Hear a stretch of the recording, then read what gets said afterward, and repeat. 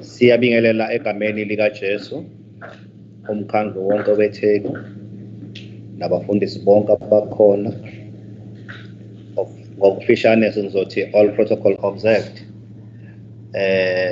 Egameni likaJesu sizawukhuleka bazalwane, kodwa nje enhlizweni yami ngaphambi kokuba ngikhuleke kunento evukayo nje ethi ezwini lenkosi kuRomans 8 chapter 12 la ethi uNkulunkulu masizinikele ngemizimba yethu ephelele ukuze sibe nokuhlolisiswa kuyintando kaNkulunkulu okuhle nokuthandekayo enkosini. Sizawukhuleka ke bazalwane la sikhona sonke sigobise nje amakhanda. Baba wethu ongcwele, yise wenkosi yethu Jesu Kristu, izwi lakho liyaphila namhlanje ekuseni. uNkulunkulu wethu, sibonga umusa osiphe wona baba wethu ongcwele ukuba sikwazi ukuvuka uNkulunkulu wethu kungekuhlakanipha kwethu baba wethu ongcwele. Baba wethu onamandla onke, sibeka abantwana bakho abagulakho baba wethu ongcwele labelele khona baba wethu onamandla onke izwe lonke.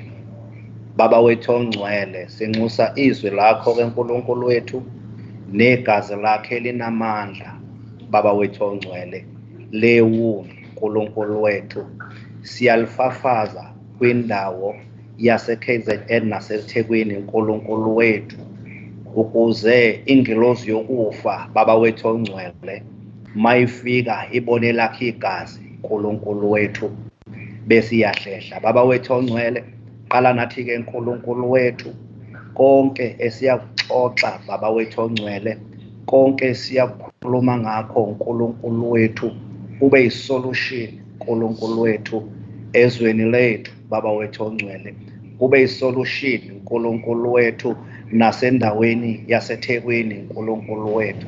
Siyakumema ke uNkulunkulu wethu baba wethu ongcwele, siyayibopha yonke imimoya uNkulunkulu wethu endaweni yethu baba wethu ongcwele, siyayiqalekisa egameni likaJesu waseNazaretha baba wethu ongcwele. Ayizukuba namandla uNkulunkulu wethu, ngisho ama-crimes uNkulunkulu wethu enzekakho baba wethu namandla onke namhlanje siyawaqalekisa uNkulunkulu wethu ukuthi kusuka manje baba wethu ongcwele eyakhe inkazimulo mayihlale phezu kwetheku uNkulunkulu wethu, awakha amandla nesakhe isandla uNkulunkulu wethu usibeke phezu kwetheku njengoJobe baba wethu ongcwele. Lakho iso ake lihlale kakhulu baba wethu ongcwele endaweni yaseThekwini baba wethu onamandla onke. Sibeka zonke izindawo uNkulunkulu wethu abathe uNkulunkulu wethu zingama-hotspots baba wethu onamandla onke. Sibeka wena wedwa uNkulunkulu wethu okunguye owathulisa ulwandle baba wethu ongcwele, okunguye oshiya izinto ngezwi bese ziyenzeka. Namanje ke uNkulunkulu wethu ungaluyisa izwi lakho uNkulunkulu wethu kule ndawo baba wethu ongcwele engama-hotspots baba wethu onamandla onke. Siyamema ke uNkulunkulu wethu, qala nathi ke namanje azabuye uKristu Jesu kuze kwephakade. Amen. Siyabonga umbishop ngomkhuleko. Lokhu kuyisiqalo esihle ngoba uma sesibike kuye siyazi ukuthi yena uyobe sesithula umthwalo ube lula. Ngifisa ke ukuthi ngizwakalise ukubonga kwami kakhulukazi kumeya weTheku ngexatha lithathile lokuthi abe sekhaleni eliphambili kulempi yokubulisana nobugebengu kanye nobudlobongela obudlangile endaweni esiyakhele. Ngifisa ukucaphuna nje ngaphambi kokuthi ngimnikeze ithuba lokuthi asichazele ukuthi kungani silapha namuhla. Umbhalo la ubhalwe i-CSIR ngo-2016 ebhukwini layo elibizwa ngokuthi Making South Africa Safe, a Manual for Community-Based Crime Prevention. Ithi-ke uma ngicaphuna, crime and violence affect the quality of life of every South African. Reducing crime and building safer communities require the commitment of everyone and require the implementation of crime prevention at community level. Government policy and legislation urges local government to take the lead in implementing local crime prevention programs. This makes sense since local government is in the best position to do this. The key to reducing crime lies in having several organizations working together in partnership. These efforts need to be coordinated and led by a committed team, and local government could play this role.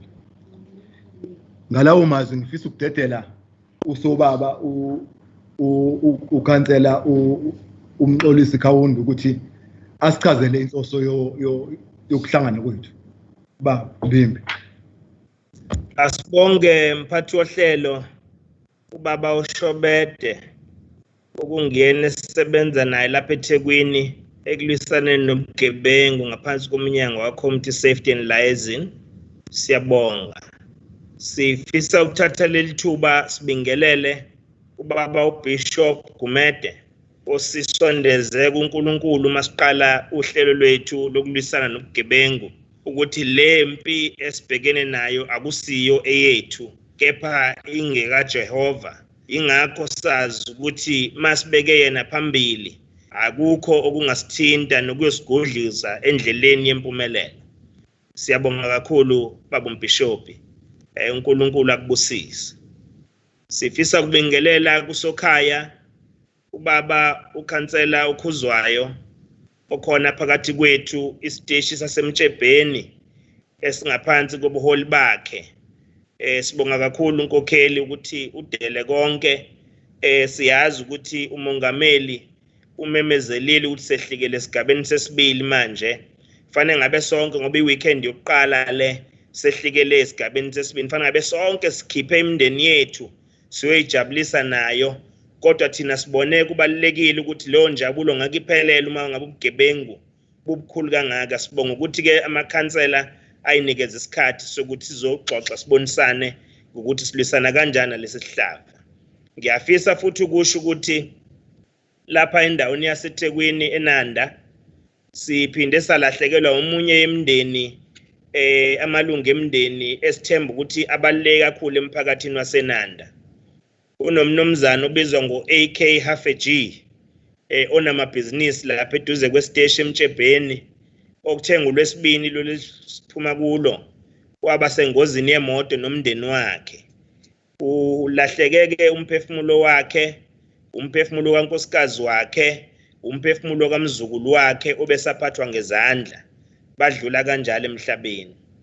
Ke amanye amalungu omndeni ke amadodakazi akhe amabili nabazukulu futhi abanye ababili bebekade beadmithiwe esibhedlela nabo kodwa usele uyedwa manje kanye nonkosikazi kaNdodana okungena obesemotweni futhi kanye naye babu AK. Sithemba ukuthi bayalulama kahle, uNkulunkulu uzobapha ukululama okusheshayo. Sifisa ke ukuthi sikhalisane na yonke eminye imindeni yehlakalelwe igameko ezinjengalezi yashiwa ngabantu emhlabeni. Abanye badlule emhlabeni ngenxa ye-gender based violence, abesifazane njengoba sibona nasemthwalume isimo sishubile sinjeya. Sikhalisana na yonke leyo mndeni leyo. Sithi ke akwehlanga lungehli. Sicele futhi uNkulunkulu ukuthi nalabo baseyibhedlela abalinyaziwe nalabo futhi abaphethwe ubhubhane abanikeze ukululama okuphuthumayo. Ngalawo mazwi ngizofisa nje sigebisa amakhanda sihloniphe labo abadlulile emhlabeni sibe kanye na yonke imindeni elahlekelwe izithandwa zayo kule mzuzwana.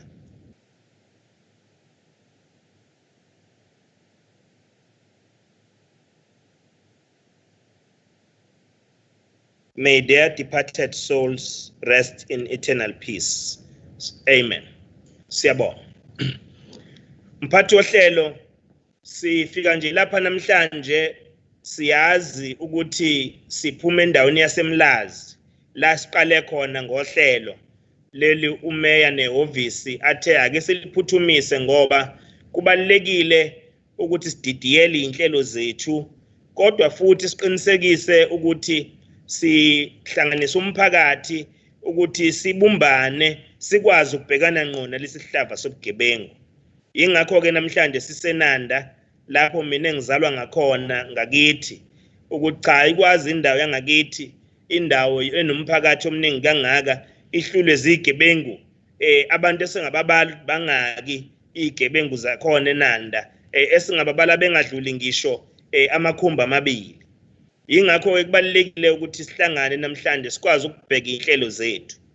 Ngiyafisa ke ukuthi ngidlulisele ukuhalalisela umama uZandile Gumede esimaziyo ukuthi ungwalapha eNanda lapha ngakithi okwe wadluliselwa ke manje ukuthi abe kwisishamthetho salapha kwaZulu Natal ayoba ilunga lesishamthetho. Sifisa kumhalalisela simfisele konke okuhle njengoba senikezwe umsebenzi omusha asebhekene nawo. Ngaleyo ndlela ke sithi uNkulunkulu abe naye amhlenge amvikele amnikeze ubuhlakani bakhe mase enza umsebenzi wesizwe. Let me take this opportunity, Program Director, to welcome you all to this second leg of our crime webinar focusing in Inanda today. Le ndawo yethu kuyasenanda idume kakhulu ngendlela embi ngokuba isizinda sokunyukubezwa kwabantu besifazane kanye namacala okubulawa kwabantu. Akuyona ke indlela le umafukuzela onjengelanga esingamhlonipha ngayo obabuseme oGumede nabo bonke abaholi bethu ochampion esingabahlonipha ngayo le ukuthi indawo abayilwela balwela izwe lakithi ukuthi lithola inkululeko namhlanje indawo lapho bezala khona izinkaba zabo zikhona isibizwa ngezizinda sobugebengu. Akukho ke revolutionary lokho. Okurevolutionary ukuthi let us unite and mobilize communities to fight against this scourge.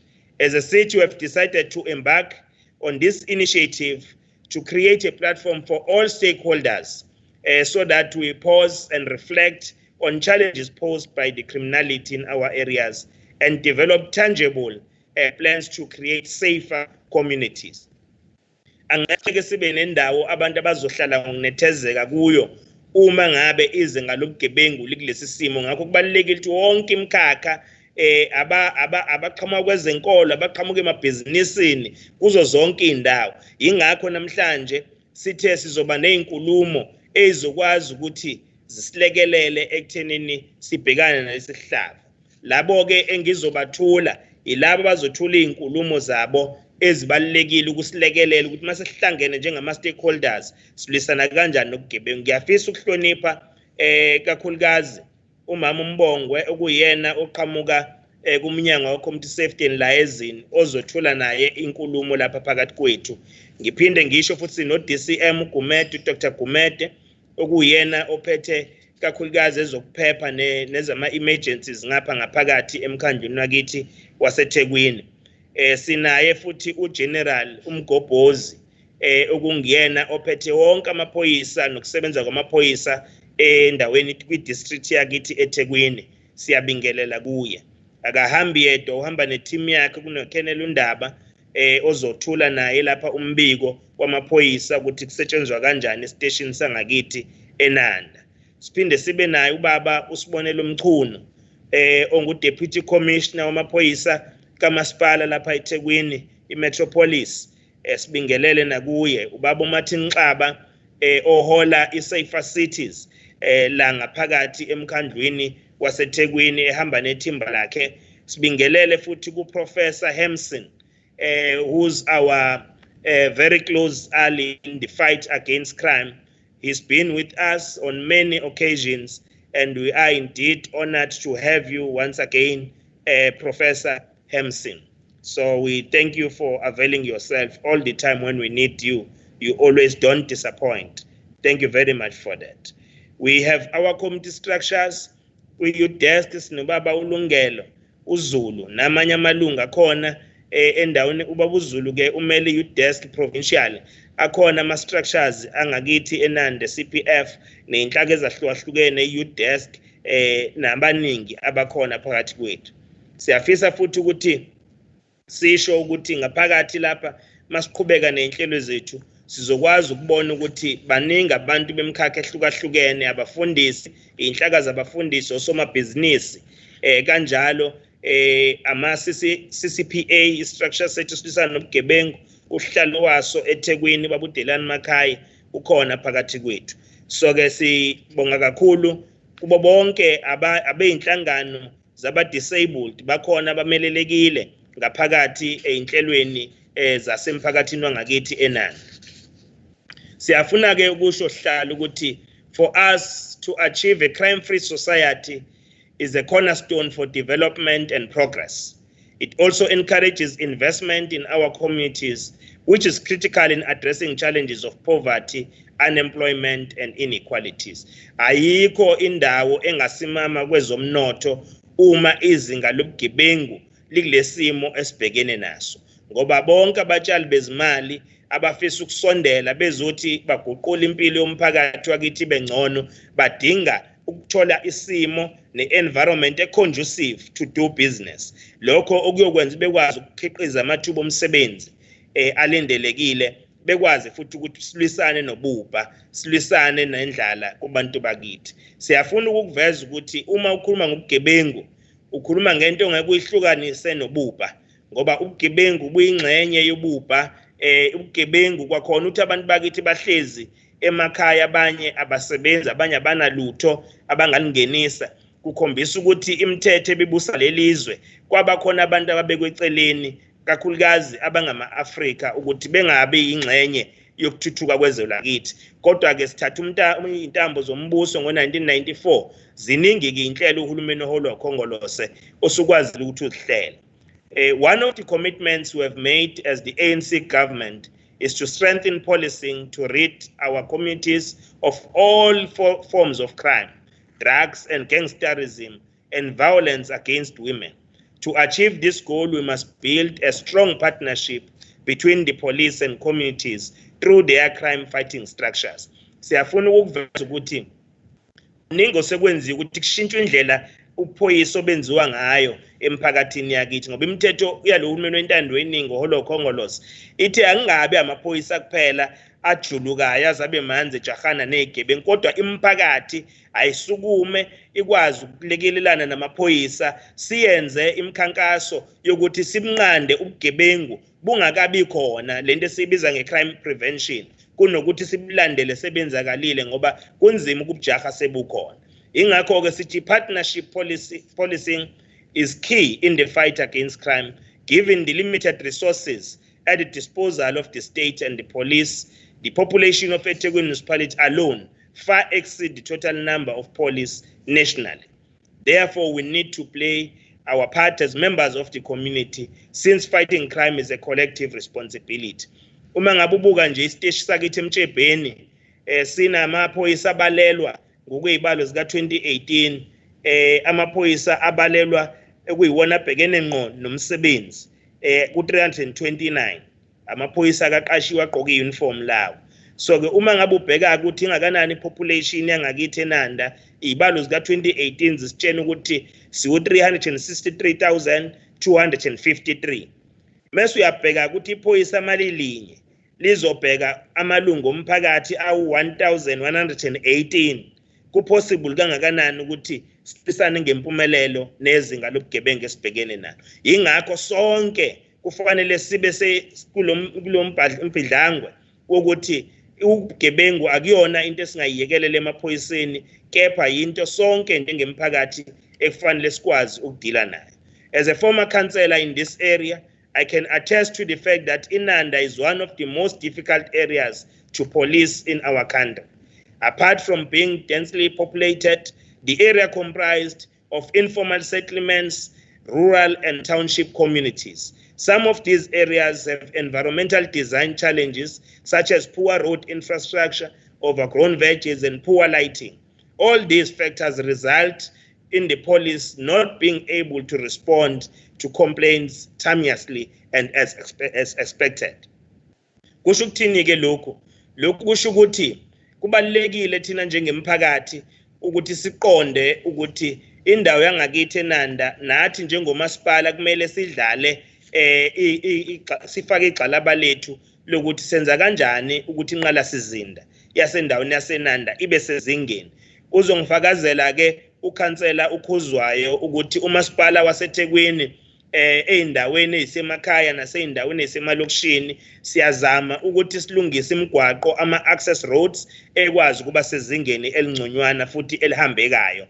Mangikhuluma nje ngendawo eseduzane kwalapho sikhona eMatikwe nakoMzinyathi akhona ama-access roads umasipala waseThekwini asewalungisile amahle abukeka kahle ongazofunga ukuthi uhambe emgwaqweni osedolobheni mangabe uhamba kuyo. Ingakho kubalulekile ukuthi siqhubekeke nalezo iy'nhlelo ey'njalo futhi sikwazi ukuthi amahlathi nokhula olukhule kakhulu ey'ndaweni zethu sikwazi ukubhekana ngqo nokuthi imisebenzi leyo efanele manje siqale ukuyidlulisela emphakathini sihlanganise sididiyele ama-cooperatives ama-social enterprises kube yiwona akwenza ukuzenzela leyo msebenzi yokudila nokhula yokuvala ama-potholes imisebenzi emincanyane yokumaka imigwaqo nakho konke okunye ngoba uma leyo msebenzi singayithatha siyisondeze lapho abantu behlezi khona bezenzele bona abantu nakho lokho kuwumnikelo omuhle ekulwisaneni nobugebengu mangabe sibheka ukuya phambili. To address these challenges, we need to form a strong partnership with all government departments and the private sector. We are pleased that Vodacom, through the Durban Chamber of Commerce and Industry in our municipality, is finalizing plans to assist us as eThekwini municipality with CCTV cameras in some parts of our city. We really appreciate this gesture by this mobile network operator. We trust that other private sector companies will be encouraged to follow the suit. So we are really appealing ukuthi lo msebenzi akuwona okahulumeni kuphela nathi asinayo amandla nemali zokuthi sikwenze konke ukulwisana nobugebengu kodwa laba abangasomabhizinisi abayimele abasondele befake nabo elabo igxalaba ekuthenini silwisana kanjani nobugebengu. Indawo yaseNanda indawo efanele ibe nama-CCTV cameras kakhulukazi emgwaqweni lemkhulu khona sizokwazi ukubheka nasey'ndaweni la abantu begcwala khona ngobuningi babo indawo zobumnandi indawo zokuyijabulisa ama-malls. Lezo zinto ayidinga uhulumeni idinga osomabhizinisi abasebenza kuleyo mkhakha leyo ukuthi bona befaka amakhamera lawo makhamera mase siwalinka namaphoyisa asemtshebheni ukwenzela ukuthi amaphoyisa ekwazi ukuthi ayisurvey yonke indawo ngendlela ekulindeleke ngayo. Nalapha-ke edolobheni siliqalile uhlelo ngaphansi kwe-steering committee esivulwe ungqongqoshe wamaphoyisa lapha ezweni lakithi babubheka icele. Le steering committee-ke siyahlala njalo ngenyanga. Umsebenzi waso ukuthi ake sididiyele zonke lezi zinhlelo zokuthi sike senze okuhlukile ukulwisana nobugebengu. Ungajahi igebengu ngendlela endala. Indlela endala yokujaha igebengu ukuthi uyohlala uthi njalo bangakuphi manje uyabalandela ngamaveni kodwa kubalulekile ukuthi asihlanganise oSanral asihlanganise yonke ama-entities kahulumeni amabhizinisi everybody amakhamera ethu nasemabhizinisini nakuzo zonke indawo nasemgwaqweni nakwa-Department of Transport nakwa-Metropolis lawo makhamera adidiyele ukuthi asurveywe ndawonye sikwazi ukuthi siyibheke lezi gebengu. Akangathi umuntu uma esuka eGoli enamacala okubulala angene kalule eKZN. Ilokho esikushilo kuSanral futhi ziqaliwe inhlelo siyayisebenza nabo.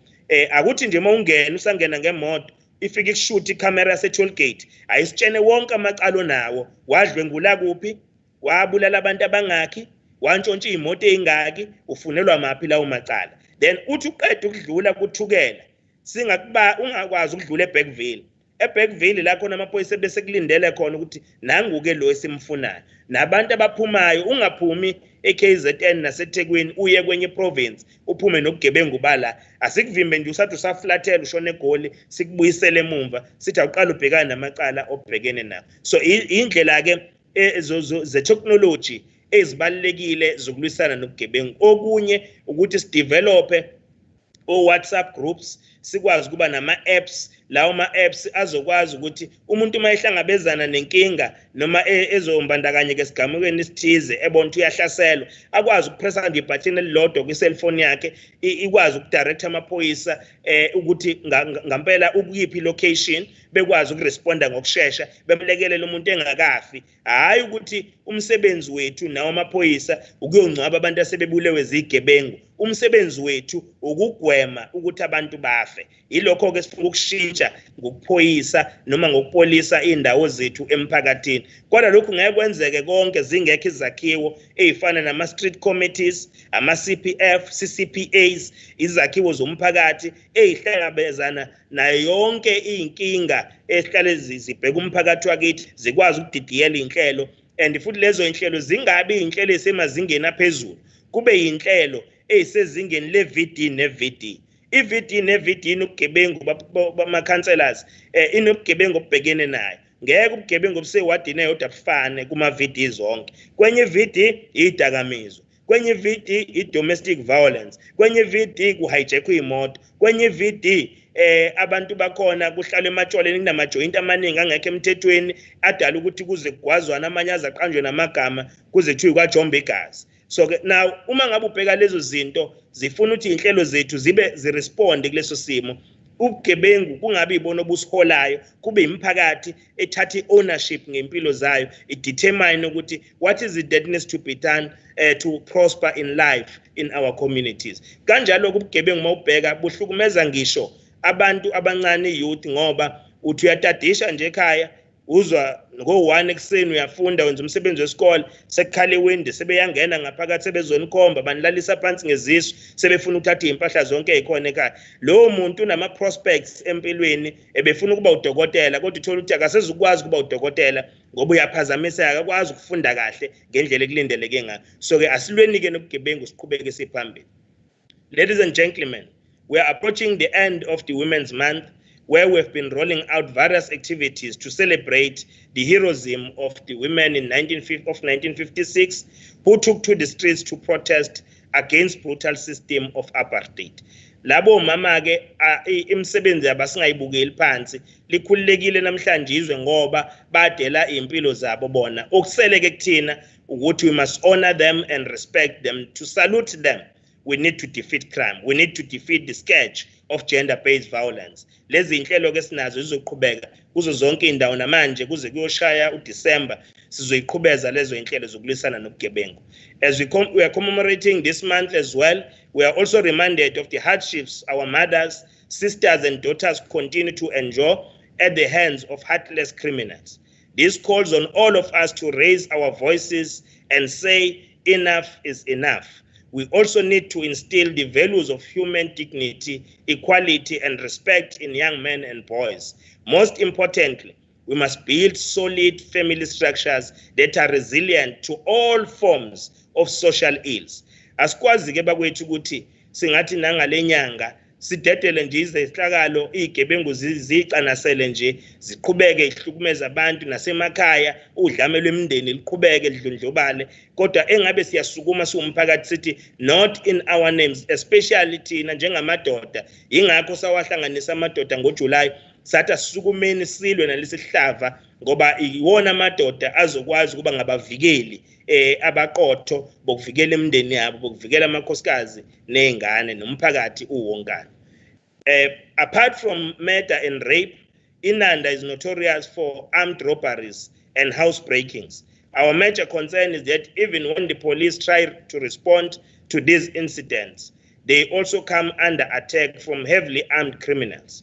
We want to warn these trigger-happy criminals that their days are numbered, and we call upon the police to defend themselves to the end when they are confronted with such situations.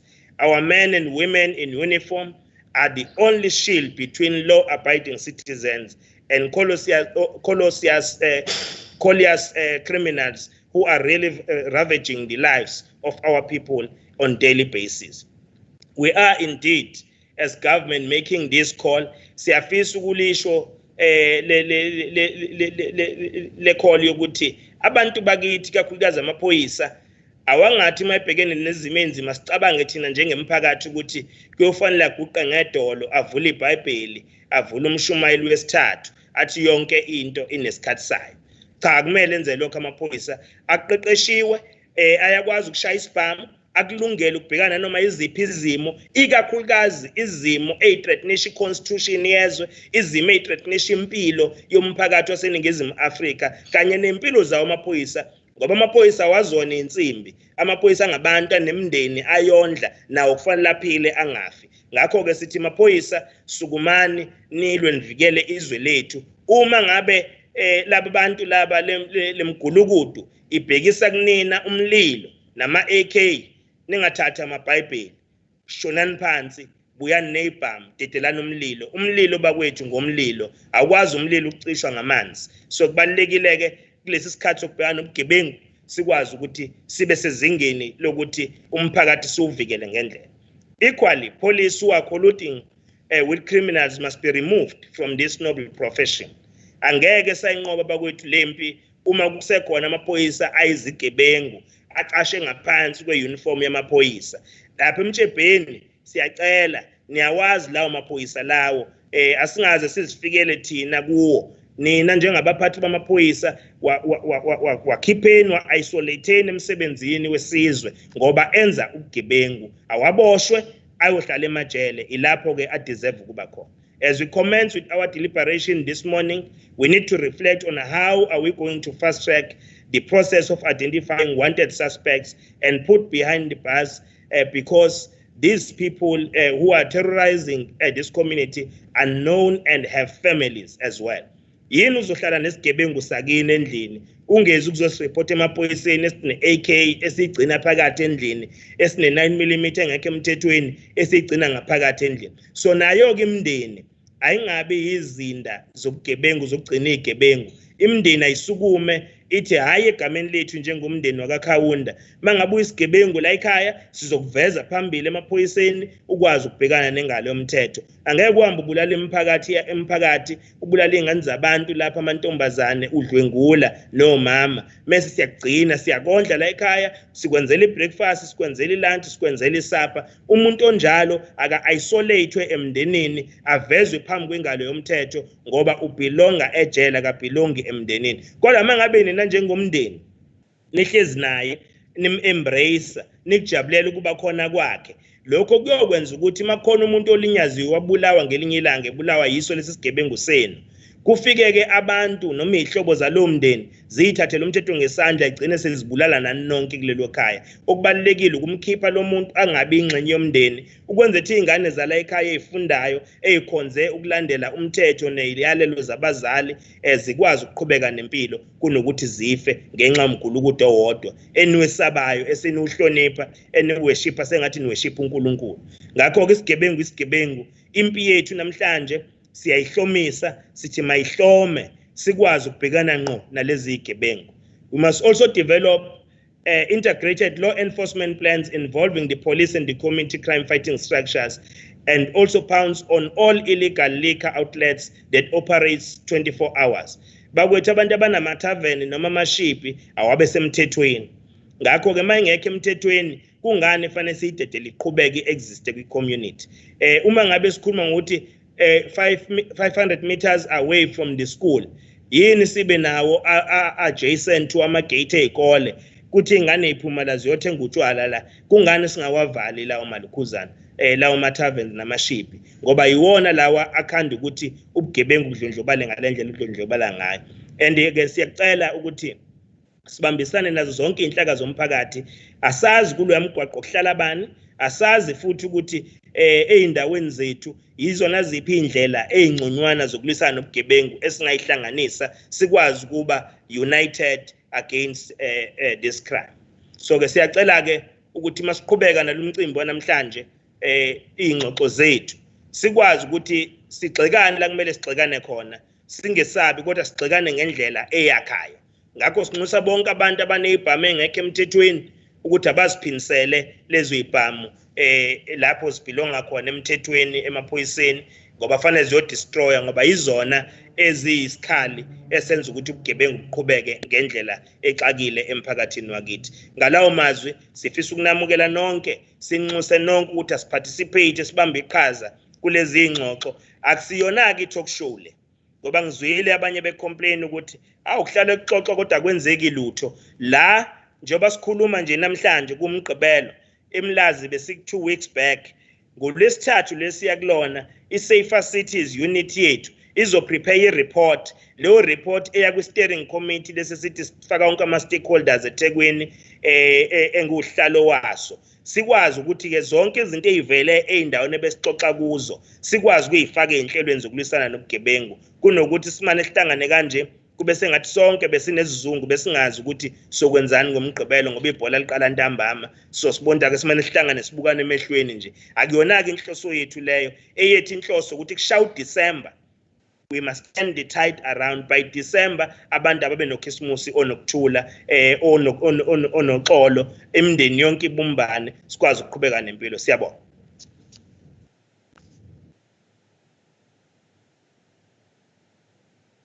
Sibonge Mbimbi ukuthi usinikeze inhloso yokuhlangana kwethu. Ngifisa nje ukusho ukuthi into ehluphayo keMbimbi ngalento yokulwa nobugebengu ukuthi ngikhumbuza olunye udatshana engaluzwa kwenye indawo. Kuthiwa kwenye indawo kwathi kwakunendawo umuzi owawuseyindaweni esemaplazini. Kwathi ngelinye ilanga igundane endlini mele liyaqalaza labona unoxhaka. Melibona unoxhaka leli gundane bese liphumela eminyango liyohlaba umkhosi. Melifika eminyango libone iqhudi bese lithi hey ndoda lapha yangibona unoxhaka bese lithi iqhudi hayi mina ngingena endlini ndoda ngihlale okwini lihlangule. Bese meliqalaza igundane liphinde libone ingulube lithi liyasondela engulubeni lithi meliqala indaba ihleke izibhukuze phansi ingulube lithi njoba ngimngaka nje mina unoxhaka ngangenzani. Ay meyiqalaza igundane bese libona inkomo lithi liyasondela ithi inkomo nje ayungazi uqala nanokuqala nje ngifuna nokuthi uzule. Bese liqala igundane ebusuku bangalelo langa kuzwakala unoxhaka uba ngumsindi ukho into oyibambayo. Uma umama ekhaya eyobheka lapha kanti inyoka ibambe ngumsindi bese ifika imshaya inyoka.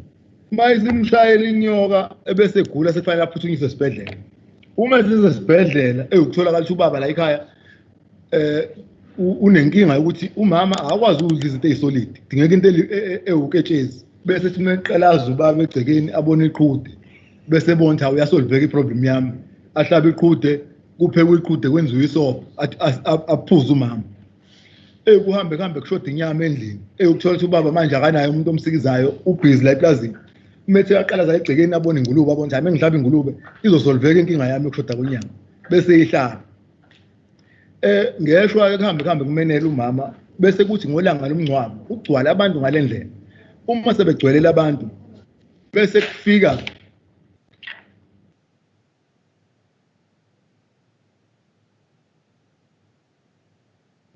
nale gundane selinyamalisa wena Shobela.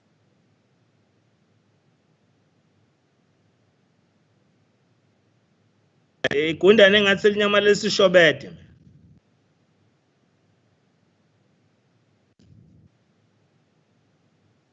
Noma mina unqamukile. Angizongibhekela mhlawumbe mina unqamukile. Mhlawumbe nje nginqamuka uShobela kodwa ngibona sengathi ngisekhona. Inkinga igundane. Bese ke igundane selinyamalise wena uShobela.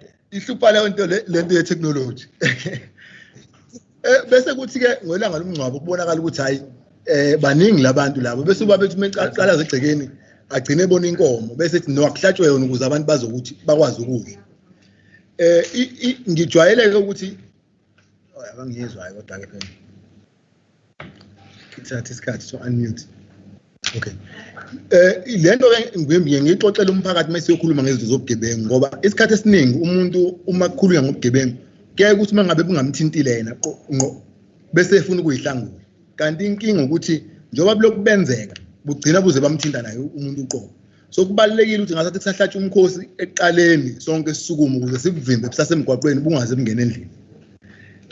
Ngakho ke ngizama ukusho ukuthi lento ke ibuyihluphe lapho Mbimbi siyathemba kodwa ukuthi umphakathi wakithi unako ukuyimisela ukuthi sibambisane siqhubeke siye phambili. Kunezinto okoyishilo Mbimbi la engiyikhile engifisa ukuthi ngithi ukuthi ukudlula kuzo kancane. Enye yazo kube yileya yokulwa nobupha kanye nokungalingani. Kuyiqinisele emsulwa lelo ukuthi ezweni lethu lento yobupha iyinkinga okukhulu kanye nokungalingani. Ikhona ke into yokuthi abantu aba ifundiswa banayo into abayishoyo ngalento. Kuthe ngo-2005 kukhona lenhlangano ebizwa ngokuthi Center for the Study of Violence and Reconciliation yenza study ngo-2005 esibizwa ngokuthi adding injury to insult, how exclusion and inequality drive South Africans' problem of violence. Ithi-ke uma ngicaphuna, a wide consensus exists that South African crime problem, especially its extraordinarily high levels of violent crimes, are related to and in part caused by the country's high level of inequality. Iqhubeka ithi, we know that most violence in South Africa generates little, if any, material reward, making it inadequate, the link between violence and inequality. In this regard, we argue that there are important social consequences of high levels of inequality that includes factors of insecurity, inadequacy, as well as frustration, helplessness, and anger. Ngicabanga ukuthi lokhu mbimbi kubufakazi bokuthi lokho okhuluma ngakho ukuthi kunobudlelwane phakathi kongalingani kwabantu abakithi nobupha kanye nobugebengu esibona emphakathini nethu. Kuyiqiniso ngoba nezifundiswa ziyasifakazela. Ukhona futhi kokushilo mbimbi okukhuluma ngayo indaba yobugebengu ukuthi buyinkinga kangakanani. Nako futhi kukhona abakushoyo ososcience ngakho ukufakazela ukuthi kunjalo. Kwezinye zezinto abayishoyo bakhuluma ngento yokuthi kubaleka kangakanani ukuthi kube khona ukubambisana. Ake ngiqale nje mhlawumbe ngikhuluma ngokuthi i-white paper on policing ka-2016 ikhuluma ngokuthi building an active citizenry engaged in long-term coordinated partnership between the police and the community is an integral part of sustainable safety delivery. Hence, community-centered policing remains the operating paradigm of the South African police services. Ngicabanga lokho futhi kufakazela lokho obukusho ukuthi akubona nje ukuthi ususele ekhanda lokho noma kuyinto nje engamampunga, kodwa kuyinto khona ngoba kunobufakazi okuthiwa obeze science. Kuyekuthiwa ke into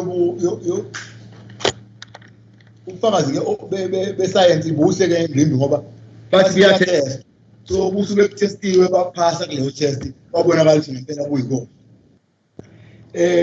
Ngokunjalo futhi ne-United Nations Office on Drug and Crime 2010 iye yathi mikhuluma ngalento yokusebenzisana ukulwisana nobugebengu yayisithi mengicaphuna, the guidelines on crime prevention adopted by the Economic and Social Council in 1995 and 2002. Angizwa mbembe? Agezwakala baba. Reflect the evolution of knowledge and especially about prevention, which is taking approximately 2 decades based on practical experiences, research, and evaluation in many countries and regions. Prevention has grown from a fairly common field of work undertaken primarily by the police to a much more developed range of activities involving many institutions and sectors of society. Ngicabanga ukuthi lezi zinto ziwukhuluma ngakho akuyona nje into eyinganekwane, kodwa into ekhona ngokofakazi obukhona be-science. Ngalawo mazwi ke ngifisa ukuthi ngithi siyabonga kakhulu ukuthi ube sikhaleni phambili kulempi. Ngisezodedela ke la ukhenela undaba ukuthi asinikeze isimo sokuthi sinjani kuleya ndawo eniyakhele Mbimbi. Ngicela ukuthi ngidedele yena ukuze athi ukuthi kusinikeza isithombe ukuthi kumi kanjani endaweni. Can I beg for your indulgence, Chair, before Ubabundaba comes in? Ngifisa ukurecognize i-presence ka-Councillor Umkhwanazi use Ward 54. Ngi-recognize i-presence ka-Councillor Unyaba use Ward 56 ukhona ingxenye yalo mhlangano wethu. Ngi-recognize i-presence ka-Councillor Uqhansi Ward 53. Ngi-recognize i-presence ka-Councillor Uphewa Ward 44. Ngicabanga bakhona nabanye ke abasazosijoyina. Ngiyafisa futhi ukwamukela kakhulukazi udadewethu uMalakwane okwe-District 8 Council osesijoyinile naye, umfethu Khusela oseyuvisini le-youth lapha kwameya ozobe phendula imibuzo makhona i-youth ekubuzayo. siphinde futhi sirecognize abomnyango obhekelene ne-community safety abakhona abajoyine nina, siphinde sirecognize abafowethu ilawu lesizwe CCPA iholwa uMercy Silondi Dlamini nayo ekhona phakathi kwethu, uchairperson wethu lapha eNanda we-CPF ubaba uNtshangase. Sibongeke nabo bonke abanye abakhona, ilist yami yinde ngeke ngiyiqede yonke, kodwa ngithi asiba recognize nje bonke asebefikile. Siyabonga Hlala.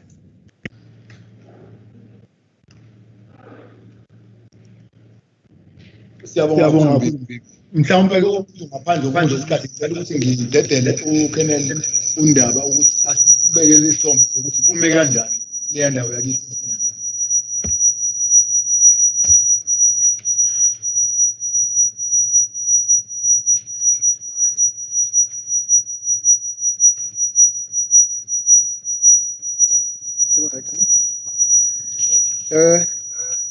Ngicela ubingelela ubaba umeya weTheku, ubaba uKhawunda. Ngibingelele uGeneral Mgobhozi ophakathi kwethu kule engagement esinayo. Ngibingelele wonke umphakathi waseNanda ngobuningi bawo. Ngibingelele wonke amakhansela aseNanda aphakathi kwethu akhona kulombhidlango okulwa nobugebengu. Ngibingelele wonke ama-departments kahulumeni akhona. Ngibingelele i-CPF, ngibingelele usihlalo we-CPF baba uNtshangase. Ngibingelele i-youth desk, ngibingelele nobaba uZulu okuyena owengamele i-youth desk. Ngibingelele umama Mbongwe kwi-community safety and liaison nethimba lakhe ahamba nalo kwi-community safety and liaison. Ngibingelele nje bonke abaparticipatayo kulombhidlango esinawo namhlanje okulwa nobugebengu. Ngibingelele nje nabuholi bakwaZulu Natal kwi-policing emaphoyiseni, engicabanga ukuthi nabo mhlambe bayingxenye loluhlelo labekhona. Ngibingelele umfundisi osivulele ngomthandazo kulolu hlelo ubaba uGumede nabafundisi nje ongenzeka ukuthi bakhona mhlambe balalela. Ngibingelele nje wonke umuntu oyingxenye yohlelo. Mengiqala la ngipresenta presentation yami izonikeza isithombe ukuthi ubugebengu buyihlukumeze kanjani iNanda kwi-financial year ka-2019-2020 ephele ngo-April 2020. I-report izophinde futhi iveze ukuthi benzeka kuphi lobugebengu, iziphi indawo eyihlukumezeke kakhulu. Uphinde buveze nezikhathi nezinsuku okuyizona ezihlupha kakhulu umphakathi waseNanda ngobugebengu. Mengiqala nje kwi-presentation yami ngizoqala ngawo ama-figures obugebengu azoveza ngokusobala ukuthi yini enzekala. Nokuthi-ke mesiqhubeka nohlelo kuzothi ngase gcineni mesiqhubeka kuphinde kuvele ukuthi-ke imaphi-ke ama-strategies azoba khona, kodwa okwamanje sisazothola nje i-crime situation yonke ephelele ezosinikeza isithombe esicacayo ukuthi-ke ubugebengu bumi kanjani endaweni yaseNanda. Mengiqala lapha ngizoqala ngobugebengu okuyibona obusihlupha kakhulu, okuyibona obuthatha impilo zabantu, okuyona nto esikhathaza kakhulu endaweni yaseNanda, nokuthi-ke siyisiteshi saseNanda sikhathazeka kakhulu. Sizokhuluma lapha ngemeda la kusuke kuthathwe khona umphefumulo womuntu. Amafika-ke la aveza ukuthi-ke ibalo zikhuphuke kakhulu ecaleni lemeda la kusuke kubulawe khona. Mawuqhathanisa unyaka ka2019 i-financial year iyonke kuza ku2020 la ifike yaphela khona i-financial year, amacala areportiwe abe u231. Lapho sikhuluma ngemphefumulo yabantu njalo la ethathwe izandla zezigebengu kulo 231. Lamacala ke anyuke ngamacala awu22 oku9%. Okube u9% okuyifika ke ephezulu kakhulu. Mawubheka kumafika la kusuke kunikezwa ke ama-position ukuthi stage ke sime kanjani provincially, siphinde futhi sibheke ukuthi stage sime kanjani nationally. Nationally stage sibe number 3, hayi ngokwenza kahle but ngalama figures aphezulu alama meta. Mawubheka provincially kusho ukuthi kwi-province istage ke nakhona senze kabi kakhulu kwa number 1 ngokwenza kabi kuma meta. Masiqhathanisa ke lamafiga onyaka onodlule kube u209, kulonyaka kwa u231 anyuka ngo22%, sorry ngamacala u22 oku 9%. Mawubheka ke amacala la umuntu esuke ehlukumezekile kodwa ukuthi umphefumulo awuphumanga, mhlawumbe udujuliwe, mhlawumbe ukwaziwe, walimala kanzima okuyi attempted murder. Sibe namacala kwi-financial year awu 140, mesibheka onyaka onodlulile amacala aba 119. Kwaba nokunyuka kwamacala oku21 which is 15%. Akhona ke namanye amacala la othola ukuthi umuntu ushayiwe noma engafanga kodwa ke ulimalile. Ama-figures akhona nakhona aphezulu. Kodwa ke wona akhombisa ukwehla noma phela izibalo beziphezulu okungeyona into esijabulelayo, noma ekhombisa ukwehla kodwa still asikho happy ngoba mawubheka provincially uphinde ubheke nationally nakhona futhi akwenzekanga kahle ngoba sigcine siphezulu siba number 1 emacaleni okushawa komuntu alinyazwe. Ngizocela mhlawumbe ukwehla kancane ke sibheke emacaleni ama-rape okuyiwona futhi nawo asihlupha kakhulu endaweni yaseNanda. Kuma-rape ama-figures akhona, ama-figures ama-rape la masicomparisha unyaka lo i-financial year 2019-2020 abe u284, unyaka lo odlulile awu341, ehle ngo57 oku 20%. Mhlawumbe omunye uzoyibuza ukuthi hawu pho kwathiwa aphezulu. Ukureshwa komuntu kuyicala eliserious kakhulu elishiya itrauma engapheli kulo osuke yi-victim. And mawubuka ama-figures ethu kwe-rape nakhona asenzile kahle nakuba ehlile. Isho ukuthi kwehla amafika kuphela but ngokuhlukumezeka kwabantu still ibalo esiphezulu.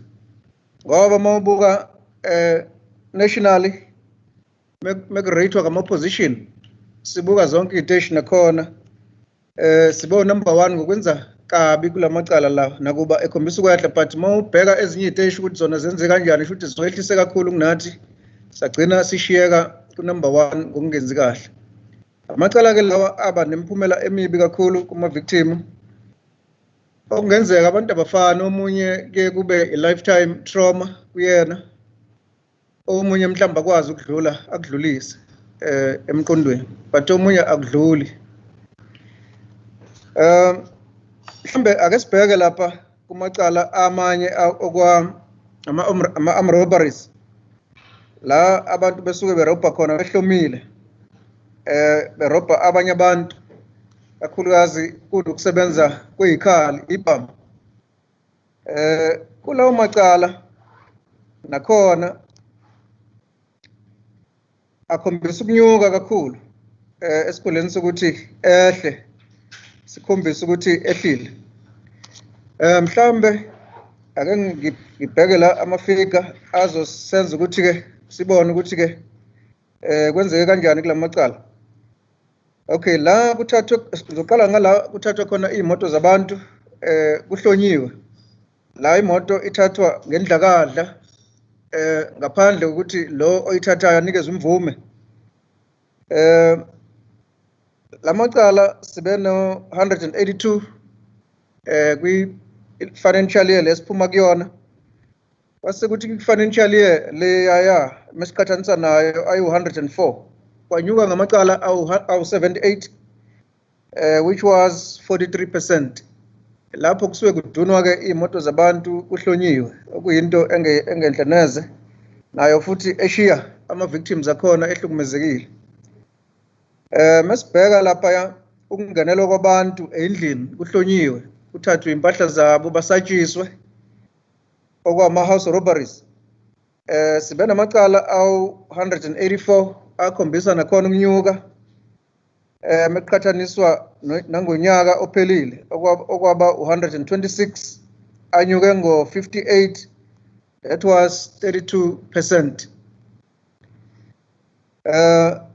La kusuka kungenelwa khona amabhizinisi kuhlonyiwe nakhona amacala akhombisa ukukhuphuka nakuba ibalo zingekho phezulu kodwa anyukile masiqhathanisa ibalo zethu kunyaka lo esiphuma kuwona 2019-2020 abe u67, onyakeni odlule aba u55 kwanyuka ngamacala awu12. Khona ke amanye amacala la uthola ukuthi abantu bagqekezelwa imizi kuthathwe impahla zabo. Isikhathi esiningi lamacala sukenzeka umuntu engekho mhlawumbe semsebenzini mhlawumbe khona la esayekhona uyabuya sekugqekeziwe wakhishwa impahla zakhe eziningi. Mhlawumbe uthola ukuthi indlu isale inempahla ezincane, impahla ezibalekile zonke zithathiwe. Nakhona lapho ibalo zikhuphuke kakhulu la kusuke kugqekezwe khona imizi. Amacala esibe nawo abo 969. Nakuba ke mesiqhathanisa nonyaka ophelile ibalo zakhona zibe ngaphezulu kwa 969 kwa 1033. Kusho ukuthi ke ehle ngamacala awu 64 kodwa nakhona aphezulu if ubuka ibalo ezithi imizi egqekeziwe u969 kuthathwa impahla abantu abasuke beyisebenzele kanzima bengayitholanga nje kalula. Emefika emzini wakhe impahla isekho sekufanele aqale phansi ayothenga akhiphe enye imali mhlambe engabe enza ngayo ezinye izinto, afundise izingane, enze nokunye okubalekile mhlambe empilweni yakhe abengakwenza. Kunecala ke la abathi isuke leli cala ke kushuthi akwenzeki isibhamu singabi khona la kusuke kushuthi mebethi robbery aggravating. Abantu labo abathi mebe robber kube nesihluku phakathi, it's either uvictim uyadutshulwa noma ngabe uyisarendile impahla but badubula khona kunjalo, that is robbery aggravating. Uma ubheka lawo macala athe ukwehla kodwa ke noma singajabulile ngezibalo zakhona abe u243 kwi financial year lesiphuma kuyona. Mawubheka izibalo i-financial year esiqhathanisa nayo edlule amacala ayo 376 ehleke ngo133 kwawu 54%, kodwa nakhona ibala ijabulisi ngoba ayisephezulu alamacala lawo. Bengithi nje angithinte kulamacala okuyiwona a-serious kakhulu athinta impilo zabantu la ungeke kakhulu ukwazi ukuthi ulenze icala engekho umuntu. Iwona amacala ke bengithi angidlule kuwona ngiwaqhamise kakhulu kunamanye akhona ke namanye akhona amacala la uthola ukuthi mhlambe khona kuntshontshwa imoto, mhlambe kuntshontshwa impahla emotini Kodwa ke la ngiqhamise khona kakhulu bengiqhamusa la kukhona ukuthi abantu bayahlaselwa ama-victims alinyazwe before icala likhomithwe.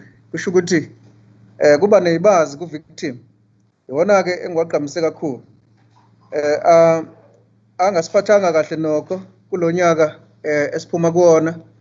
Lokho-ke okushiye nokuthi-ke asiqhamuke nama-strategies njengoba ezozwakala ngasekugcineni. Ngizocela ukungena kwi-analysis, kodwa uma ngingena kwi-analysis shuthi la sihlaziya khona ukuthi yenzeka kuphi amacala ney'khathi. Amacala amabili kuphela engizocela ukuthi ngigxile kuwona okuzoba i-murder bese kuba i-rape.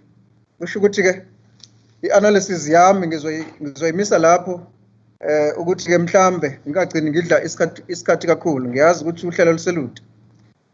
Ziningi ney'khulumo ezoba khona. Ngizoqala nge-analysis lapho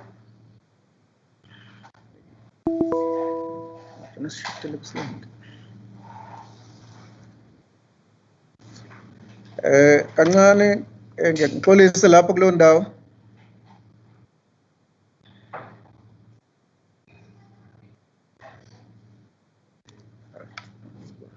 Kune graph ekhombisayo ukuthi mhlambe ukwehla nokwenyuka kwamacala kwenzeke kanjani eminyakeni edlule ku-10 years esiphuma kuwona. Mhlambe nje ukuthi qaphu kancane before ngidlule kule slide.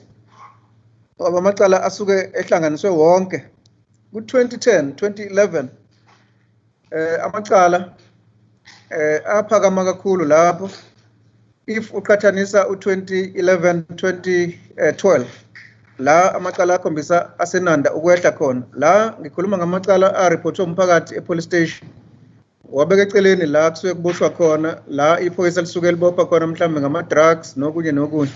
Amacala nje lawa abikiwe epolice station ebikwa umphakathi. Bese siqhathanisa u2012 2013 la wakhombisa futhi khona ukunyuka ku2011 2012.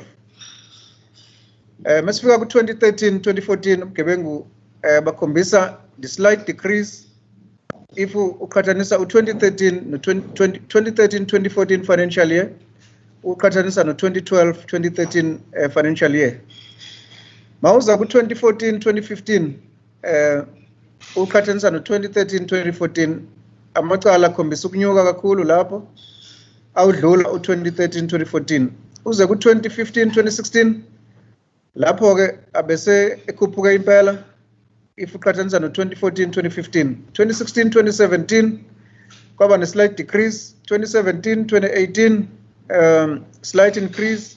2018 2019 akhombisa ukungathi ashona phansi. 2019 2020 akhombisa ukushona phezulu okudlula yonke iminyaka esike saba khona from 2010 up kuze kube kule financial year esikhuluma ngayo ku-2019 2020.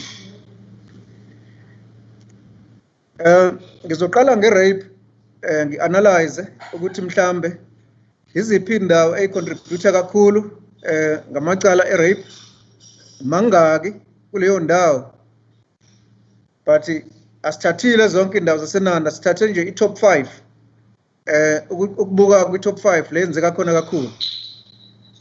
Masibuka kwi-top 5 endaweni zasenanda amawodi area kule financial year esireport kuyona which is 2019-2020 amacala abo 54.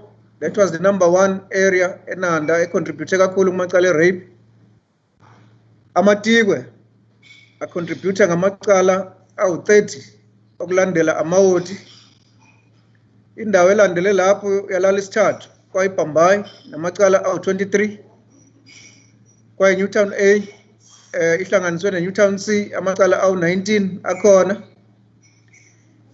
Kwagcina umzinyathi ngamacala awu-18. That was the top 5 areas that contributed the most when it comes to the rape cases at Inanda for the financial year 2019-2020. Mhlawumbe masibuka insuku the top 4 days of the week, which are the highest contributors when it comes to rape cases. Saturday was the highest contributor with 65 cases, followed by Sunday, 60 cases, Wednesday, 39 cases, Monday, 36 cases. Meaning that the highest contributing days here were Saturday and Sunday. Izona insuku eziphakame kakhulu. Mhlambe ma kuzoba nombuzo ukuthi why lezi insuku izona ezicontributor kakhulu. Those are the days la kusuke kuvuleleke kakhulu uphuzo, abantu bengekho emsebenzini bese emakhaya benesikhathi sonke sokuthi baphuze. Since ukuphuza utshwala, that is the liquor abuse, is one of the highest contributors kulamacala rape esibhekene nawo. Ikhathi ehlupha kakhulu, that is between 1800 hours shoot to 6 ntambama, we are 29:59 shoot to 10 ebusuku lo kusuke nje sikusele iminute elilodwa ku 10. Phinde futhi isikhathi leso sikhathi lesi sengikhulume ngaso ekuqaleni sibe namacala awu-72 from 2 ekuseni kusa kuze kube u-6 ekuseni amacala aba u-48. Ku-1400 hours kuya ku-1759 which is 6 ntambama amacala aba u-46. From 10 kuya ku-1 emini 10 wasekuseni lo kuya ku-1 emini amacala aba u-40. Kushuthi amacala conclusion la, one must say that or can say that izikhathi ezihlupha kakhulu ngalamacala u-6 kuya ku-10 kuphinde kube u-2 ekuseni kuya ku-5 noma kuya ku-6 ekuseni. Izona izikhathi lawo lezo-ke ekufanele ama-interventions abe maningi kuzona ngasesayidini lamaphoyisa. I-modus operandi shuthi indlela okwenzeka ngayo la, ama-victims awu-279 were the females and 12 were the males. As we all know that a male can be raped as well. I hope most of the people are aware of that. 211 cases kwaba ama-case abantu aba under 18 years. 291 cases occurred in-house, meaning that abantu laba mhlambe uthola ukuthi it's an ex-boyfriend inviting that that female maybe into his house. The female get raped, or maybe there is a social gathering. Drinking is involved. Drinking of liquor is involved, and then the females ended up being raped. 40 cases that occurred outside in the external environment, which is the bush, for example, sports field, etc. These are the cases where we find that female scholar from school on the way home, she get raped, dragged into the bush and get raped, or maybe into a deserted sports field or a deserted area where that female will be raped. So that is how they happen. Okay, in this modus operandi, it is going to become clear that in 39 incidents were liquor related. 39 incidents were liquor related, and 25 incidents were domestic violence related. Some of the people were raped by their relatives as well as their ex-boyfriends, etc., etc. That is what we mean by this. 102 cases, we were able to arrest those perpetrators, versus 291 total cases that were reported in that financial year 2019-2020. So those perpetrators, which is 102, were arrested and brought to book. Other cases are still pending in court. They are still court going. Only one person was found guilty in those cases that were finalized, and 40 cases were withdrawn out of those cases where we were able to arrest the perpetrators. So there is a variety of reasons why cases are being withdrawn. For example, you will find that in a case there is an insufficient evidence.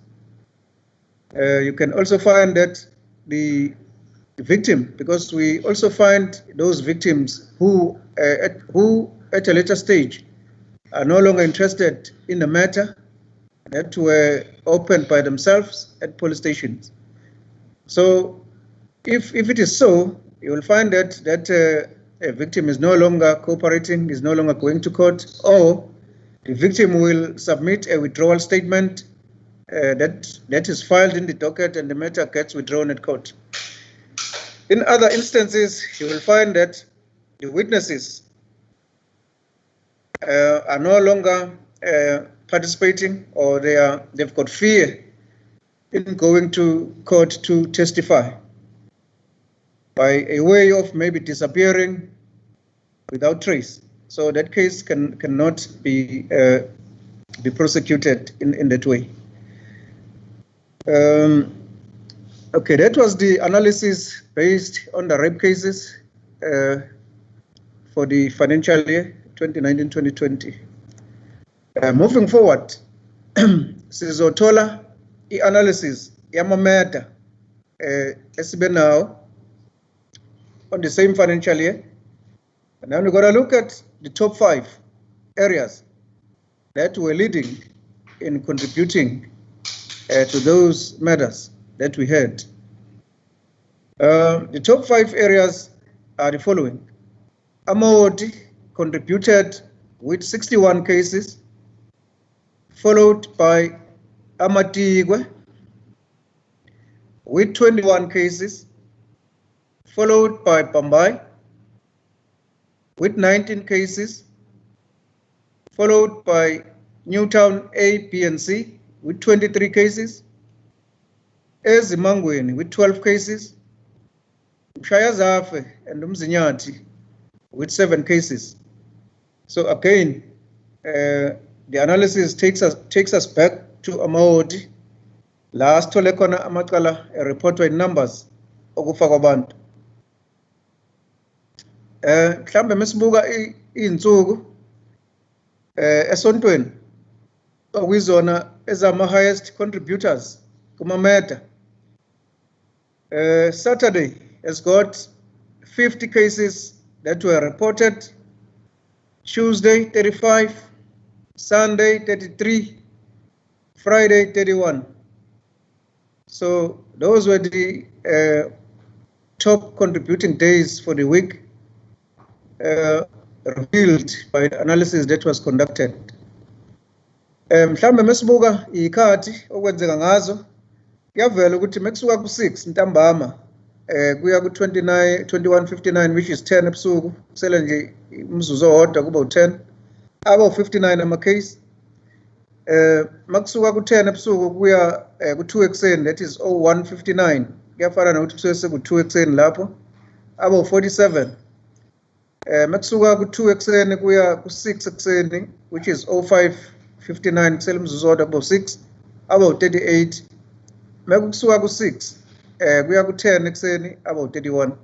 Kusho ukuthi ikhathi ezama problems kakhulu, u6 kuya ku10, u22 kuya ku1 ekseni, no2 kuya ku6 ekseni. Kusho ukuthi ubusuku nje bubonke lobo mawunganikeza just nje into eqondile. Mhlawumbe mesibuka ke modus operandi, how these cases were committed.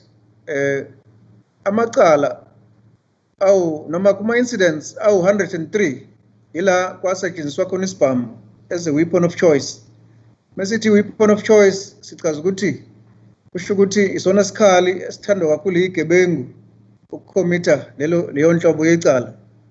Kusho ukuthi kuma murder 103 abantu they were shot at kwadutshulwa.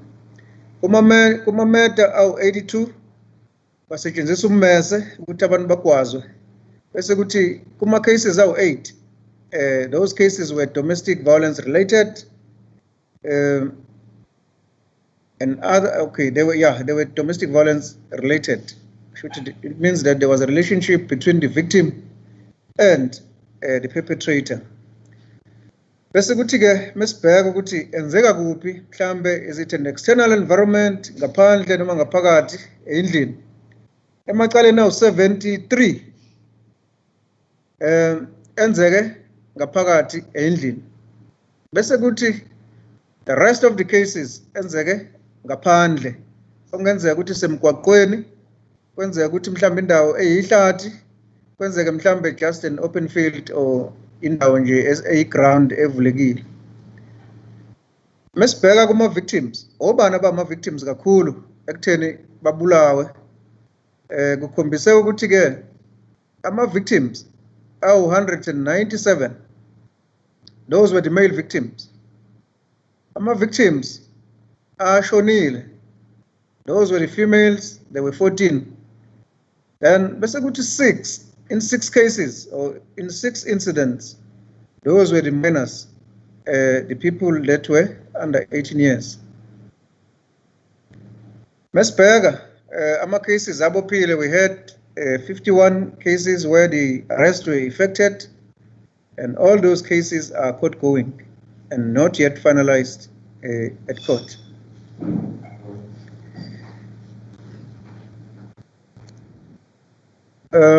Mhlambe ke ngibheka kancane attempted murder ngoba nayo iyicala elithi alisondele kwi-murder.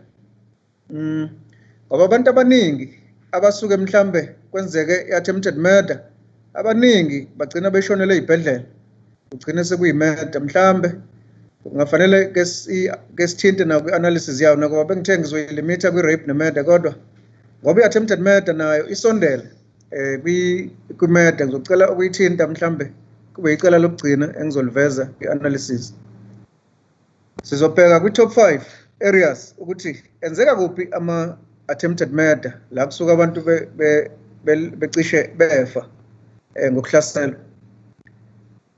The top 5 areas, Amaoti was number 1, followed by Amatigwe, followed by Pambai. These 3 areas contributed 14 cases each. Shoot Amaoti, there were 14 cases, Amatigwe there were 14, Pambai there were 14. Sekulandela uMzinyathi and Ezimangweni with 12 cases. The top 4 days of the week akhombisa ukuthi iwona affecteka kakhulu. Sunday about 31 ama-case, Friday there were 23, Saturday there were 20, Thursday there were 19. Sunday is leading, followed by Friday, and then let's talk about Saturday. That is the weekend, if we can just interpret it simply. It is affected. The common times, shuthi ikhathi lezo eyihluphe kakhulu kula macala, 18 to 10 awu 48, u-10 kuya ku-2 ekuseni awu 41, u-2 ntambama kuya ku-6 ntambama abo 19. Kusho ukuthi uma ufuna-ke uku-intervene uzobheka lapha ukuthi iziphi ikhathi kwenzeke ama-interventions akho. Imoto operandi yakhona ama-incidents ukuthi ahambe kanjani, 111 incidents yipa. But all in all, if ubheka i-weapon of choice, uyabona ukuthi yipa musho ukuthi ziningi kule ndawo yasenandi. It tells you clearly that there's a lot of firearms. And then bese kuthi kuma cases awu 19, the knife was used. 5 cases were domestic violence related, where there was a relationship between the victim and the perpetrator. 53 cases occurred in-house, shooting phakathi endlini. 116 victims were the males, 24 victims were the females. Only 2 females are the minors. Shuthi kwakuyi abantwana, iy'ngane, abantu below 18, baba babili kuma attempted murders. There were 45 arrests that were effected on these cases. The total reported there was 140. Before ngiphume stage noma ngime ngizocela ukuveza la ukuthi istage sike saba nomshophi ongakapheli kahle hle namanje la kuthe kwasuka khona i-conflict which is taxi related, taxi violence related endaweni yaseMzinyathi, and lokho kwenzeke towards the end of the financial year, and then it carried over to this current financial year.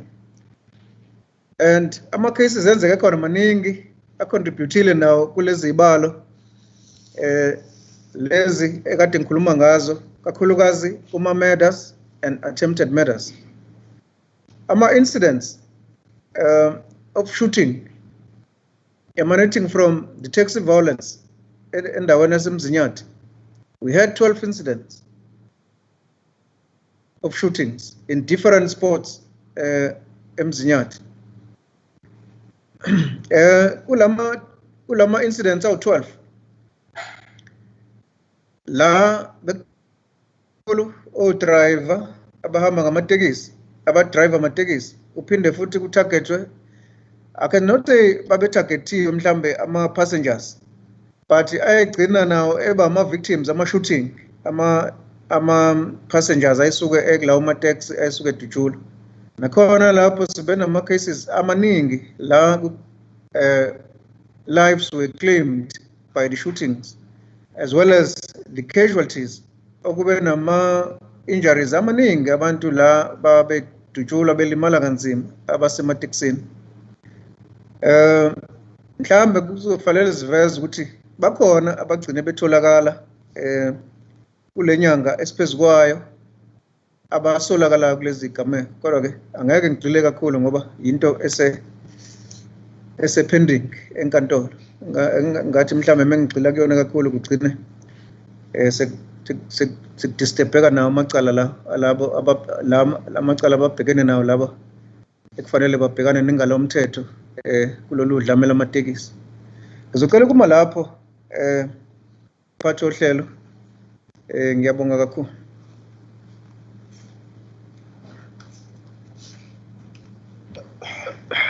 Siyabonga kakhulu uKenneth Ndaba ukusinikeza isithombe sicace ibha ukuthi kwenzekani kuleya ndawo esiyakhele yasenanda. Ngizohlabela mgama ke sibize la usekela inhloko yaka Metropolis umnumzana usibonele umchumi. Sinikeze integrated dynamic data driven policing reducing crime in the eThekwini region. Sazomdela ke ngifisa ukusho ukuthi kunento ethi ungayidla i-elephant kodwa ukuze uyidle kufanele ukuthi uyiqobe amaqatha amancane. Sengidedela kuyena ke uza kwethu ukuthi asinikeze naye umbiko ngokwakhe. Chairperson,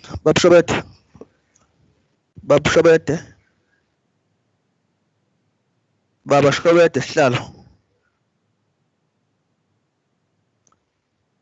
Baba Shobete sihlalo. Baba Shobete, nangu ukhansela ukhuzwayo efisa ukuthola ukuthize lapha. Usekhona? Baba Shobete. Nababa meya ngicela ukushiya kweli message ingadino baba ukuthi ngicela ukubingelela kuqala. Yes. Yebo, umuntu la mhlawumbe ungenele ithana ngoba ene challenge yoku connect. So wangabona ukuthi ikhona indawo eyixoliso noma akayificanga. So la besicela ukuxolisa la babumeya la kune class revision la manje sovene sifeyile babumeya yabo uma singangeni leli class leli. Bese sicela ushiye umhlangano kodwa vele siyakwazi ukuxhumana nobabundaba mhlambe einqumeni ezothathwa la emhlanganweni. No, siyabonga kakhulu. Kwakhona nje kuba khona kwenu kusho likhulu. Kodwa futhi asifuni nifeyile, sifuna niphasi. Ake nange ngiyofuna ke nisamasokisi, siyabonga. Okay, siyabonga. Imeno kansela uPheo, siyabonga. Thank you. Ungaqhubeka baba uShobete, sorry. Sengishwabata. Hayi Mbimbi awulahlekile kakhulu ukuthe nje kancane. Ngiyasola ukuthi khona ubuhlotshana vele Ngiye ngisole yena mhlawumbe kukhona umhlotshwana ngoba uthola mhlawumbe kusondela ngakhona mina ngithi ngiyalalela. Kodwa umfowethu usibonele umchumi. Mhlawumbe ke samlindile.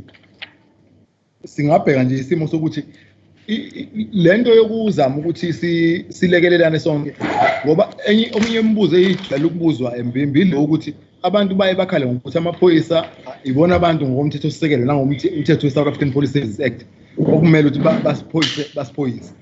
Kodwa ke iqiniso ukuthi mekubonakala esimeni esibhekene naso kunzima ukuthi amaphoyisa akwazi ukumelana nomsebenzi wodwa. So kubalekile ukuthi sonke kube khona iqhaza silibambayo ukuzama uqinisekisa ukuthi abantu bakithi baphephile. Kunobufakazi obukhombisa ukuthi ngempela uma ngabe ukuthi sibambisene lokho kuyenzeka ngendawo eziningi. Hayi ngibona ngathi uza kwethu uselungile Mbimbi. Mhlawumbe simdedele imnikeze ithuba. Siyabonga kakhulu Nkosi yami. Babu Meya mholi wedolobha laseThekwini sihlalo Babu Shobede malunga omkhandlu iESCO akhona lapha ihambeli zethu zakwa community safety oza kwethu be South African Police Service commander bakwa Metropolis abakhona amakhansela umkhandlu waseThekwini inhlaka esibambisene nazo ekulweni nobugebengu CPF members abakhona nama community organizations nama youth structures ngiyanibingelela ngokuyithoba bese ngibingelela uGeneral Mgobhozi esikhonza naye enkonzweni yakithi eSheshi ngesiqubulo esithi uKristu inkosi General. Uyabusa. Okay General. Ngivumelane no Shobede nawe Babu Meya ekuvuleni kwakho la ukuthi indaba yecrime akuyona into engenziwa amaphoyisa kuphela. Fanele sihlanganyela sonke. Kuneqhaza impela esilidingayo siyamaphoyisa ukuthi umphakathi ulibambe ekusizeni thina still necrime. Ubaba uShobede uchazile ukuthi kunocwaningo oluchazayo ukuthi inequality ekhona ezweni iya contributor ekwakheni ubugebengu. So uhulumeni kubhizi nezinto eziningi ama programs okudila neinequality. But umphakathi awungagcini lapho nathi asingagcini lapho asibambisane ekuthenini play role yethu. uKheneli Ndaba uyichazile chaze yonke ama stats njengoba evela kulezi ndawo esibhekene nazo kakhulukazi eNanda. Sibonile ukuke kwaba ukuthi isimo sihle. So kufanele siyamaphoyisa sina umphakathi senze something ukwenza lokho. Nje kulaba bangekho ke familiar no metro ukuthi umetro usebenza kanjani. Ngizothi ukunika kancane nje i-overview ukuthi sinjani. Sinama region awu5 akhona kwa metro. I-region yase South enakekela umlazi nezindawo ezise South, kube khona i-region yase Outer West enakekela indawo eyisuka koGiliti Mpumalanga ziyele ziyofika koKhetho Ridge. Kube khona i-region emaphakathi neWest ephethe indawo zoClermont noWestville. Kuzoba khona i-region lesibhekene nayo ke namhlanje yase North. Bese kuba khona i-region yase Central okukhona ne-HQ yamaphoyisa kwa Metro khona. Kule yase North ke siney'teshi ey'ntathu thina njengo Metropolis. Njengo Metropolis asinayo i-advantage efana ne-SAPS ukuba nesiteshi esibhekelele yonke iwadi ngawadi. Thina siney'teshi ey'ntathu ezifanele isevise wonke amawadi ase North. Isiteshi esikwaMashu, esevisa yona kinanda nendawo eyisondelene nenanda kube khona umhlanga bese kuyoba khona uThongathi neVeruland isiteshi esisodwa leso so zintathu kuphela iziteshi ezisevisa indawo enkulu kangaka lokho kuyakukhombisa ukuthi ngempela kusafanele sisebenze ekutholeni ukwandisa abantu abamaphoyisa ukuze sikwazi ukuthi sikhave indawo eningi kule zinto ebese ibalwe ubuholi ukuthi umphakathi ufanele ubambisane nathi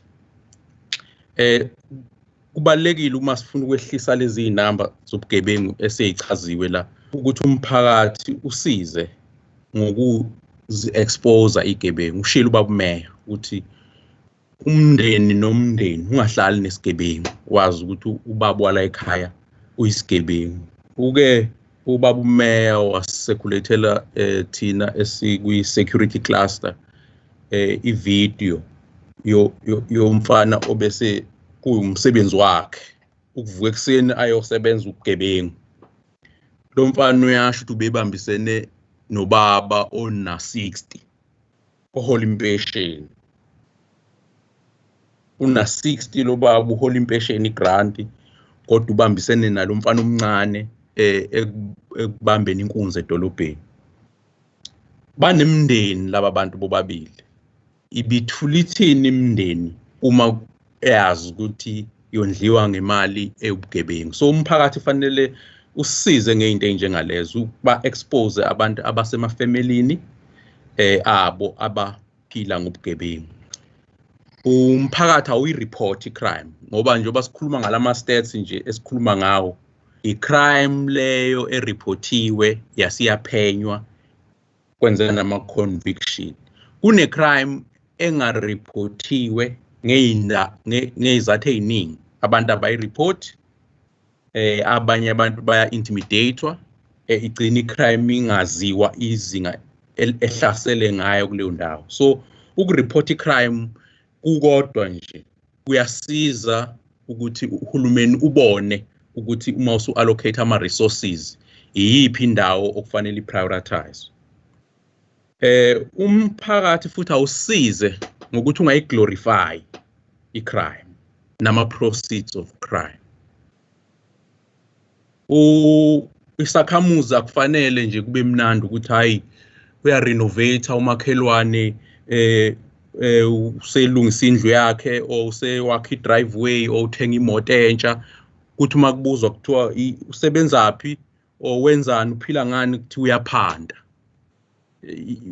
uphanda ubugebengu lokho njobe phanda nje kushuthi uphuca abanye abantu ngendluzula noma yiphi indlela ngefraud izinto abayisebenzele kanzima ukuzokhuphula yena akufanele siglorify icrime siwumphakathi ne-youth yethu nabantu besifazane abasize bangayi-emulate crime ama-criminals bangawa-emulate abantu abasha baqale manje benze i-campaign yokuthi igebengu zirejectwe umphakathi sike sabona la eMlazi amaphoyisa sekufanele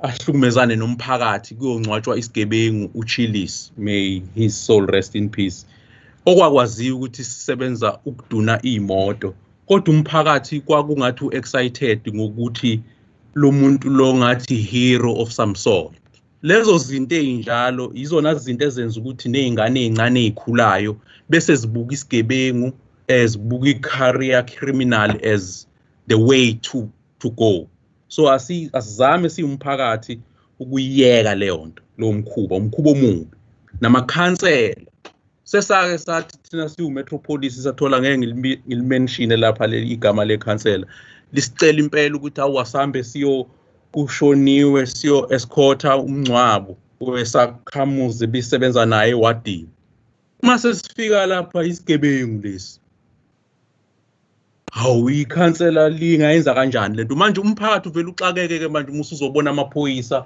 nanka amaphoyisa ase-escorta isigebengu besihlukumeza wona lo mphakathi ngenxa ukuthi siyubhululu nekhansela asizami ukuyiyeka into enjalo kodwa ke ngike ngigxile kakhulu kukhona thina kwa Metropolis nasemkhandlweni waseThekwini esikuzamayo ukuthi sikwenze ukwenza sure ukuthi singathini siyalenyusa izinga lokubambisana nezinye inhlaka ngoba ubugebengu ngeke ubulwe bodwa even we-police department u-SAPS uyasidinga siyawudinga nathi u-RTI siyawudinga sidinga bonke abantu abakwi-security cluster ukulwa nobugebengu so sine plan la esesiyiproposile siyu-Metropolis ungangibekela ke dadewethu lapho kwi-screen the role of integrated dynamic data driven policing in reducing crime in eThekwini region ungangivezela Siphokazi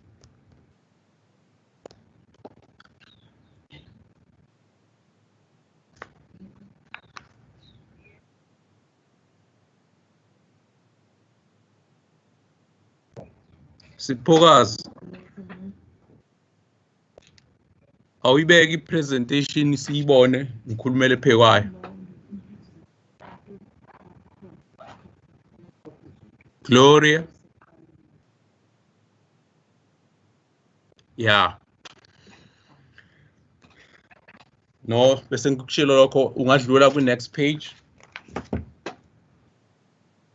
njengoba kushiwo lapha i-strategic objective sethu is to create an integrated relevant policing information data across law enforcement agencies in other municipal departments and ngalokho siyokwazi improve i-crime reduction by ukuthi sihlanganisa ama-resources onke bese emva uma sesiwahlanganise lama resources onke bese sizofaka i-technology ekwenzeni i-speed because uma uyibuka into yakwa Metropolis sinamaphoyisa u-1900 kodwa ngesikhathi siqala lo metro sasithe sicela i-permission yokuqala uMetropolis kuminister sasithe sizoba namaphoyisa u-5000 ngo-2010 kodwa siseno 1900 asikafiki ngisho naku-half lokho ke kudala ukuthi singakwazi ukuthi ama-target of crime prevention siwamithe kahle kodwa ke ngokuba khona kwe-technology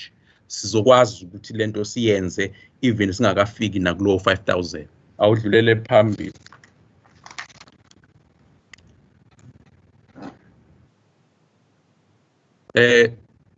what we want to do is to complement data analysis and the decision-making process with all these agencies. The process is in place. National Commissioner want mase si ready. Uyosilethela general. La esizokwakha i-joint Mozart Center. La okuzothi khona integrated technology platforms isetshenziswe khona. Into esi-envisageayo ngalento esibona ukuthi sizobe sesifike kuyona sifuna ukuba ne-command structure center eyodwa thina no-SAPS no-Metropolis no-RTI la esizokwazi khona ukuthi senze ngoba thina akuwona umsebenzi wethu njengo-Metropolis to combat crime eyethu umsebenzi kulento ye-crime we-prevent. However uma si-combat i-crime fanele sikwazi ukuyenza together with SAPS. We can only do a combat of crime with SAPS. We can only gather intelligence about crime with SAPS. On our own, we cannot do that. So, uma sesinayo le mosaic esifuna ukuyi-establisha, that's when we will be able ukuthi together sikwazi ukucommand amaphoyisa ethu integrated. Siyeke ukuthi sike sihambe lapha mangenza nje indawo yase-Kettleman sihambe siyu-Metropolis siyodila ne-protest or i-land invasion isteshi asazi nakwazi asibikelwe nakubikelwa yonke lento ubona ukuthi sisabuye kwezinye indawo sisebenze in silos, but ukube sine command center eyodwa lesifuna ukuyenza siyokwazi ukuthi kube khona ucommander waka SAPS la next to commander waka Metropolis athi umedonsa ama forces akhe owaka Metropolis nowaka SAPS uyawadonsa masibona ukuthi sidinga uRTI la siwadonsa ama forces through ucommander in one area. That's what we are investigating, ukuthi sibe ne data eyodwa aligned to policing bese siqala aligna nama policies ethu, because I challenge ekhona la babumeya nabo bonke abaholi eyokuthi siwu Metropolis sinobasi abathathu.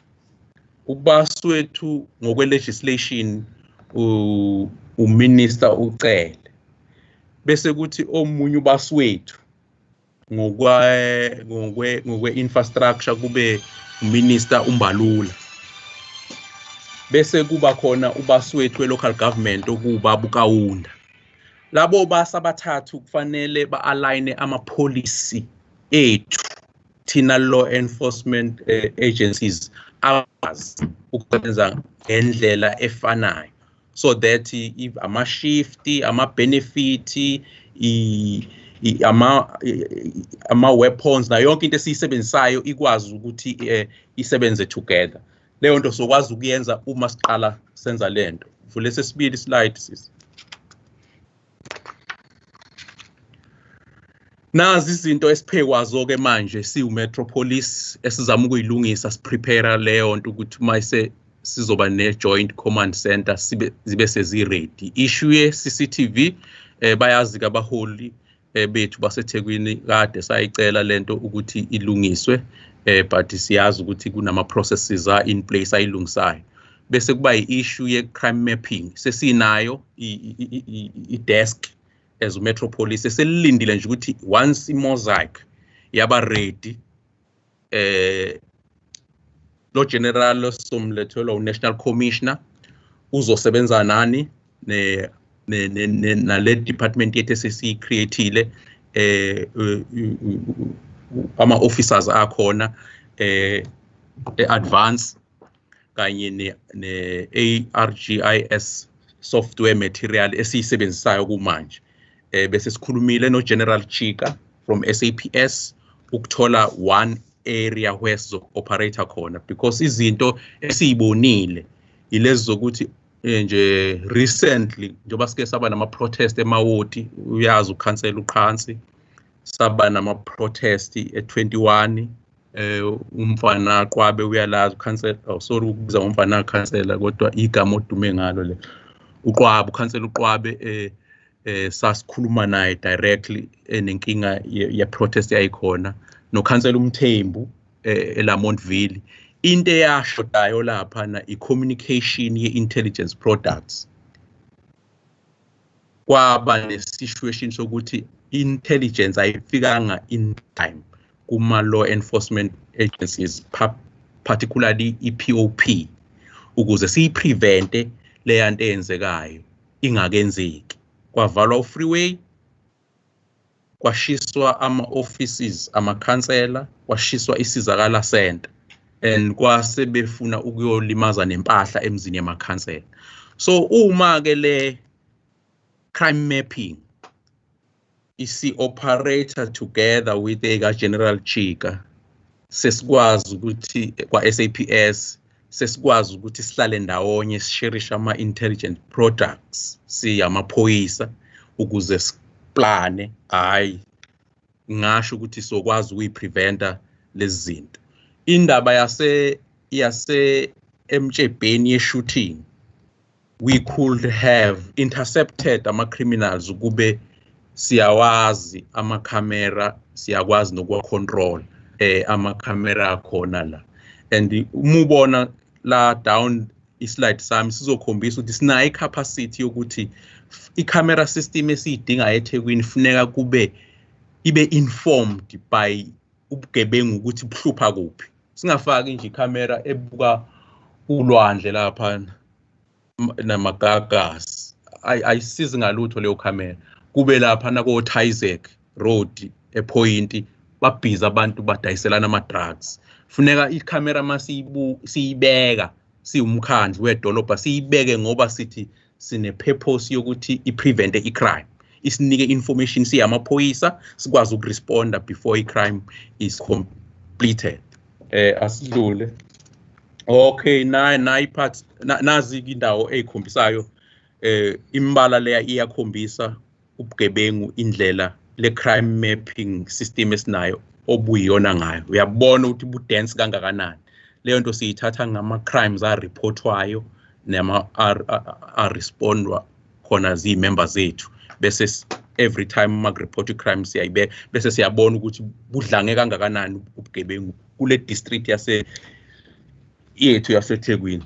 Iy'ndawo eyi-red lapha kubi kabi. Uyabona-ke na umjebheni as usual. Ukhona impela laphana kubi igazi Lord and kwezinye indawo, but we don't want to be relying on this because ezinye indawo ey'fana le noThongathi kuno issue ukuthi mhlambe abantu abayi-report i-crime. They don't go to i-confidence emaphoyiseni kufanele ibuildeke to the point ukuthi i-community reporter i-crime, ibone ama-consequences after they have reported the crime. Because if they report crime and nothing happens, igebengu isayihambela nje nothing, abantu bagcina bengayi-report. Sigcine sesine false reflection. Umsebenzi ke lo wenziwa i-crime mapping unit yethu la kwa-Metropolis. Asedlule. Siyafisa ukuthi ukuthi umbala uveli kahle lapho. Le data this what informs us what happens ngama patterns of crime. With this, if sesiqhubekela phambili kungasiza ukuthi using i-IJS software to calculate the best position for CCTV cameras to be placed. So abantu aba-procure ama-camera, they need to start now bawenze abe mobile. Ibekwe i-camera for this purpose in this area. Once the crime has been stabilized in that area, ibe able ukuthi leyo camera infrastructure isuke. Ngoba igebengu igcina sezazi ukuthi hayi lapha kune camera, sezazi nane range ukuthi ibuka izifike iphi. Izo zonke izinto ofuna sikwazi ukuyi-preventa lezo ukuthi amaphoyisa kube yiwona wodwa aziyo ukuthi where are the eyes and ears. Uma uyibuka lesa slide lesana siyakhombisa ukuthi sinayo kancane yikho engekho complete i-license recognition number plate lento ekade show me ukuthi isigebengu masifika nje kuma toll gate kufuneka sikwazi ukubona imoto ehamba ngaso uma ngabe iyafunwa eGoli sibe isisecuritiwe sikwazi ukuyibona, sikwazi nanokubona ubuso bayo. Ama camera ethu ufuna ukwazi ukuthi kuyinangu lo obalekile obulele abantu le eDeep Sloot uyabaleka uyocasha eThekwini sifike simbambe. Le system le imifakwa kule technology le esiyi-requestile hayi iyosiza kakhulu.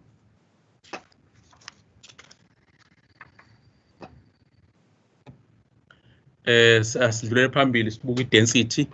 Uyayibona i-density of crime in the city along laphana especially kule ndawo ka ubaba uMbhele nobaba uPhilip ababekhuluma ngayo bekhuluma nge-urban renewal. Zonke lezi ndawo lezi zikhombisa i-density of i-crime. Uzubona impela icishe izibenzima even ey'ndaweni around o-ICC. Yingakho njalo uma siba nama-conferences sigcina sesifanele sifaka amaphoyisa amaningi and akukho right leyo nto ukuthi sinyuse ezokuphepha only mhla kufika ama-visitor bese kuthi mesehambile ama-visitor bese sithi hayi ama-South Africans awayibonela. Kodwa-ke iyakukhombisa le nto ukuthi i-crime density injani in the CBD area. Asedlule dadewethu. Nayi isicombine-iweke yonke ama-figures yonke le nto yinto kufanele o-commander in the mosaic mase siyi-creatile i-modus operandi strategic information analysis center. Uma sesiyi-creatile o-commander bobe bene access to all this on a daily basis And if ishintsha modus operandi, or commander will see it live, bekwazi ukudeploya accordingly. And leyo nto futhi iyosiza ama allegations ahlale efika ukuthi i-deployment yenziwa along political lines. Asidlulele phambili. Nansi sine le crime mapping yethu iyasikhombisa ama-protest. Kune crime esikhona la efikile ethatha kakhulu ama-resources amaphoyisa, i-crime yama-protest. Kwi-crime ye-protest, there are a lot of other crimes that happen. People will not tell you that kuba nokuhlukunyezwa kweingane, kuhlukunyezwa abantu besifazane ngesikhathi beforcwa ukuthi beyoparticipate, be-intimidate ukuthi uma ungaparticipate kwi-protest we will come back and deal with you. All that, intimidation, malicious damage to property, assault, and all sorts of things ezenzeka nge-protest. So i-crime entsha leyo esikhungathile eThekwini, but ibased ekuthenini i-justification kusuke kune-service delivery complaint, of which it does not justify ukuthi abantu uma befuna i-service delivery sekufuneka bacommit ama-crimes.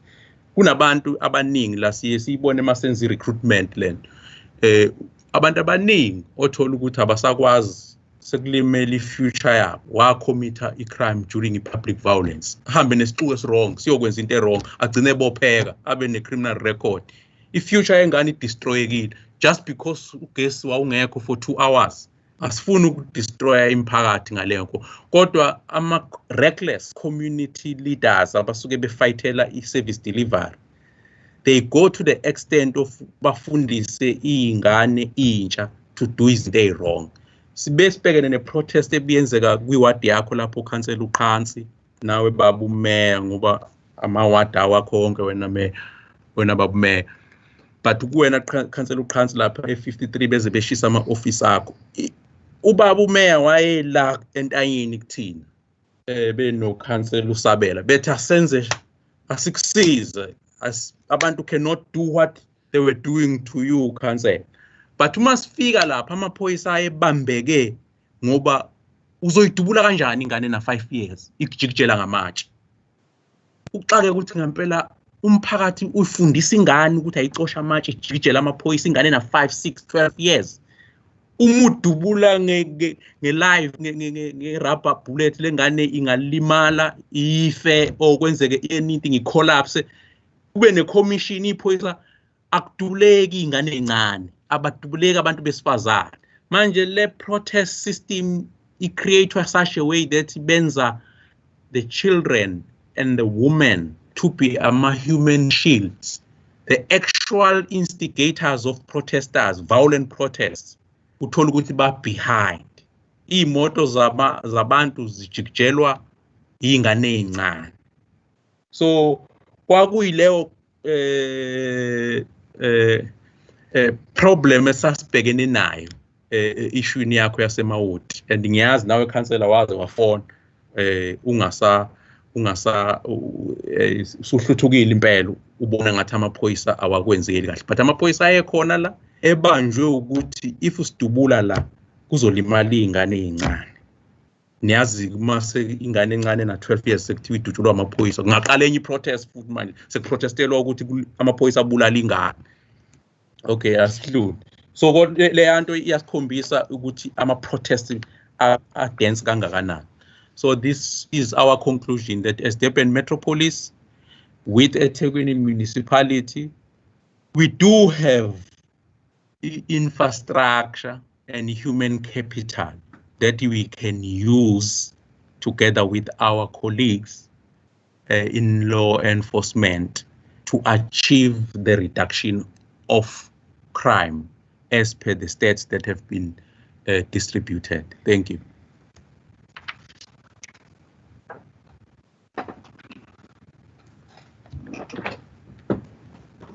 Sibonga namacingwane ezemishini ehlaba umqwele ujabulisa ukubona ukuthi ekadalwane qhamuka namaqhinga okusebenzisana ukusebenza ngokuhlukile singakwazi ukufika lapha kufanele sifike. Kuyangijabulisa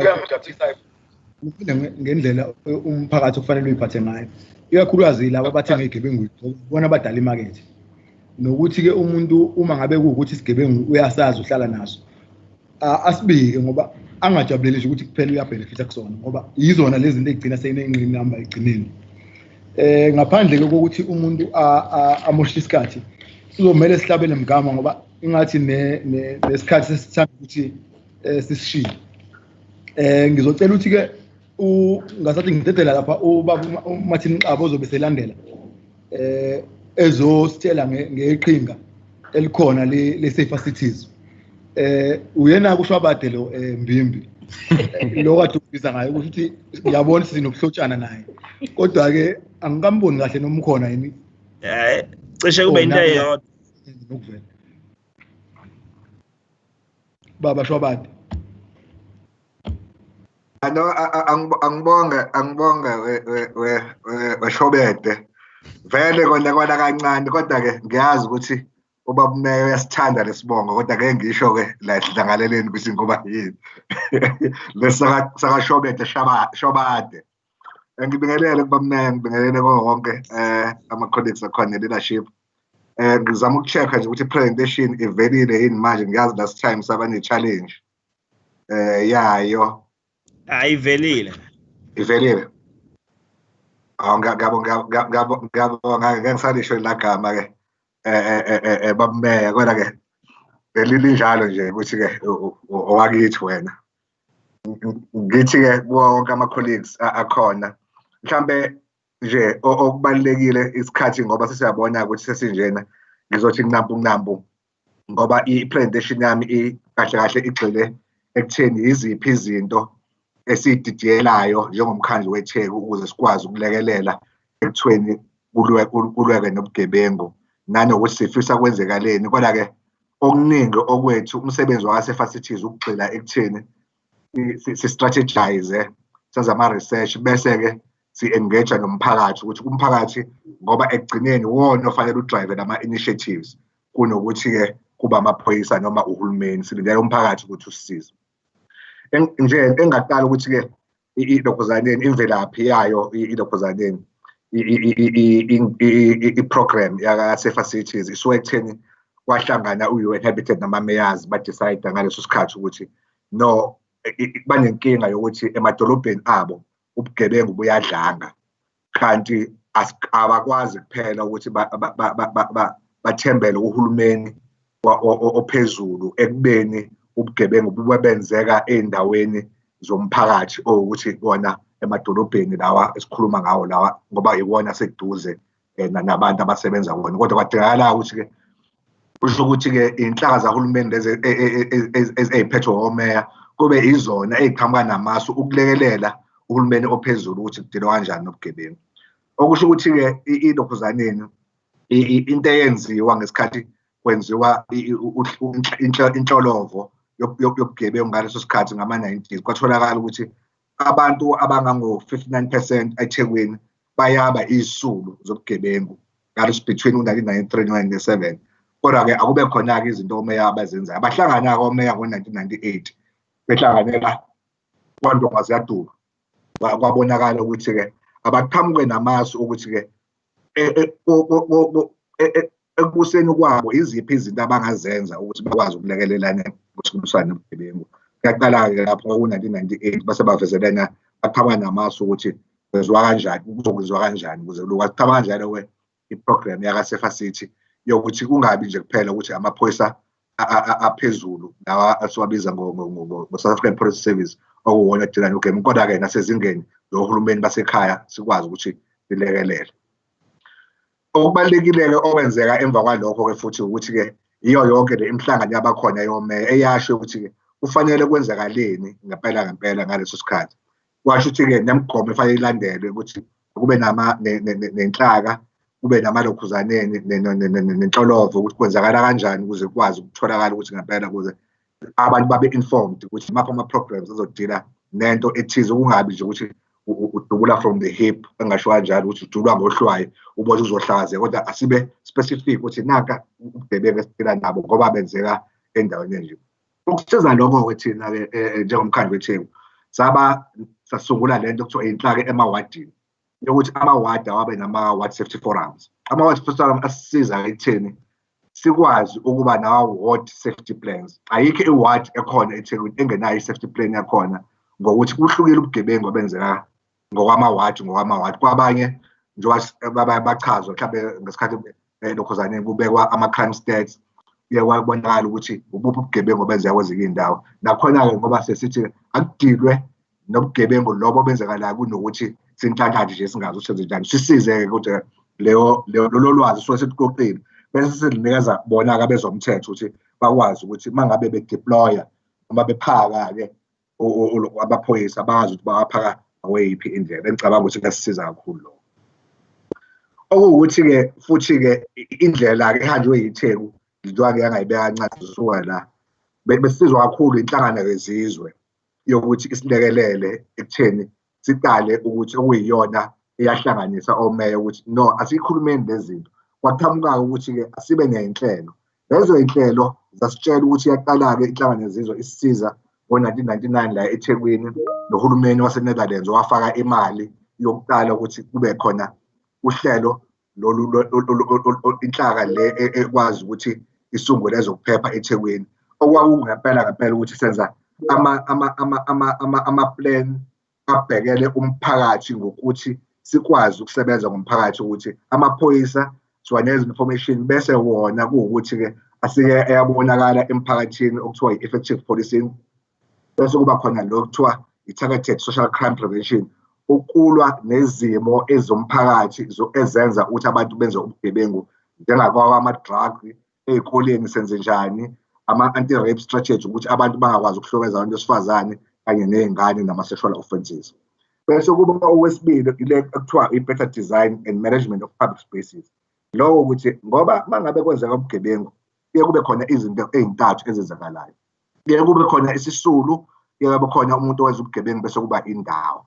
Thina-ke sekuqhamuka njengeTheku ngoba siyakwazi ukuthi indawo siyibheke sithi-ke indawo azibe indlela ekwaziyo ezenza ukuthi ubugebengu bungenzeka siyibiza ngokuthi i-environmental design. Le kuyakhula ngayo kakhulu.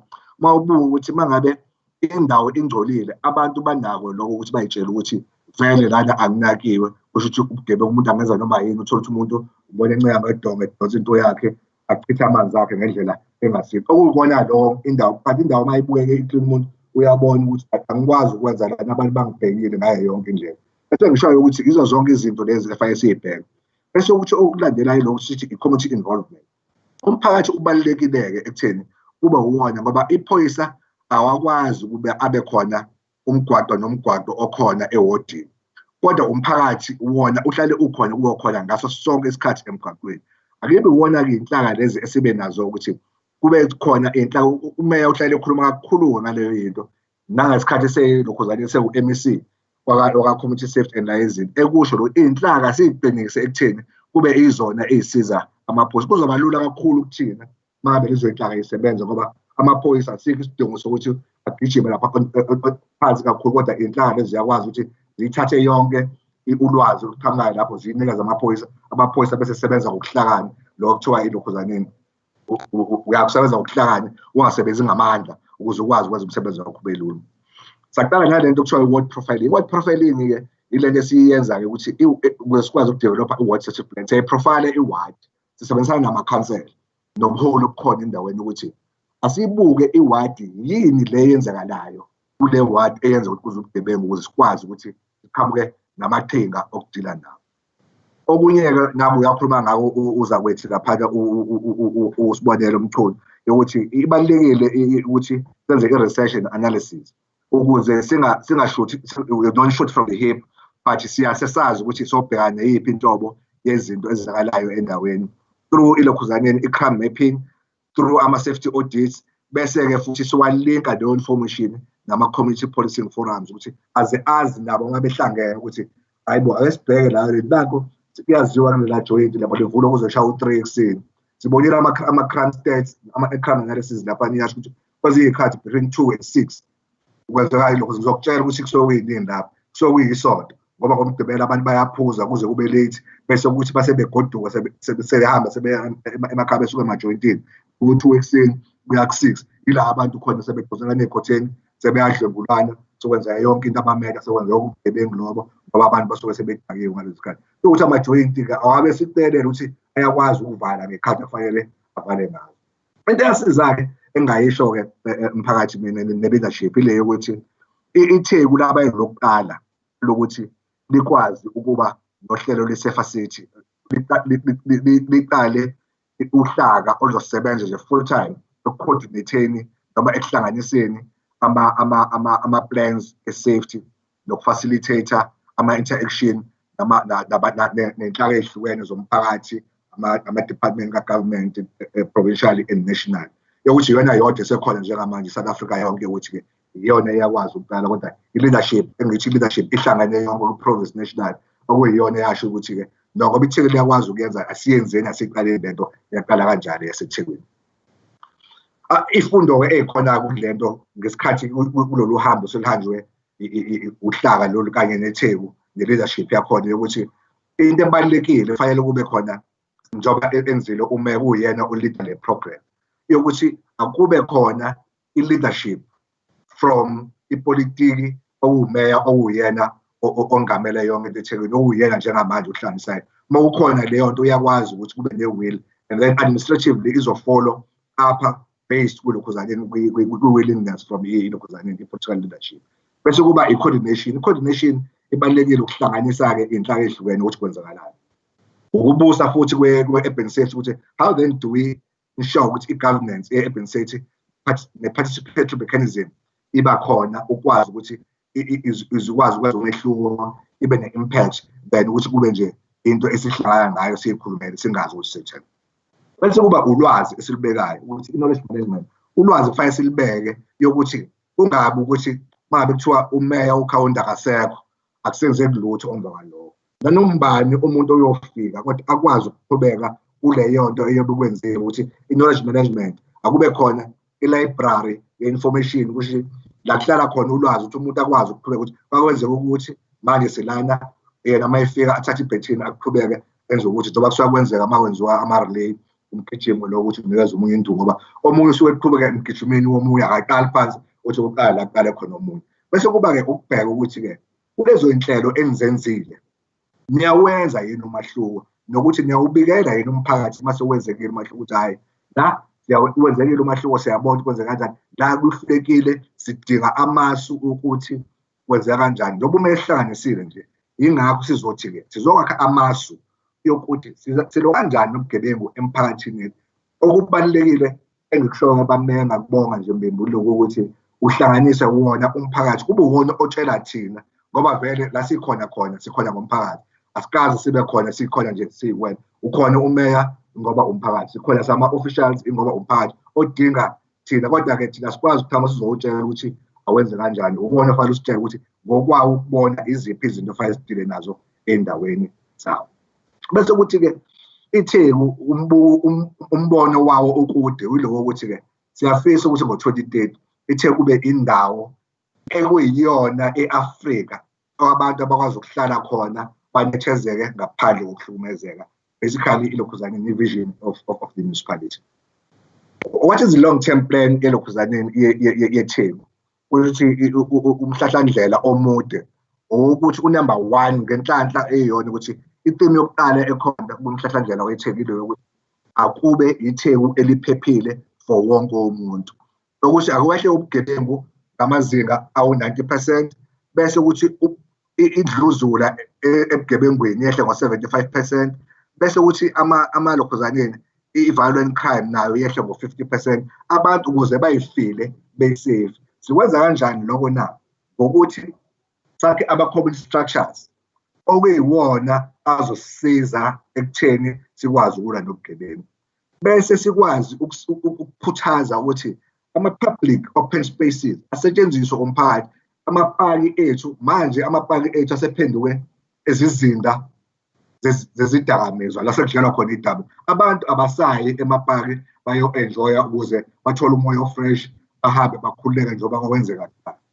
Okwesithathu bese kuba ukuhlanganisa inhlaka nokufundisana capacity building nokufundisana ukuthi senze njani ukuze sikwazi ukulwa nobugebengu njengoba sihlangene nje inhlaka ezihlukene njengamanje amaphoyisa or ama-NGOs various government departments ukuthi senze njani ukuze sikwazi ukulwisana nobugebengu. Ichabete social crime prevention bese kuba sibheka kanjani nezimo ezisemphakathini lezi ezenza ubugebengu ukuze sikwazi ukufula umphakathi wethu. Ukawasho umeya ukuthi ezinye zezinto ukunyusa umnotho endaweni abantu ukuze bakwazi ukuthi bathola umsebenzi amatoho bangatholi behleli bemakhoneni emakhoneni omgwaqo bese bethola ithuba lokuthi benze ubugebengu. Kanti abantu uma bebhizi nabantu badlala ibhola badlala ama-sports bayacula noma benzani kodwa abakwazi ukuba nesikhathi sokuthi esiningi ukuthi umuntu ukwenza ubugebengu. Bese kuba information ne-education. Abantu abalithole ulwazi kuthina njengogovernment njengohulumeni ukuthi nazi izinto ehulumeni onazo oyimisela ngokwisiza nina nifuna zisebenze kanjani kunokuthi-ke njengangasho ekuqaleni kungabi yithina esiqambayo nokuthi hayi sizonenzela ukuthi ngiyakuthatha noma nokuthatha ngiyazi-ke kuyakhona leli tema nje likhona ukuthi-ke ngesithatha isiphuzo noma sithathe abantu beyinyusela-ke imali zabo beyibeka lapha phezulu kodwa uma ngabe ufuna ukuphosa kuba kwena ngithi lana-ke information ayibe kubona abantu kube thina sigadwe ibantu ukuthi bathini kuthina babe-educated sibe-empowerishe abantu ukuthi liphi ilungelo abanalo nabo nezinto abazenze ezikwazi ukuthi kodwa within ama-confines of i-constitution bangahlukumezi abanye abantu. Bese kuba yilokhu okugcina-ke ukuthi okusisizayo okufanele kubaluleke bammeye ukuthi mangabe amaphoyisa wenzile umsebenzi wabo i-criminal justice system ayisize phela umphakathi yokuthi uwachazela abantu nokuthi udile nesigebengu ngendlela efanele.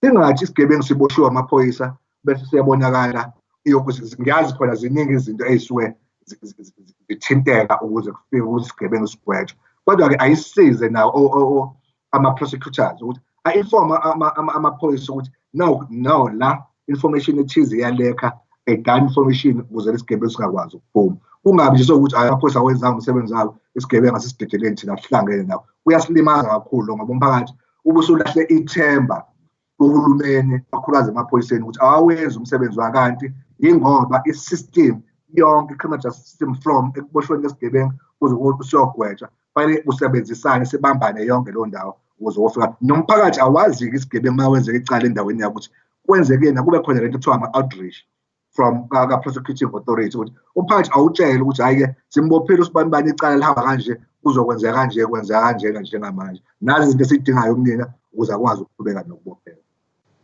Ukuthi nazi-ke iy'nhlaka ngempela ezithi-ke ezisizayo ekutheni so masipala silekelele ekuthweni ubugebengu akulwiswayo nawo.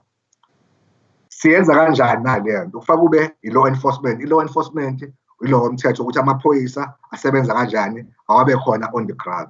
Bese kuba ile issue social crime prevention lenge sishoyo ukuthi idingo mnange zomphakathi emphakathini asikwazi ukuzenza zikwazi ukusiza umphakathi ukuthi ungabi izisulu nokuthi nawo umphakathi abanye bangayitholi sebeba abantu abenza ubugebengu ngenxa yokuthi izinto zabo azenzeke endaweni. Bese kuba i-social crime prevention. I-social crime prevention engakhuluma ngayo ekuqaleni ukuthi indawo esebenza kuyona ayibe indawo abantu phela. Asingathi mangabe sakha izindlu abantu sibakhela amakopi ngempela ukuthi asinendaba nabo sabakhela. Abantu sibasuse kuyakhulunywa ngayo sibasuse ekutheni kuhlanganwe babe inclusive ku-development. Abantu abayibone beyingxenye yokubusa kwahulumeni ngayo yonke indlela babe inclusive. Umuntu angaboni separation between the poor and the haves and the rich yokuthi kube yiyona le determinayo ukuthi wena uthola ini awuthola ukuthi kodwa ngayo yonke indlela awa-distribute ama-resources ngendlela efanayo yokuthi amaphoyisa kamchunu amaphoyisa kamgobhozi awangabi a-concentrate khona abantu abathize kumhlanga kodwa ayeka abantu basenanda ayeka abantu basembumbulu awabe khona ngendlela efanayo ngokwenzeka kobugebengu nangenamba yabantu abakhona.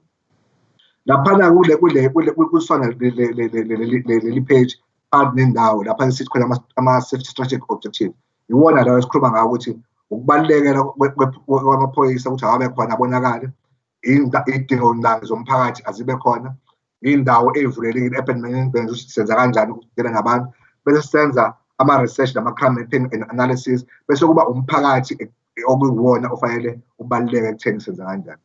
Ekugcineni into esenzile-ke meya njengomkhandlu weTheku sifake lokhu ebesithi besingakunakile siyitshela ukuthi owa-province nowa-national. Kodwa ngokubona ukuthi izinto ngoba zenzeka la kuthina singumasipala ziyasilimaza, asibe nayo into yokudila nokuthuthukisa komphakathi, amaqhinga okuthuthukisa komphakathi.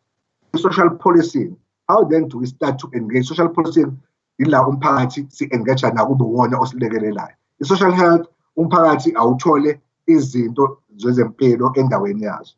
Umnotho emphakathini awukhule meya ukuze ukwazi ukuthi abantu bangayithuli bengasebenzi bese bebona ukuthi ibone ubugebengu ibona obungcono abazobusiza. Ukwenzela izindlu, sustainable human settlement.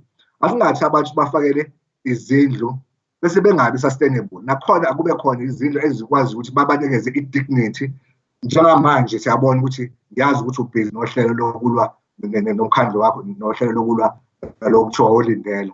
Ngoba i-dignity umuntu iyehla mangabe ehleli endaweni naye ebonayo ukuthi ayikagcine esethi angindaba noma ngenzeka noma yini mina so what. Asikudingi lokho mina asibengi ngendlela ukuthi siyakwazi ukuthi abantu babe ne-dignity kuma-settlements bafakona. I-social cohesion, abantu abakwazi ukuhlangana nabanye abantu nezinye iy'nhlanga zihlanganise amalokhuzaneni, ama-cultures abo nama-religion ukuze kukwazi uku-interact-a, sikwazi uku-understandana, singathi uma uhlangana neBhunu noma neNdiya noma nomunye umuntu uthi yini lento. Kanti kuma-social cohesion siyakwazi ukuthi kube khona lezo zinto. Bese kuba-ke iy'ndala zizinda ukuthuthukisa kwawo umphakathi, ukukhuluma ngamahholo, ama-library, olokhuzaneni, ama-ground, abantu abayithole zonke lezo zinto ey'ndaweni zabo. Bame lana ngizothi okwesikhashana izinto ezisitshelayo ukuthi yini le senze zonke lezi zinto. Kuyakhuluma ngo-National Development Strategy o-EDF ukuthi ukhokha nawo namaqhinga wonke ama-government department ahlangene la na-globally o-UN bayabasitshela ukuthi kwenziwe njani. Bese kuba iTheku laphana ezansi, thina-ke sihleli ku-plan 4 kwilokhuzaneni kumasu ethu yokuthi-ke kufanele sikwazi ukuba nekhona i-social equitable environment for umphakathi wethu ukuze ukwazi ukuphila ngendlela efanele. Ikhona-ke lokuqhubeka ukuthi-ke laphana siyathola-ke ulwazi kulama lokhuzaneni kulama-plans adevelophe nationally and international ukuthi asinikeze information. Uba kusho bethu wakhotha nawo ama-research enziwayo obani eziphi inhlangano ezisitshelayo ukuthi how then do we start to work to make sure ukuthi ilokhuzaneni imphakathi yethu ifila and they are safe kulokhuzaneni kuma-areas abo. Ilokhuzaneni iyo yonke le umthetho le esebenzela kuyona eyomasipala, eya-nationally, ukuhlangana kohulumeni, ama-community policing forums, national crime prevention, no-white paper, no-master-plan kuma-drugs and substance abuse. Ibona abasitshela ukuthi but what should be done to address lama issues le mphakathi le esikhuluma ngayo.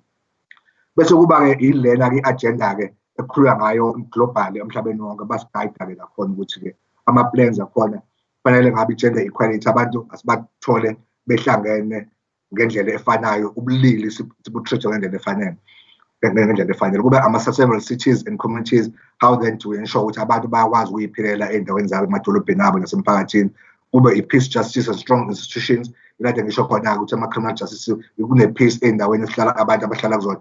But-ke thina fanele that we create that environment as u-government ukuthi abantu bakwazi ukuba kanjalo. Bese kuba ama-partnerships lawa esikhuluma ngawo ukuthi ukuhlangana kwabantu abahlukene ukuthi njengoba sihlangene njengamanje sisherisha ama-ideas ukuthi kwenzakalani, sifuna ukwenzakalani.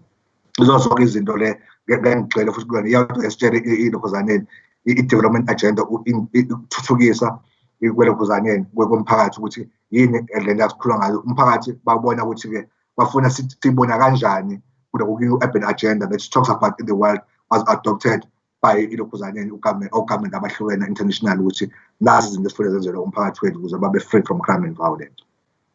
eThekwini-ke yasisiza-ke i-UN njengoba ngike ngasho ekuqaleni yokuthi sikwazi ukuthi sibe ingxenye yohulumeni bomasipala abaningi ukuhlanganisa uColombia neMexico yokuthi-ke sikwazi lokhuzaneni ukuhlanganisa amaqhinga ukuze bakhokhe imali yabo. Ubhizi manje kule program le meya awuhlala ya national se-business city lab nakhona ezoqala ukuthi as part of ulokhuzaneni ukuthi sibe nolwazi ukuthi kwenzeka ubugebengu benziwa yini, benzeka kanjani, sizodila nabo kanjani. Kwaba indaba kwaba yitheki ngoba itheki njengoba ngisho ukuthi bena lokuqala elinohlaka oludila nokuphepha emphakathini.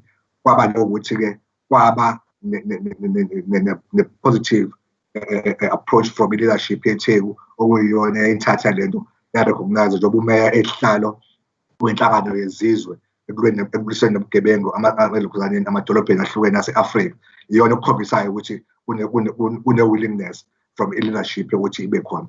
Okwesibili bese kuba sinayo ilokhuzaneni i-capacity through ulokhuzaneni uhlaka lwethu le-eThekwini Municipality Academy ne-Mile i-Municipal Institute of Learning esisebenza khona nama-universities lawa akhona la eThekwini ukuthi sikwazi ukuhambana nenhlelo zokulwiseni ubugebengu.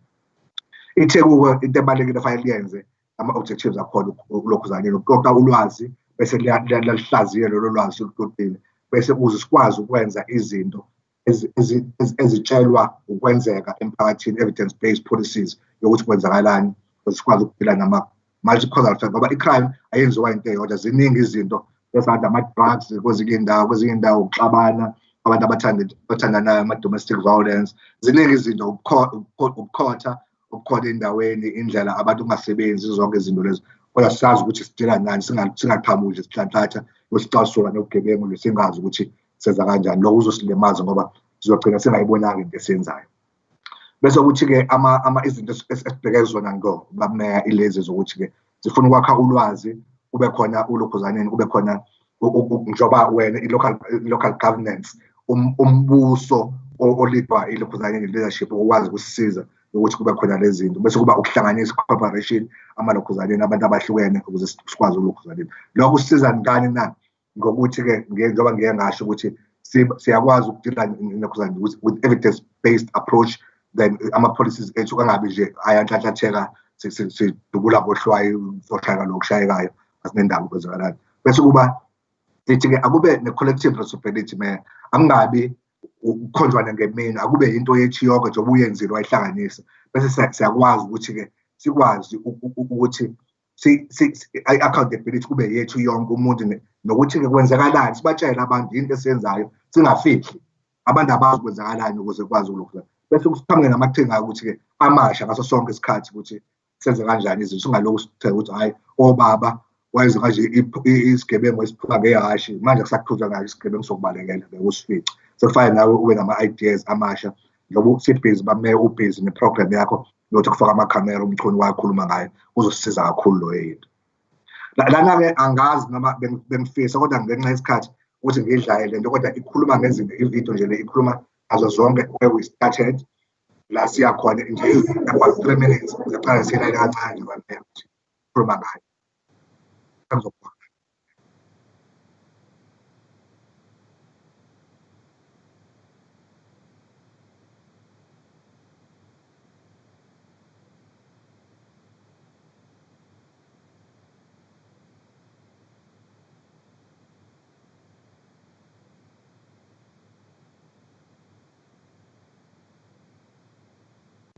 Babshwabati.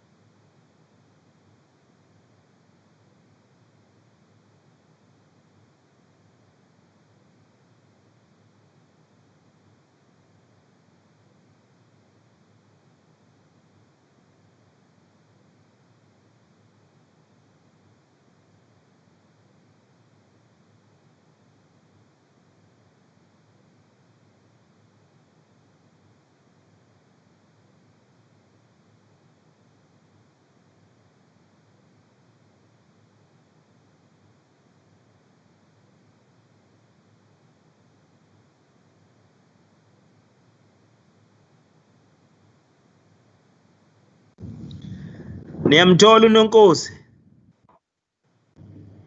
Sengulahlekile bameya. bese ulahlekile kusho ukuthi ubumnyuthile lapha. Oh, kuyazwakala manje. Hayi siyakuzwa man. Okay. No, mhlambe nje uyigoda sengiyigoda abameya. Ngiyaxolisa kulokho ukuthi ke ukuthi izinto efanele sizenzeke siyaphambili.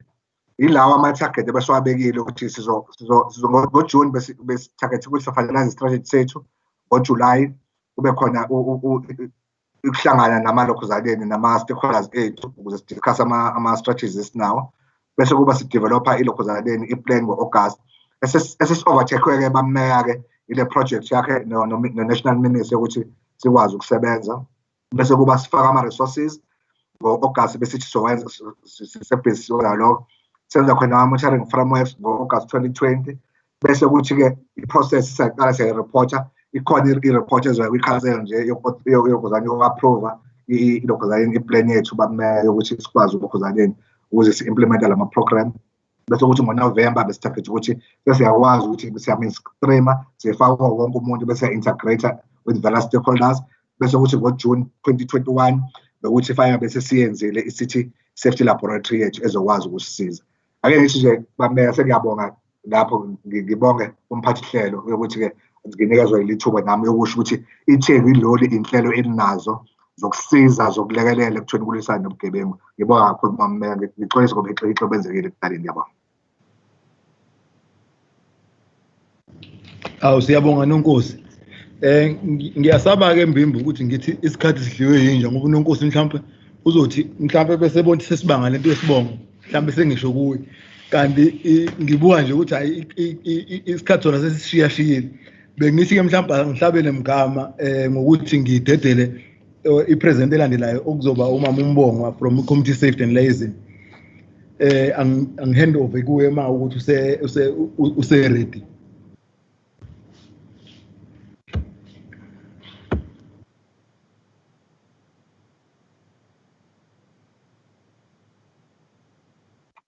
Ngithanda ukubingelela umphathi wesihlalo ubaba uShobede, His Worship the Mayor of eThekwini ubaba Khawunda, bese ngibingelela kuMbishop uGumede osivulele ngezwi, Major General Mgobhozi ne-senior management yonke ekhona lapha elidwa uKenneth Undaba. Ngibingelele uDr Gumede naku-Deputy Commissioner ubaba uMchunu, inhlaka zethu ezilwa nobugebengu, ubaba uNtshangase chairperson we-CPF yaseNanda, bese kuba umnumzane uLungelo Zulu omele i-youth desk esuka kwi-provincial structure, inhlaka zomphakathi ezilwa nobugebengu esizibiza ngokuthi ngama-Community Crime Prevention Association ezilaphaya eNanda naseThekwini namaphethelo, ama-NGOs, i-Interfaith Society esisebenzisana nayo, nabo bonke abafowethu nodadewethu abakhona lapha nabangekho nabalalele, bese ngithi all protocol observe. Angixolise kakhulu Mbimbi ngokuthi ngiqale kanjena, silinyalelwe umkhwenyana kadadewethu le eHarding. Ngizohlabela mgama bese ngiphuthuma ngoba kufanele siyolungiselela ukumbeka kusasa. Mangisho ukuthi sebeshilo odadewethu abafowethu asebekhulumile phambi kwami ukuthi kuyacaca ukuthi si-South Africa ikakhulukazi la eThekwini sibhekene nenkinga enkulu kakhulu yobugebengu ngoba thina nje siyiTheku sibonakala kuyithina esi-contributor kakhulu ebugebengwini besifundazwe size siyo-contributor naku-national uqobo. Kodwa-ke kukona konke lokhu uMbimbi ubefisa ukuthi sike sibheke nje ukuthi thina njenganomnyango wezokuphepha nokuxhumanisa umphakathi ukuthi izinhlaka-ke ezilwa nobugebengu zisebenza kanjani zona, okuwukuthi i-community policing ime kanjani yona laphaya eThekwini.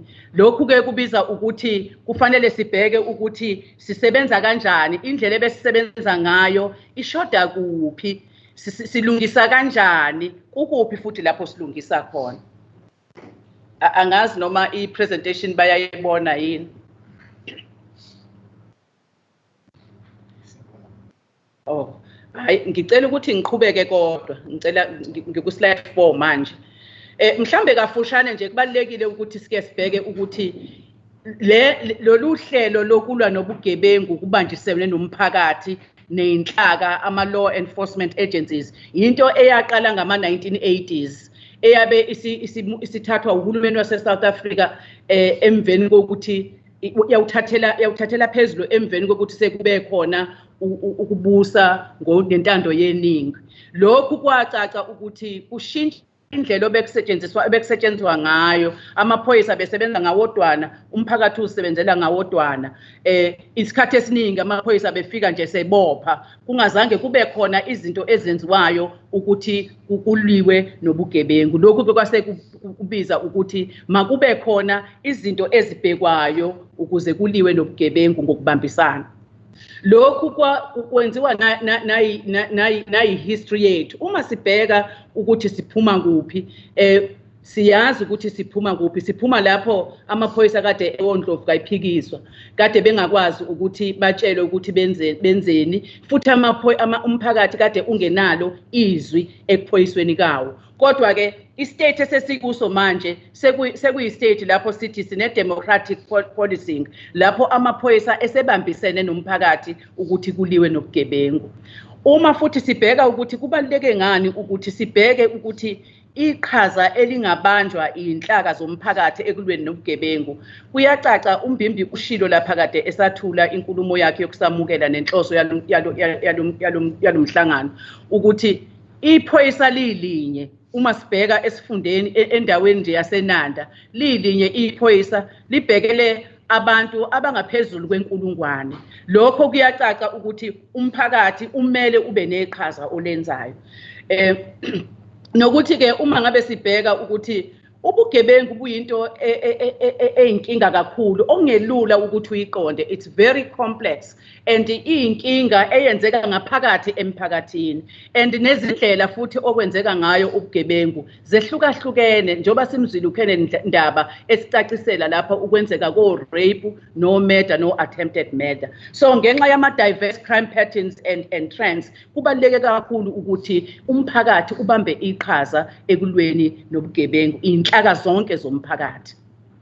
Inkululeko yakithi ke esithola ngo1994 isinika igunya lokuthi singamalunga omphakathi sibe nezwi ekuthenini sipholiswa kanjani nasekutheni izinto zenzeka kanjani ukuze kube khona ukuphepha nokuthula endaweni esiphila kuzo. Siyazi ke ukuthi i-community policing uma sibheka indlela nje yokucabanga noma umbono oyaye uthiwe it's problem oriented policing. Akuwona umbono osuka nje emoyeni kodwa kuya nokuthi inkinga ibonakale kuphi bese ke sesiba nezindlela ukuthi sik-addressa kanjani ubugebengu lobo. Asikwazi ke ukuthi sisebenze siwumphakathi sibambisene namaphoyisa uma bungekho ubudlelwane esibakhayo. Mbimbi kuzocaca ukuthi namalunga onke alomhlangano kuzocaca ukuthi esikhathini esiphambili uma nje idemocracy asharishwa bekukhona lokho kungabambisani nokudlikizisana phakathi kwamaphoyisa namalungu omphakathi. Umphakathi ngakolunye uhlangothi ubuzitshela ukuthi usungamaphoyisa, ufuna ukutshela amaphoyisa ukuthi awenzeni. Kanjalo namaphoyisa ekhombisa amandla awo ukuthi cha phela ithini esiphethe. Kanti lapha i-community policing ithi asakhe ubudlelwane si-addresse inkinga esibhekene nayo. That is central to i-existence ye-community policing. Kufanele sibambisene futhi uma sibambisene lokho kusho ukuthi sigwema inkinga ingekenzeki kunokuthi ize yenzeke inkinga kuqala. Kusho ukuthi ngamanye amazwi thina siyimphakathi siyapreventa ubugebengu noma siyavimbela ubugebengu bungakenzeki kunokuthi kuze benzeke kuse kufika iphoyisa selizo-reacta selizobopha esefile umuntu kungasezokwenzeka lutho.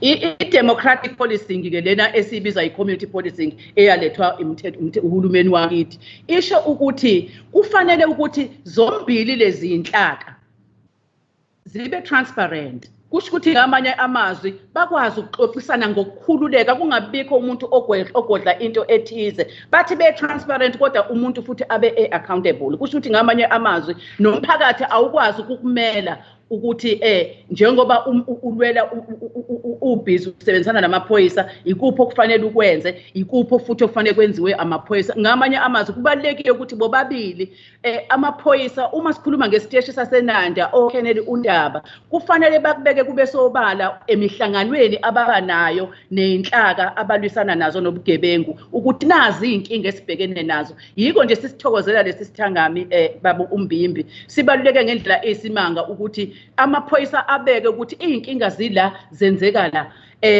kanjalo futhi abesethi sizokwenzani senzeni thina kuthi uma uthi umphakathi ngoba thina sihlala endaweni esihlala kuzo uthi cha amaphoyisa anenzanga kahle lapha bese sebabanika iaccountability aba account ukuthi kungani kungenzekanga ngendlela endaweni ethize ngakho ke ukuvikela kobugebengu lana ikona okuphambili kakhulu esiqhakambisayo ngiyafisa ke ukuthi ngisike elijikayo ukuthi uma sikhuluma ngecrime prevention sikhuluma ngani baningi kababhali ababhalile ukuthi iyini icrime prevention uma ngizoquote lana ngicaphuna uNewman ebhale lapha ngo2005 echaza ukuthi icrime prevention uma ngabe sikhuluma ngecrime prevention iyini crime prevention sizobona lana ukuthi zonke izikhulumi ezikhulumile izinto esizikhulumayo zithi azifani in fact ziyafana ukuthi uthi uNewman lana uma ngimcaphuna uma si-addressa i-crime prevention kufanele sibheke izinto zokuhlala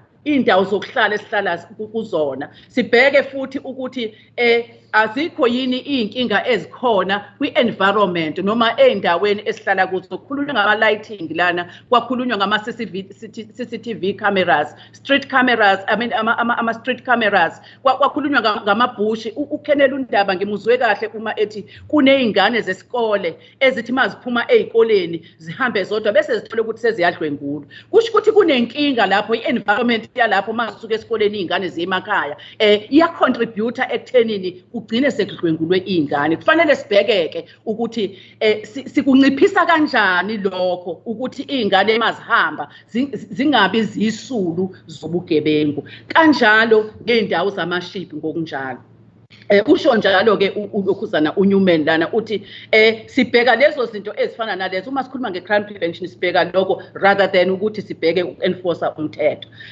bese kuthi i-United Nations Office on Crime yona ithi i-crime prevention i-comprise of ama-strategies njengoba sihlezi lana si-strategizer nezindlela ezizama ukuthi zehlise ukuthi ubugebengu benzeke kusho ukuthi ngamanye amazwi kufanele sibe nezindlela zokuhlangana sakhe amasu ukuthi sibehlisa kanjani ubugebengu ukuthi benzeke nokuthi sehlise imphumela eyenza ukuthi kugcine sekuthelela ukuthi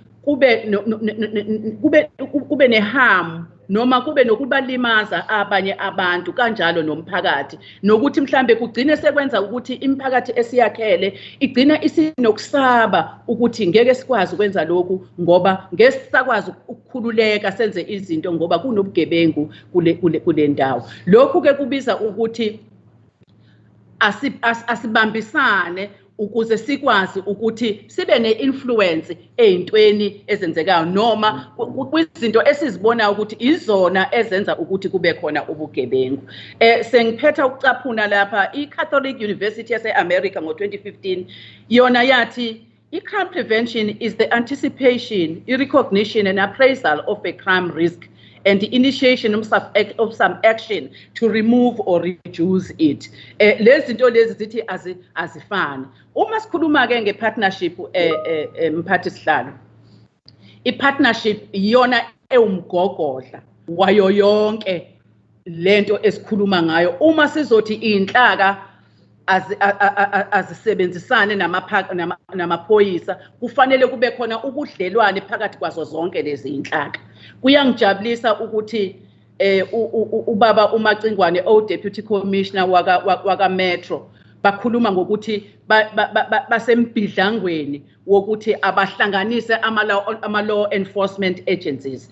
Lokho kusho ukuthi nathi siyimiphakathi kumele nakanjani ukuthi siwahlanganise wonke ama-crime fighting structures asebenze ngaphansi kwe-umbrella eyodwa ebambisene nalezi inhlaka ze-law enforcement ezakhele iTheku uma ngabe sifisa ukuthi kube khona ukuncipha kobugebengu. Ngakho-ke i-partnership is non-negotiable. Yinto leyo okufanele ukuthi sazi ukuthi uma ingekho angeke sikwazi ukulwa nobugebengu. Siyazi ke ukuthi uhulumeni wakithi usenze izinto eziningi ukuthi kube khona ukwehla kwezinga lobugebengu. Miningi imithetho eshayiwe, maningi ama-policies ashayiwe, ubaba uShwabade ukuthintile lokho o National Crime Prevention Strategy babekhona o SAPS Act nazo zonke eminye imithetho engizozama ukuthi ngisho kafishane lapha mphathisihlalo. Uma sikhuluma ngama-mandates ngamanye amazwi sinawo ama-mandates esiwanikwa uhulumeni. Kusho ukuthi uma sibheka nje i-constitution yakithi eSouth Africa inika ama-mandates noma inika igunya inhlaka ezithize ukuthi silwe nobugebengu. Inika uma sibheka usection 205 unika igunya u-SAPS ukuthi kufanele enzeni, avikele ubugebengu, abuvimbele, aphinde futhi abuphenye, abese egcina futhi umthetho ne-order, aphinde avikele izakhamuzi zaleli lizwe kanye nempahla yazo. Section 206 abese khuluma ngqoke nalomnyango lona engisuka kuwona wezokuphepha nokuxhumanisa umphakathi ukuthi kufanele ukuthi sibheke ukuthi amaphoyisa aziphethe kanjani. Sibheke futhi ukuthi amaphoyisa asebenza ngendlela yini, indlela asebenza ngayo effective and efficient na. Bese ke central to this siphinde bese sithuthukisa ubudlelwane phakathi komphakathi kanye namaphoyisa ukuthi ubudlelwane babo buqhubeka kanjani. Bese sibheka futhi njoba niyeni sibone sesigijima uma ngabe kunama protest njengoba ekhuluma ngawo ubaba uMcuno, sibheke ukuthi amaphoyisa ayabonakala yini uma ngabe kunezinto ezobugebengu emphakathini wakithi. Bese siphinde ke sixoxisana ke nomphathiswa ke ophethe ezesiphoyisa njengobaba uNtuli mayelana ne-policing eprovinsini. Maningi kama-mandate kune-white paper on safety and security, i-white paper efaka kakhulu le-integration esikhuluma ngayo ngoba baba uMbimbi siyayincoma impela lelo xoxisane kanje futhi ngiyafisa ukuthi ngabe kuthiwa asikhulumi kuma-webinar kanjena sibhekene impela ubuso nobuso kuba sikho lolu bhubhane lwalesi sifo esibhekene naso ngoba lokhu kuzokwenza ukuthi siqinise kakhulu inhlaka zethu indlela esisebenza ngayo. Lapha ke uma sibheka i-white paper ikhuluma kakhulu ngokubambisana nokuthi wonke ama-government departments and i-civil society kufanele sibambisane kanjani. Kodwa iphinde futhi ibese ibheka ukuthi inhlaka esinazo kufanele ukuthi kube yizona noma ama-institutions esinawo kufanele kube yiwo abhekayo ukuthi kuyahlangana yini, siyahlangana zonke yini inhlaka ukuthi kuliwe nobugebengu, sibambisene nawo wonke ama-structures within local government. SAPS Act iphinde futhi igunyaza amaphoyisa ukuthi kufanele ukuthi awasungule ama-community police forums kuwona wonke ama-police stations. Kuyigunya lelo elinikwe u-SAPS ukuthi makube yiwona osungula lobu budlelwane phakathi kwawo namaphoyisa. Kusho ukuthi ngamanye amazwi isiteshi nesiteshi kufanele sibe nayo i-CPF. Bese kuba khona ke ipolicy i-guide esayinwe laphayana u-former Minister of Police ubaba uNhlekwa ngo-2016 esigayidayo ukuthi kufanele ku-establishwe i-community safety forum. Ama-community safety forums abaluleke ngendlela eyisimanga ngoba sekuyi-structure leso esifaka wonke lama-structures lawa including ama-government departments. O-CPF bakhona, o-CCPA bakhona, ama-civil societies akhona, nawo wonke ama-government departments nama-units akhona asebheka ehlanganyele inkinga ezibhekene ne-district njengoba umeya eyibizile njena le webinar ye-crime vele ipolicy ithi kufanele ukuthi ilidwe uyena umeya wesifunda bese kuba khona-ke i-framework yaKwaZulu Natal ye-community layazini eyadevelopa former MEC no former premier waKwaZulu Natal ubaba uMacingwane esisiza kakhulu okuyiyona ewumgwaqo owenza sure ukuthi wonke ama-sectors kusho ukuthi inhlaka zonke ezakhele indawo noma yiphi ziyaparticipate kwi-crime kusuka phansi kwi-VD kuya kwi-ward kuya kwi-district kuya kwi-local kuya kwi-district zonke inhlaka ziyaparticipate kuze kuyofika kwi-province uqobo ziyaparticipate kwi-crime prevention kusho ukuthi ngamanye amazwi wonke umuntu zibhekele ukuthi wonke umuntu owakhele leyo ndawo ubamba iqhaza ekubeni nobugebengu bese kuba khona ama-ward committees njengoba ekhuluma ngawo ubaba uShwabade lapha sikhuluma ngama-VD safety teams nama-street committees ukuthi sibheke ukuthi akhona yini na those are the mandates that are given by these policies uma sikhuluma ke ngama-stages e-crime prevention singabeka iy'teji zibe ntathu i-stage sokuqala laphayana emazingeni aphansi sibheka kwi-environment njengoba sikhulume ngokuthi amahlathi anjani indawo zokulayitha zinjani indawo okuhamba kuzona iy'ngane zinjani indawo zokudla yini eyenza ukuthi iy'ngane zigcine sezenza ubugebengu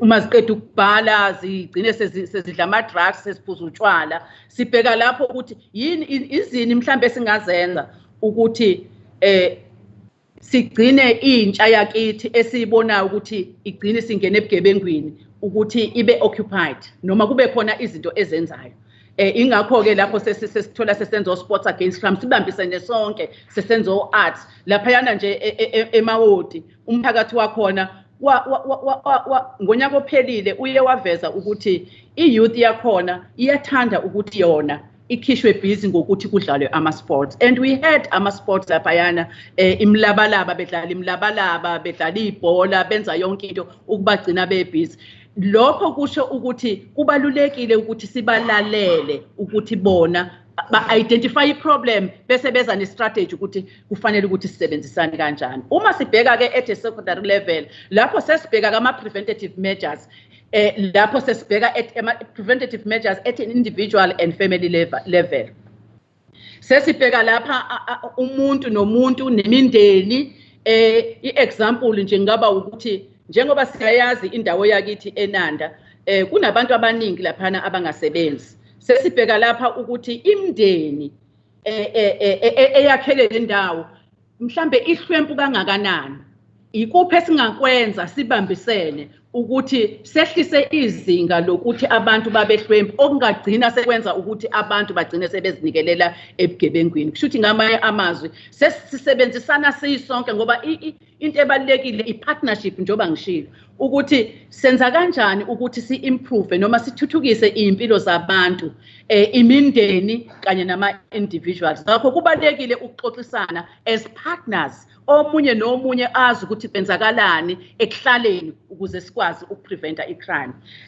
bese kuthi-ke laphayana-ke at a level at a tertiary level esihambe kakhulu umuntu useze wabenza-ke ubugebengu waze waboshwa wagcine seboshiwe sesibheka ukuthi-ke simsiza kanjani ukuthi angaphindi futhi enze obunye ubugebengu kusho ukuthi ngamanye amazwi uma sibambisene kuningi esingakwenza sesibheka lana ukuthi laba sebekwenza ubugebengu sibabuyisela kanjani emphakathini sihlangana kanjani nemphakathi sixoxisana kanjani nemphakathi ukuthi babamukele futhi ukuze bangaphinde babuyele ebugebengwini ngoba abanye babo babuyele ebugebengwini ngoba thina siyimphakathi siyaba rejecta asifuni ukuzwa lutho ngabo ezinye zeyinhlaka kungaba i-law enforcement njengoba sesikhulumile kakhulu balukhulumile kakhulu nge-law enforcement kuyasijabulisa kakhulu lokho kwenza ukuthi amaphoyisa abe visible amaphoyisa akithi abe visible siyazi ukuthi amaphoyisa akithi ayashoda ngey'nsiza kusebenza kodwa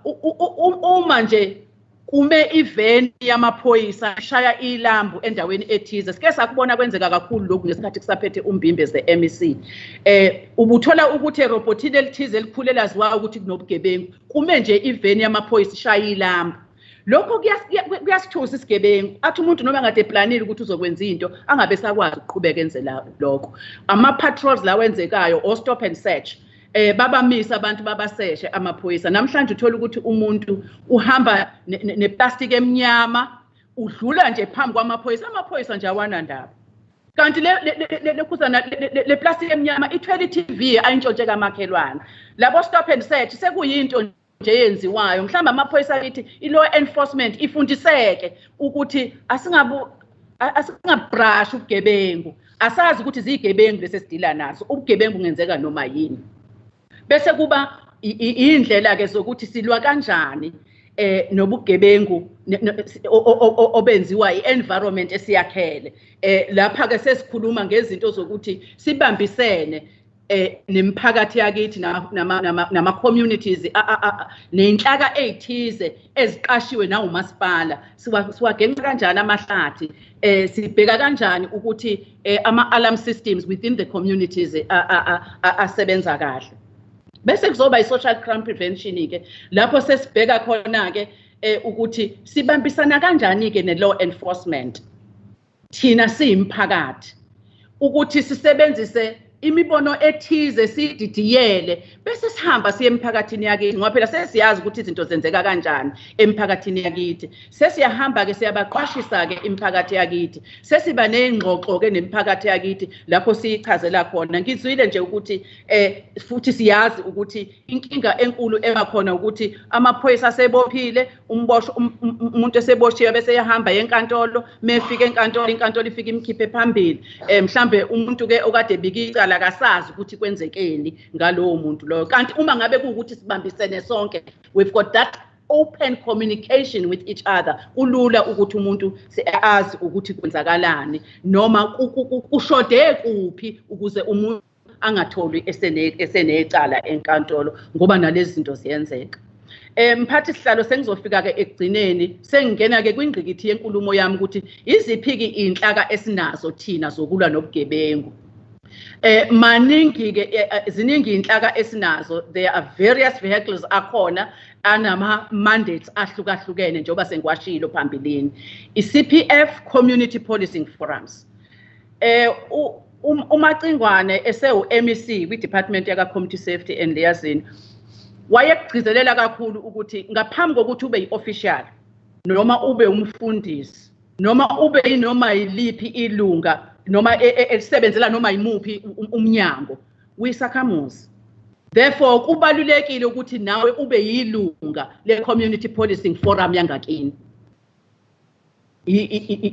Uhlaka lolo esilwa nalo esinalo ukuthi kwakhiwe ubudlelwane phakathi kwamaphoyisa nomphakathi bese futhi kuzanywe ukugqugquzelwa umphakathi ukuthi awulwisane nobugebengu ukuze futhi ugqugquzele ukuthi amaphoyisa awabeke obala phela inkinga ezikhona bese futhi siwenza amaphoyisa akithi abe accountable ngaphandle kokuthi silwe nawo. Amaphoyisa asitshele ukuthi hayi inkinga zila okhele ndaba basitshela ukuthi inkinga esinayo ezimangweni emawodi ematikwe njengoba sibona ukuthi bona abashaya o top 3 ngaso sonke isikhathi yilezi inkinga esinazo ukuthi mangabe kuxoxa kwakhiwe izindlela zokuthi silwa kanjani, ikuphi ninamphakathi ikuphi eningangena khona, ikuphi eningakwenza ngoba phela sonke sinama mandates ahlukahlukene. I-law enforcement ne-mandate yayo, mina ngiyilunga lomphakathi uma ngabe sengikwi-CPF sengiyilunga lomphakathi sekufanele ngisebenze noma ngenze indima yami njenganelunga lomphakathi bese uma ngabe kungasenzekile futhi sibe accountable sonke. Uma ngenzile kahle ngiyilunga lomphakathi ngibe accountable to that, kanjalo namaphoyisa ngokunjalo. Bese kuba i-Community Safety Forum. Ngiyazi ke ukuthi siyitheku sisilele ekuthini si-establish i-Community Safety Forum. Lesikhathi sikhuluma ke ngomhla ka-8 uMbimbi ke wasinika ama-marching orders ngoba vele kade eshethi njenganomuntu okuyena ofana lead i-Community Safety Forum kade asho wathi ayenziwe i-Community Safety Forum. I-Community Safety Forum njengoba bese ngishilo ukuthi i-chairwa umeya And inawo wonke ama departments lawa akwi JCPS, Justice, Crime Prevention and Security Cluster, okufaka amaphoyisa or correctional services or NPA or justice or education namanye ama departments. Umsebenzi wawo ukufaka nezinye inhlaka ukufana nawo ama CPF at the level ye district, ukufaka nama CCPA at the level ye district, kanjalo nama civil societies, ama business namanye ama structures esingase siwa identify. Bona ke sebebhekeke ama issues at a wider level, ama safety issues at a broader level ye district level. Kusho ukuthi ngamanye amazwi lapha ya at a CPF at a station level sine CPF okuyona okufanele isebenzisane ne stage, kodwa futhi at a district level bese siba ne community safety forum lapho wonke lama institutions ehlangana khona alwisane nobugebengu. Bese siba nama ward safety committees at a ward level, sibe nama VD safety teams, voting district safety teams, nama street committees. Bese siba nama community crime prevention association esizigajayo ngawo as the department ukuthi ama structures lawa that were established are even now established, and we encourage ukuthi abantu bawa establish. These are the people who are saying we cannot sit back and do nothing about crime, and then we are going to establish ourselves ukuthi silwe nobugebengu. Then Tina as the department, we support them in making sure ukuthi siyaba workshopa ukuthi basebenze within the ambit of the law. Ngiyathanda ukuthi ngicacise nje umahluko phakathi kwalama structures. Khona iCPF, kukhona iCSF, khona iCCPA, which is a Community Crime Prevention Association. iCPF sishilo ukuthi ilegislatewe Police Act and isebenza ngaphansi kwe-SAPS, established by the SAPS as mandated by the SAPS Act. iCSF, sorry, spelling mistake lapha, iCSF not SCF. It's a policy directive, it's a directive from the Minister of Police, yona enikwe igunya by the police. Kanti CCPA, it's a community organization ehlanganiswe umphakathi. iCPF usihlalo wakhona kuba yilunga elikhethiwe lomphakathi emhlanganweni oconstituted njoba kune constitution ebakhona ukuthi kulidwe leyo lokhusana leyo. Bese kuba iCSF yona umsihlalo wayo kuba umeya, kusho ukuthi eThekwini usihlalo weCSF ubaba uMbimbi. Bese kuthi iCCPA it's chaired by the community member ekhethiwe nakhona ileso structure leso seCCPA at a local level. Uma sibheka iCPF ibheka kakhulu kuma policing matters within police station njoba bese ngishilo. Ibhekele kakhulu izinto within policing lokhusana station, kanti iCSF ibheka ama matters abheke kakhulu at a broader level. Ibheka ukuthi iziphi inkinga ezenza ukuthi iTheku libonakale lihamba phambili kwi crime. Education, what is your role? NPA, what is your role? Justice, what is SAPS, community safety, eThekwini, interfaith, all these structures, CPF, CCPA, and all these structures. What is your role? Bese kuthi iCCPA yona isungulwa ngenhloso ethize. These people establish themselves for a certain reason or a specific reason to fight a particular crime. And we are happy ukuthi we do have very vibrant CCPA within Inanda as well as eThekwini. And these structures are actually focusing on certain crimes and are interacting with the station commanders as well as other crime fighting structures to eradicate crime endaweni zabo. Bese ngishilo ukuthi CPF is a station, CSF cover the entire municipality, and the CCPA is locally based. It's an individual organization. Sinama organizations ahlukahlukene basibiza ngamagama ahlukahlukene, kodwa as a province sibabiza ngokuthi bayi Community Crime Prevention Association, but madama individual organizations. I-status ke saseThekwini kafushane siney'teshi eziwu-42 eThekwini liphelele. Sinama CPF awu-42, Kune number futhi yama community based organizations angaphansi kwe umbrella ye CCPA. Sinama ward safety committees of 110 committees were established, but their functionality is not known. Siyazathi ukuthi eThekwini we were able to capacitate all the 110 ward safety committees ngonyaka ophelile. Ukuthi ke ayasebenza ikhona kusazofanele sikuverify. I-CSF bese ngishilo ukuthi is yet to be established, and Honorable Mayor, we have met as per your directive, and we are anticipating that we will definitely establish a CSF nge-safety month, which is November. Inanda current status. Uma sifocusa eNanda, kunama satellite police stations at Nanda at a local level. Ngenxa yokuthi umphakathi waseNanda mkhulu kakhulu. Siyawubona ukuthi mkhulu kangakanani, isiteshi sisodwa sikwazi ukuthi simele lo mphakathi ngendlela indawo enkulu ngayo. Kunama satellite police stations ivela eseNewtown C, iMawoti satellite station eseMawoti, iNewtown A. Kodwa umbuzo omkhulu ukuthi lama satellite ayasebenza yini? How effective and how functional are they? Uma ngabe sizwa ukuthi ubugebengu buphezulu kangaka. And kunama sectors. Sector policing is the policy directive that was introduced by SAPS ukuthi kube khona amaphoyisa asebenzisana nomphakathi at a local level, roping in ama sub forums at that local level. Abalink enamaphoyisa within that community.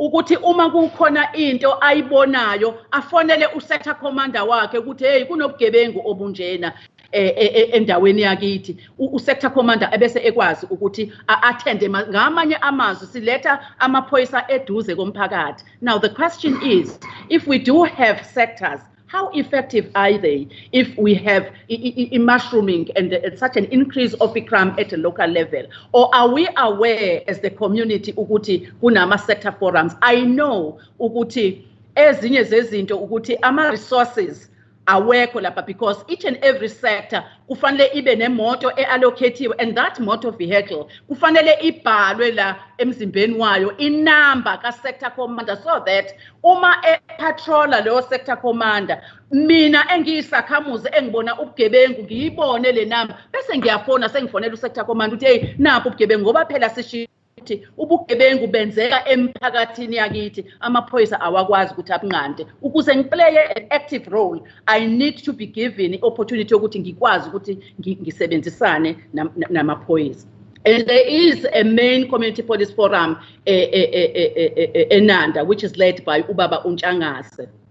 And nama sub forums, kuona wonke lama sectors. Now the question is, are they functional, or how effective are they, all these structures? And there is also a number of community-based organizations that are under the umbrella CCPA eNanda. Sinoqina mhlali njoba bengishilo ukuthi kunama individual organizations that are affiliated with CCPA. Sinoqina mhlali, sinembombela, sinehawule sizwe. Ngoba siyazi ukuthi ke ubugebengu bakwamashu uInc bayamukezelana ubugebengu babo.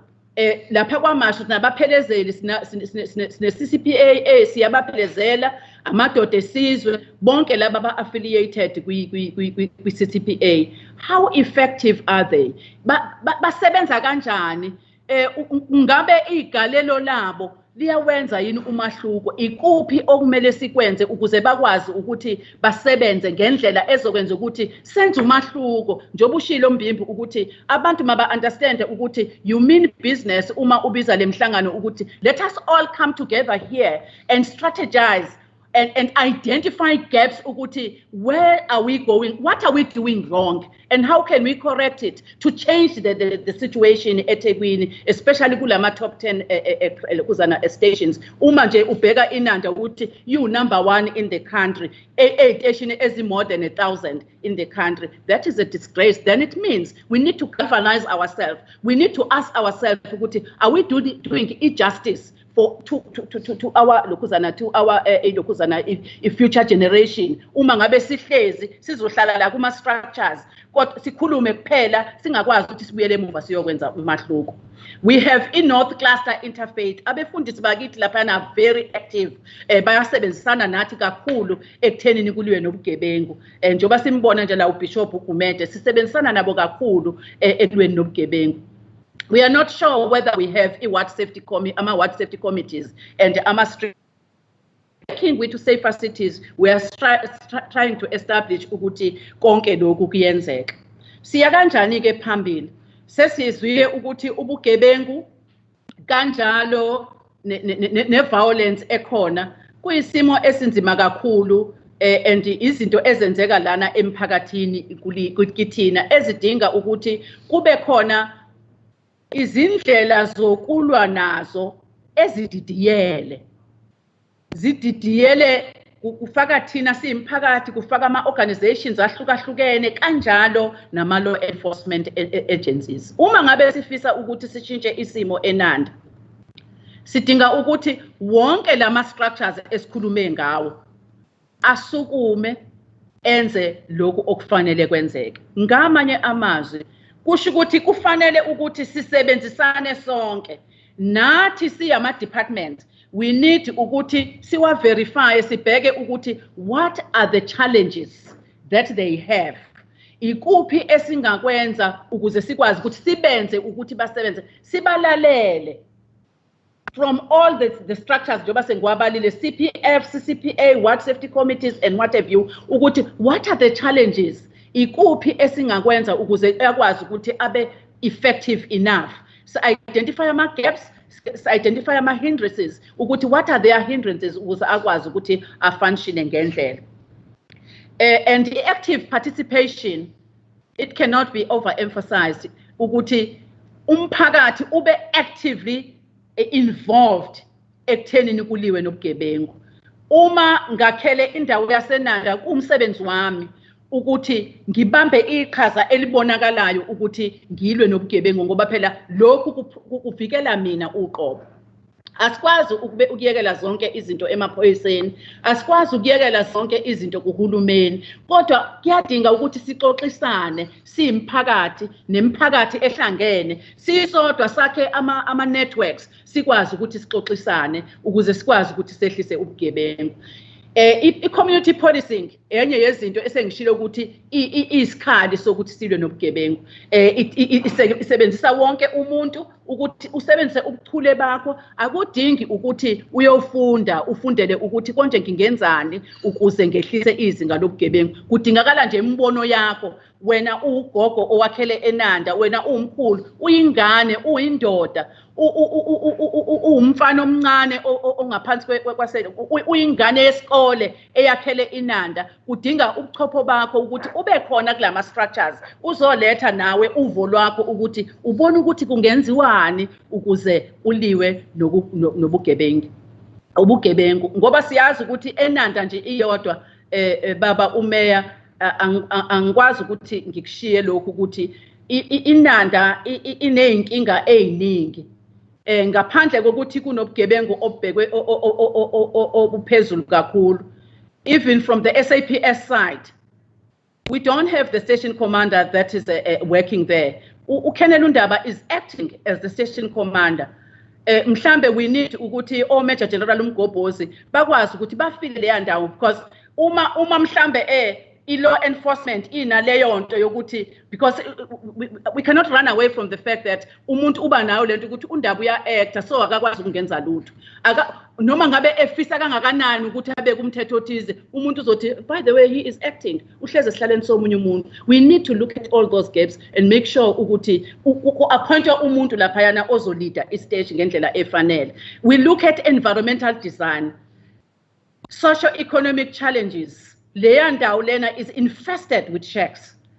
And that is the contributing factors. Those are the socio-economic factors contributor kakhulu kwi-crime ngoba laphayana ngendlela okwakhiwe ngayo kuyinkinga ngendlela eyisimanga. Abantu bahlezi isidlidli nje ongasazi okungelula ukuthi amaphoyisa enze umsebenzi ngendlela okuyiyona labayana. Lokhu kwenza kube khona i-fertile ground yobugebengu.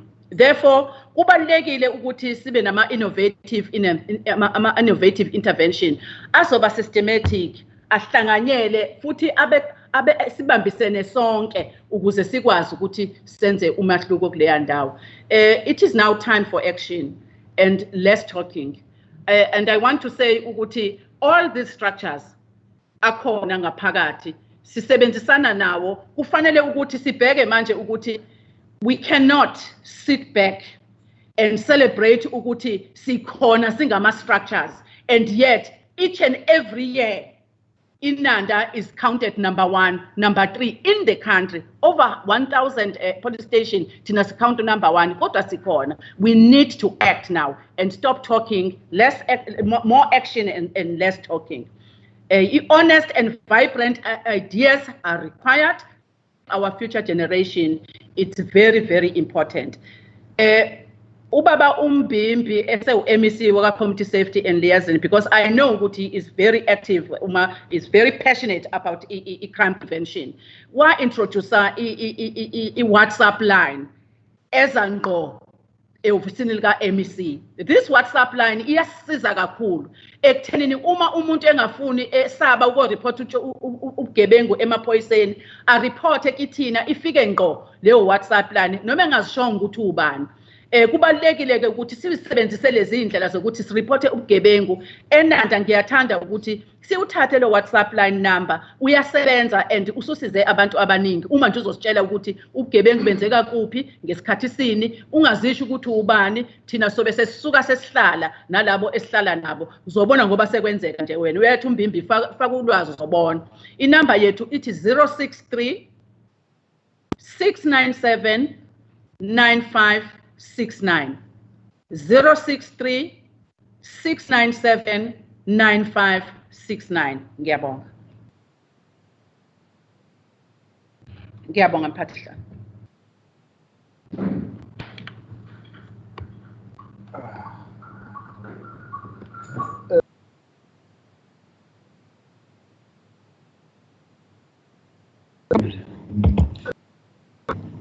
Siyabonga umama Mbonga ngepresentation eqhamuka lapha eminqweni wezokuphepha. Ngisazodedela uprofessor bengifisa ukusho ukuthi okokuqala into esizayo emphakathini endaweni engihlala kuyona mina asizange sifocus in the entire section, we focused ku area esisebenza kuyona. I can tell you Mbimbi manje ukuthi in the last 2 years we've had probably not more than 5 break-ins. Mhlambe sinama robberies mhlambe amabili if not less. So iyasebenza. But before because of in the interest of time, let me allow the professor to make his presentation. And before he does that, I want to tell him that I used not to be able to communicate in English because, you know, as a person who speaks Zulu as a first language, it requires me to think twice as fast as you do, Professor. Because if you say something in English, I would have to interpret it in my head into Zulu and start with an answer in Zulu and interpret it in my head. So by the time I respond, I would have done a lot of work. But now I'm happy because my colleagues have schooled me and now I'm picking up. But with that, let me allow you to then do your presentation. Over to you, Professor. Okay. Ngiyabonga and Gini Bingelelo nonke the mayor. Oh, sorry. I'm unmuted, should be. So is that, can you hear? Loud and clear, Prof. Okay, thanks. So yeah, this morning I was actually, my godson phoned me and he's from, originally he grew up in Izimangweni. So it's an area I know very well, and other parts of Inanda that I got to know at the time of the struggle years. You know, some of the places that were experiencing terrible violence. So I've got a strong commitment to that area, and I have contact still with the people there. my close friend Tulani Ngwane unfortunately is now late, but there are some very good people I got to know from Ananda. Some of you will have seen this presentation, a similar presentation before, but I have made certain changes. I do want, though, to start, if I could ask the team to load up the presentation on the screen. And some of you would have seen this before, but I want to start with a short video by one of the DUT students who is actually from the Ndwedwe area, speaking about gender-based violence. And this is really at a fairly emotional level of a cry of frustration and pain at the issue that we are not getting our act together in this area. So I don't know if it's possible to load up the presentation. Alternatively, I'll load it from my side.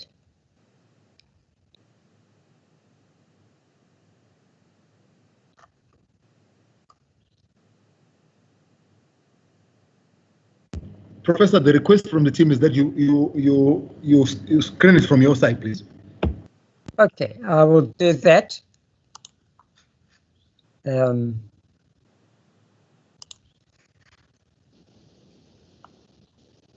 Sorry, I just need to.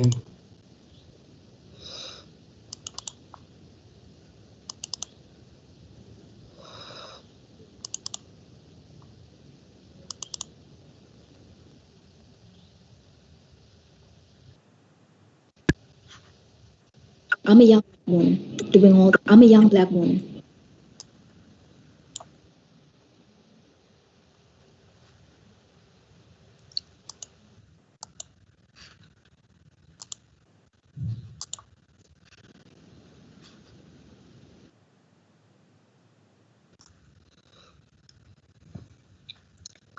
Okay, if we could go to the next slide.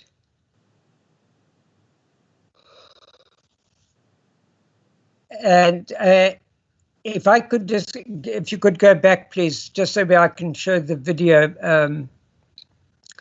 I will then show the video from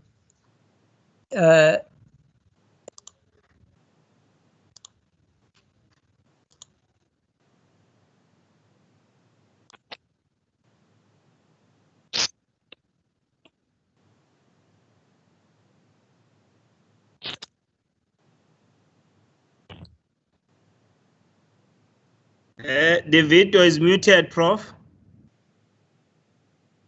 Oh, sorry.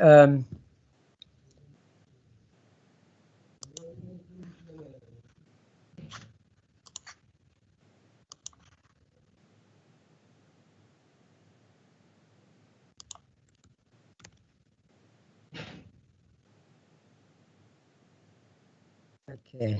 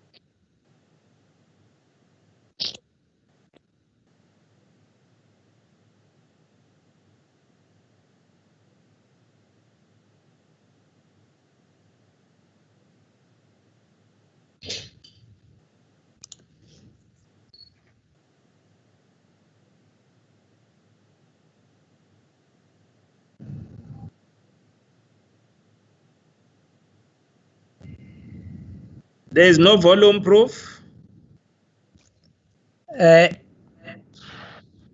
Yeah, I think what's Or happened maybe is the volume is down. no. If the problem is with the they're playing it from that side, and that's where the problem is. Was it playing here audible before? Yeah. Yes, before it was okay. Whoever was assisting Prof for the video, can you go to the mute button and unmute the video? It was quite short, so maybe it's maybe what I started from my side, you were hearing from my side, is perhaps the whole thing.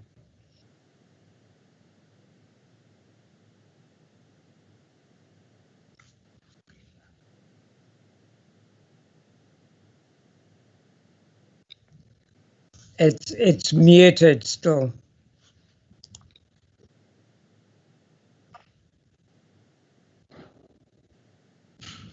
You may proceed with the presentation, Prof. I think so. Let's go through to the PowerPoint.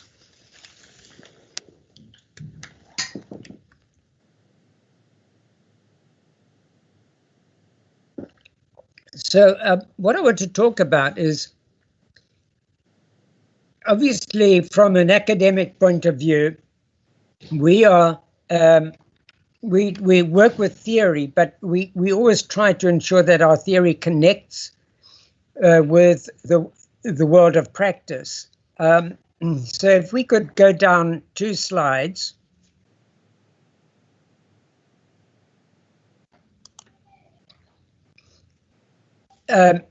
And my own area of practice has really been working with young students at DUT. And obviously academic debates and so on. I'm currently involved in a research project with young men and young women. And sometimes the men are open enough to speak about their involvement in gender-based violence. So if we could proceed to the next points there. And the next. So we need to go to the next slide here. So it's not easy always to define gender-based violence. And the reason is that it's a really complex issue in which gender comes in some ways and not others. So as the speaker from SAPS was saying earlier, you know, sexual violence can involve violence against men. In that sense, that's obviously in some way gender-based violence.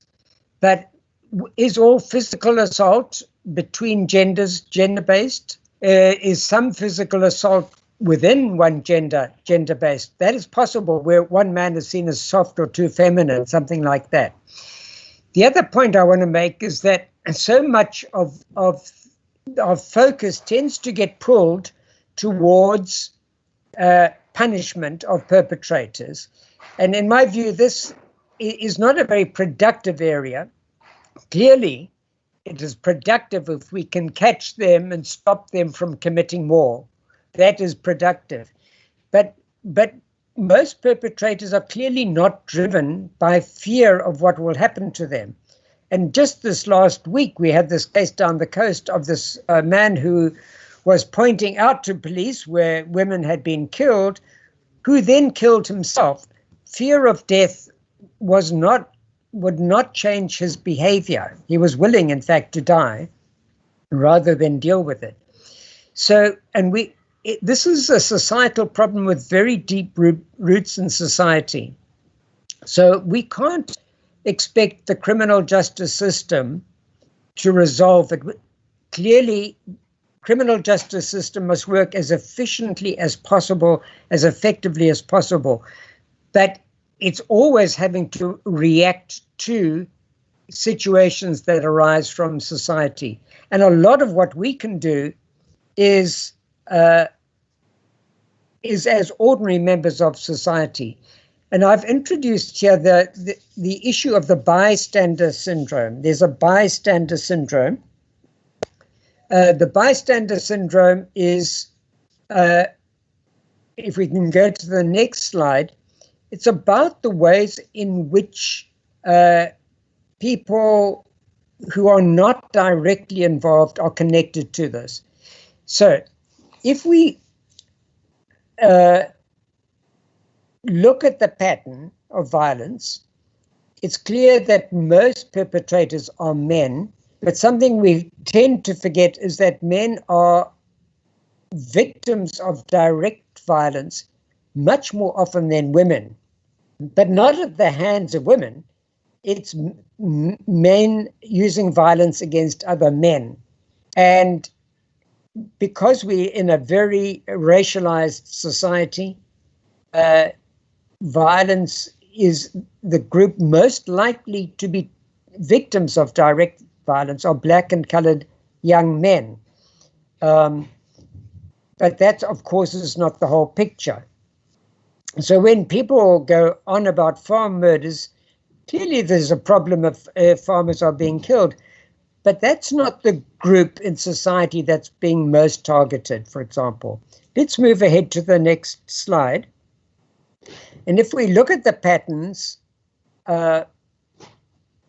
assault and murder by men against men is a very, very common pattern of violence. Then physical assault and murder of women by men is the next most frequent pattern. There's some degree of assault and murder by women of other women. And then it's real, but it is much smaller assault by women against men. Assault by men, assault by women of men. So sometimes men, when they're being defensive about this issue, say that women assault men or women attack men. And it's true, but statistically, it's not so significant. If we go to the next slide, though, when we look at sexual assault and rape by gender, the picture is very, very different. Yes, there are cases of men assaulting other men sexually, but the dominant pattern is clearly women being sexually assaulted and raped by men. And there'd be some degree of women on women sexual assault, but it's a relatively minor phenomenon. And I think if we looked at the statistics, it would be very low. Let's move on. So it's not just the issue of the actual cases of violent crime, it's also the fear of violence that women in particular experience. And I say sometimes to my students in class when I'm teaching in this area, guys, when you're walking down the street, do you ever have a fear that somebody's going to attack and rape you? And they sort of laugh about it because it's clearly not in their minds. But we know that that is very much in the minds of women. And we were hearing the cases early on about, schoolgirls getting pulled into bushes onto sports field and so on, and rape. That's a very present fear that they experience. And then, of course, the whole issue in which we in society privilege one group over another is also a form of violence. If we proceed then to the next slide, it's important to recognize that I think most people who speak about gender-based violence see themselves as good people and perpetrators as bad. It doesn't really divide as neatly as that. First of all, many of the people who are perpetrating violence, and if they are perpetrators and they are guilty of doing this, whether they've been caught and convicted, but they've done it, a lot of those perpetrators have themselves been in the past victims of violence. And it's something really to think about. How do we, what happens is by when in society we use violence, we are setting those people up possibly to become people who would themselves commit violence. So the problem isn't so much specific people. It's not as like we can identify 5% of the population are guilty and the 95% are innocent. It's more a problem not of people, but of attitudes, reactions, and practices. So I need to say a bit more. If we go to the next slide, about the bystander syndrome. And this came up, in fact, at the last presentation, where it was pointed out that how significant it is that people do not prevent gender-based violence when they know about it. And this we call the bystander syndrome, or it's called bystander apathy. So apparently good people who do not see themselves as violent fail to act in a situation where violence is being carried out. I have a student staying at my house. I was woken in the middle of the night by one of the students, a young man, and he said to me, "You need to know that so-and-so from the house is out on the road and her boyfriend is assaulting her." So we all rushed out and we put an end to it. When I spoke to the young woman later, she said she is so appreciative of this young man in the house that he took action rather than saying it's nothing to do with me. So that's a area that we can target. Even we're not always able to catch the perpetrators, but we can develop an ethic amongst people of taking action on these things. So another question of those is this: if we say men must end violence against women, that is 100% correct, of course, but we should also be thinking about what do we do to stop this idea that it's all right for men to use violence against anyone, including against men, because that violence is connected to the violence. It is not as though you're going to have a man who constantly uses violence against men who will suddenly say, if it's a woman, I would never, ever do it. It doesn't work as simply as that. Okay, let's move on. And so as I see, there are three areas that are on: gender culture, socialization, and trauma. When I referred back to Ananda at the time of the struggle years in the late 80s, early 90s, the issue of trauma was there for everyone to see. It was, I would go to funerals, and then I would be going to the funerals of people who had been killed at a previous funeral. And we can't underestimate the significance that's been referred to earlier, the long historic inequality and the violence of our society. So these things connect with each other. If we move on to gender culture, next slide. The gender culture is the way we use language around gender. And a lot of language dismisses as trivial things that men do. Whoops.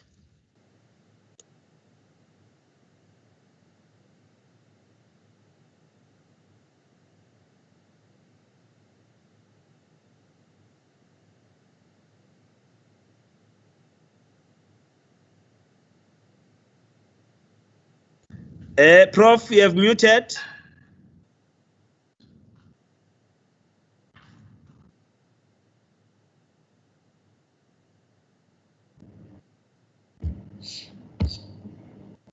It seems like we've lost Professor Mayor. Are you still there, Prof? Yes, he's back. Oh, I'm told he's back online. What's the Prof?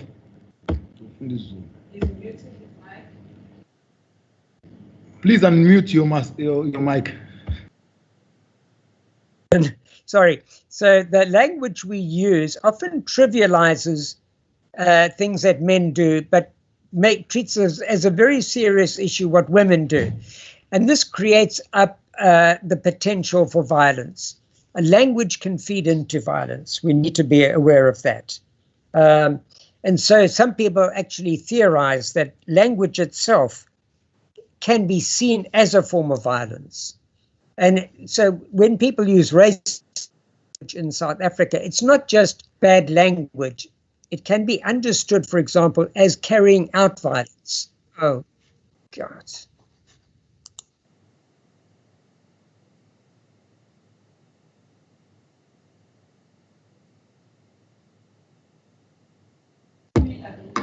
We've lost you again, Prof. Are you still there?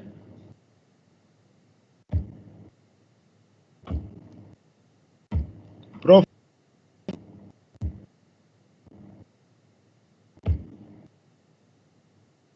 It looks like we've lost the professor. Are you still there, Professor?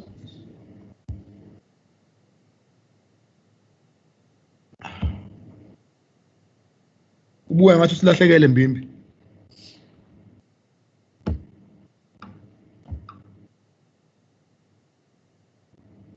Professor? Hayi ulahlekile Mbimbi.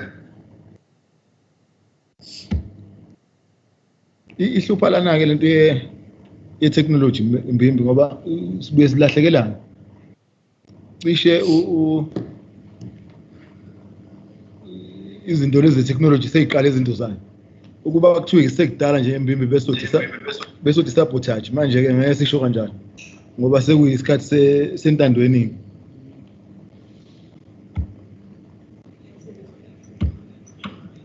He's back.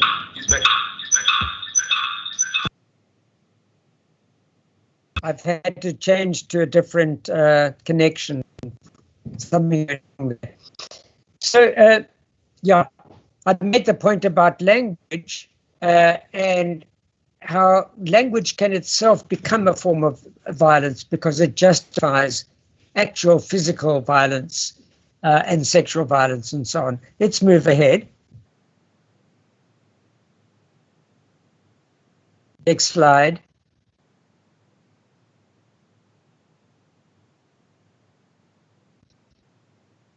Yeah, so these ideas, we've been questioning all of these ideas about men and women in some way perpetuate the problem that men shouldn't be thinking about their emotions.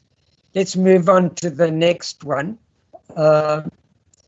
Because often men experience problems and feel that they have to be tough.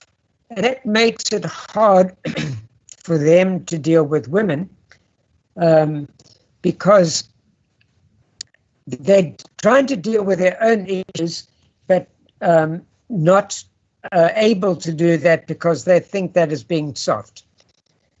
All right, so we do have to question a lot of these messages that come into the culture. And if we go to the next slide, it's part of our socialization. When I say our culture, I'm talking everyone's culture here because in the area of gender, there's so much similarity across most cultures, not all of them, but most of them. All right. So socialization is around what we teach young people about this. And we're all very familiar with the example of saying to boys, you know, boys don't, we don't think very much about what does that do to boys in the long run. How do they deal with, if they're not going to deal with emotions that way, what are they going to do with their emotions? And if we go to the next slide, the danger is that we actually prepare boys, young men to carry out violence as a way of dealing with emotions, for example.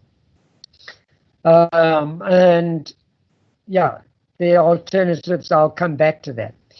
But then to the point of trauma, because we experience trauma over long, long periods of time, we now understand that psychologically even physically, physiologically, our bodies carry trauma from previous generations. Our ancestors experienced things that are then communicated down the generations. So this is an area where African philosophy and religion actually connects with new developments in psychology. So the problem is not only what we experience as violence now, it's what what's been communicated to us in ways that are often not clear to the people who experience these feelings, unhappy feelings. And the anger, hopelessness, and despair of trauma becomes. So we know that we're not going to end this easily. What then do we do? If we go to the next slide.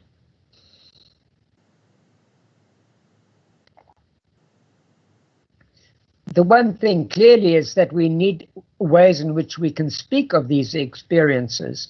And we do that in our teaching, for example, at DUT, that in our courses, we try to set up occasions where young people speak about what's happening to them. And very often they say, well, this is what happened to me, and it's the first time I've ever spoken about it. Even in a class, they will say it. And that's one way in which we can intervene to create places where people can speak safely about these experiences. When we've had a system like, for example, labor migrancy and these families that have become split and children not connected with parents, in particular not connected with fathers, that degree of dislocation and damage needs to be heard and spoken about, because otherwise it can become, can have in it the seeds for violence. So we could be looking at faith-based organizations, schools, universities, sports clubs even, as places where we could be doing this kind of work. And sometimes men will not speak freely in front of women, and women will not speak freely in front of men, but at other times they do need to be able to communicate about these issues. There's no hard and fast rule about it, in my view.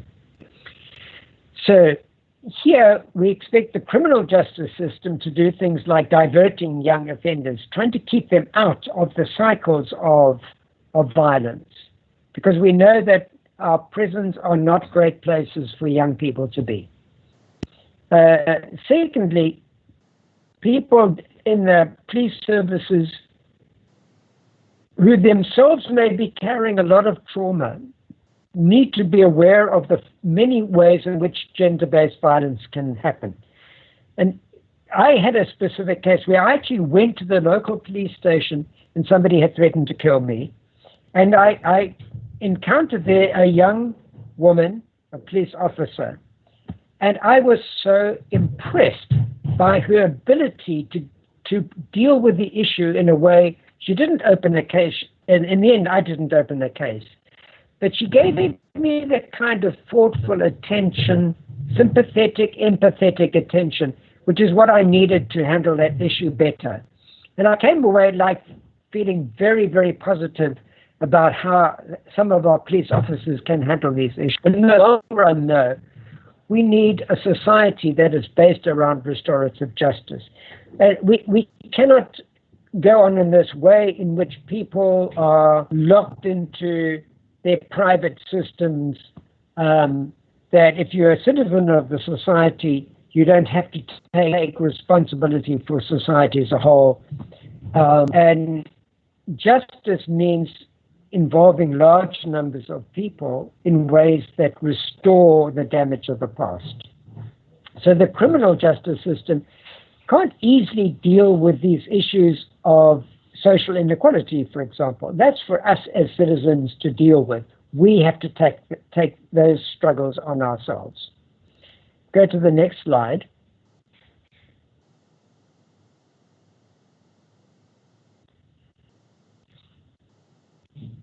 So I would, in terms of what we can do, I think that leaders need to speak very strongly about this issue of the bystander syndrome. that when we give messages, it's not enough to say men don't do bad things. We need to say to everyone, men, women, everyone, do not assist perpetrators by pretending you don't know what is happening. We've had cases in university residences where a woman has been assaulted and in some cases killed by a partner, and people knew it was happening and did nothing. So the way we speak about people, the way we think about people, the way we relate to people has to change. And then next slide.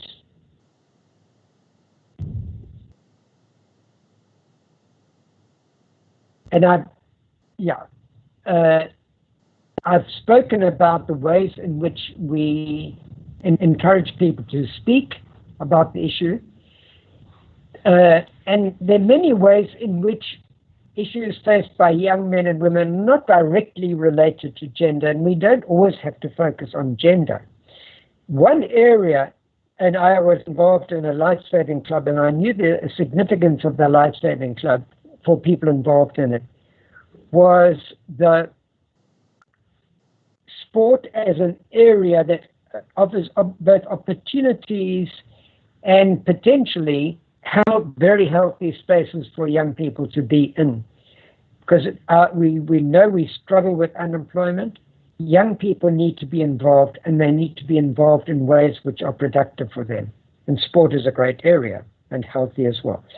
We need to create a culture where we say to young fathers, spend time with your children, give them care, demonstrate to them that you love them and you're warm towards them.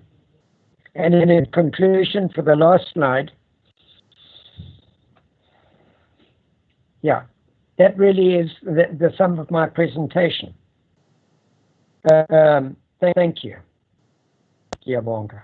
Oh, there are 2 points there. That we should never underestimate the significance of taking small steps. Yeah. And the issue of, think about it from a perspective of Ubuntu, the ways in which people are connected with each other, and we are mutually responsible for each other. Thank you very much for your presentation. And I think I'm going to take it from your parting shot to say that if we were to really use the Ubuntu principle, then we would be able to solve most of our problems as a society. And once more, thank you for your presentation. And without further ado, let me allow now the next presentation, which actually will be a response by the local CPF, KZN, CCPA, and Youth Desk. And this will be done by the provincial chairperson of the Youth Desk, Mr. Lungelo Zulu. Over to you, Ndabezit. Program facilitator, Ubabu Shobete, allow me to greet the Honorable Mayor, Ubabu Mbimbi, Umuntu Yabingelela Mbimbi, to the whole panel of speakers, to the community at large, abantu basenanda, umuntu uthakabingelele nje wonke umuntu masengena odabeni.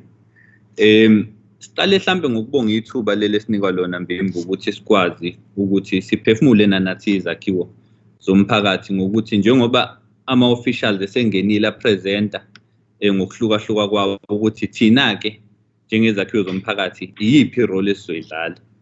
Ngizoqala ke lapha ngequote nje ngizobe sengiyitolika yomnumzane thizeni obizwa ngoHerb Kane othi, a city is not gauged by its length and width but by the broadness of its vision and the heights of its dreams.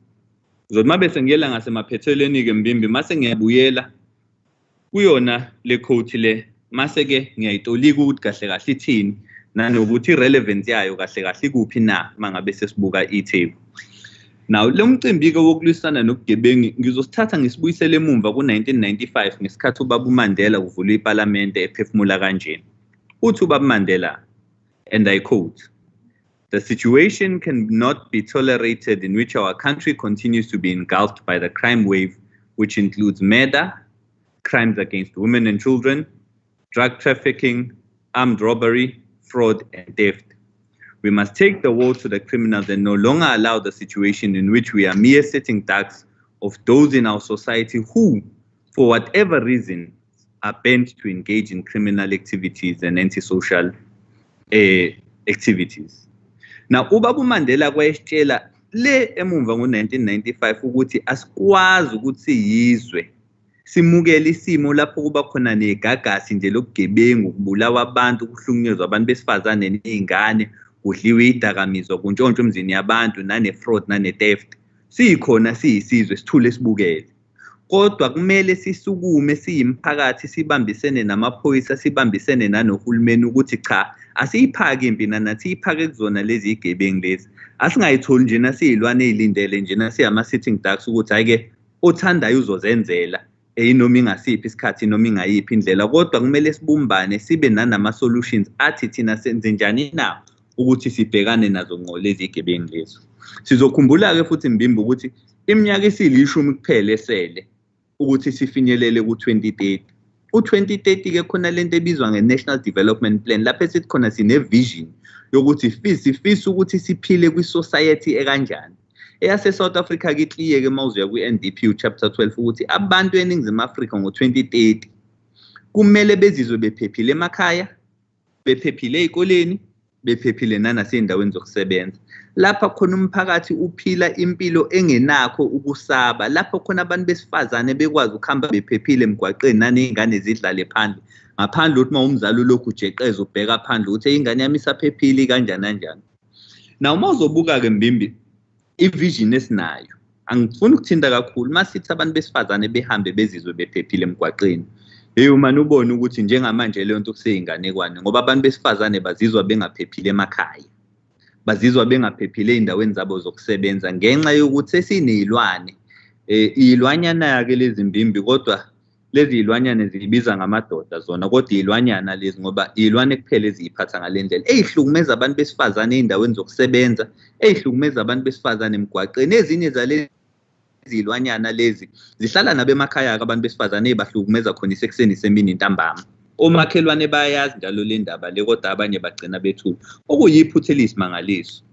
Mbimbi, ngivumeleke ukuthi umuntu ekethinta i-approach-ke kulwisane nobugebengu kufike kube ne-stabilization lapho esibona khona amaphoyisa ebhekana ngqo negebengu emgwaqeni, whether babhekana ngqo ngey'nduku lezi ey'vutha umlilo phecelezi ibhamu, noma babhekana ngqo ngey'ndlela ey'hlukahlukene. Kodwa leyo phathi ye-stabilization ilena ethinta kakhulukazi amaphoyisa. Iy'nhlangano-ke lezi umphakathi lezi mina engiy'thola ngikuzona ilapho esesithinta khona lento ebizwa nge-normalization, ukuthi kwi-society kumele ngabe kahle kahle impilo kanjani. Lapha khona usuqhamuka khona kunama-programs ahlukahlukene, ubone iy'nhlangano-ke lezi thina esiphila ngazo, i-CPF, i-Youth Desk, i-KZN CCPA, sivakashele ey'koleni sifundisa abantu ukuthi iyona ndlela yokuphila le, leyo nto ebizwa kahle kahle ngokuthi phecelezi i-crime prevention. Now ey'nsukwini-ke ezimbalwa nje, ngithi izolo noma usuku la izolo, i-CPF yakhona lapha nenanda omfowethu uBonus babonile benale march ebizwa nge-Peace March, lapha khona ade befundisa khona umphakathi ukuthi hayibo njalo emphakathini ukuthula kuyinto ekanje, asigweme izinto ey'kanje, abantu mabebona ubugebengu abenze lokhu nalokhu nalokhu nalokhu. So lokhu okunye kwama-program abalulekile ukuthi enzakale ngaso sonke isikhathi, ngaphandle mhlawumbe kuze kuthiwa kuzolindwa amaphoyisa before kube khona i-program, kodwa nanemphakathi ayikwazi ukuthi isukume ikwazi ukuthi ibe nanawo lama-program ngaso sonke isikhathi. Khona into-ke ebizwa nge-no man's land, ngizofuna ukuthinta yona nje phecelezi ngoba kubalulekile ukuthi iqonde ukuthi iyini i-no man's land, ngoba masingayazi i-no man's land then sizogcina sesikeje ekuthenini yini ezinye izinto ey'dela ubugebengu nanokuthi laba bantu abenza ubugebengu kahle kahle baqhamukaphi. Uzokhumbula Mbimbi utena ngokwenjwayele mina abantu bevuke, abanye beye esikoleni, abanye beye emsebenzini, abanye bayobheka amatoho, abanye kodwa nje wonke umuntu uvuke kusenazi ukuthi uyaphi. Mase kuba khona iqeqeba-ke labantu abayithola beku-no man's land, lona ovuke ekuseni engazi ukuthi yena uzokwenzani. Laba bantu siyasingababoni-ke until kube ne-protest. Uma bese kune-protest usuyaxakeka ukuthi hawu abantu abaningi kangaka baqhamukaphi la bese sibathola be-involved kuma-protest a-illegal futhi esikhathini esiningi. Leyo nto ikutshela ngokusobala ukuthi lo muntu akekho esikoleni, akekho emsebenzini, akaphumile futhi ngokuyobheka umsebenzi, akaphumile futhi ngokuyoqala mhlawumbe ibhizinisi noma ethola indlela yokuthi eyiphilise esemthethweni. Kubalulekile ukuthi imphakathi mazivuke ekuseni sibuze ukuthi uyiphi ingane exoshiwe esikoleni, njengoba kuthiwa ixoshiwe esikoleni yenzani emini nobani. Si-check i-dropout profile yalaba vele sebayiyekela isikole nje ukuthi benzani emini nobani. Siphinde sibheke laba abantu esazi ukuthi basahamba izinkantolo mhlambe ba-out on i-bail kodwa banamacala ukuthi bona benzani emini nobani. Kube khona laba sebephumile nanaba amajele sebengaphandle ukuthi benzani emini nobani. Sibheke abantu abangakawutholi umsebenzi kodwa nanabo abangaphumile ukuyobheka umsebenzi ukuthi mabekhona emini benzani nobani, ngoba njengoba thina lokho singakwenzi sizakhiwo zomphakathi, igebengu-ke zona ziyakwenza lokho. Zine-database-ke yona yokuthi hayi nangu ongasebenzi, nangu oxoshiwe esikoleni, nangu njani. Mase zixhumana nalaba abantu uthi emfo ngoba wena uhlele emini, nanku 100 rand ngihambisele lesi sikhwama lesi. Uthi mabususibheka leso sikhwama isona sikhwama esineyidakamizwa. Sibathatha iy'ngane ey'ncane ayino wena ngoba umncanyana ehamba ongena ngewindi masuvula ungaphakathi endlini. Iyona ndlela-ke le igebengu eyisebenza ngayo ukuthi zi-identify abantu abakule no man's land, umuntu ongafundi, umuntu ongasebenzi, umuntu ongayile esikoleni, umuntu ohlele ekhaya, ngoba yonke ubugebengu obenzakalayo benziwa umuntu osuke engekho busy, ngoba umuntu obhizi ugcine engalitholile ithuba. Now sizakhiwo-ke zomphakathi sisebenza kanjani na, and ukuthi sibambisana kanjani ukuze umsebenzi wethu uzoletha imiphumela ebonakalayo phecelezi e-tangible. Siyasikuthande ukuthi zonke izakhiwo zomphakathi zibe nanama-program ahlukahlukile, kodwa kumele kube ne-integration yama-program lawo. Ilapho khona sesikhona abangene kwi-sector policing. Isiteshi nesiteshi sino-sector commander ngoba indawo nendawo ikamiwe ngokwama-sector ukuthi nayo i-sector A, nayo sector bani, nayo sector bani, nayo sector bani. Ayikho indawo eNingizimu Afrika engenayo i-sector. E-KZN nje siney'teshi eziwu-185 njengamanje.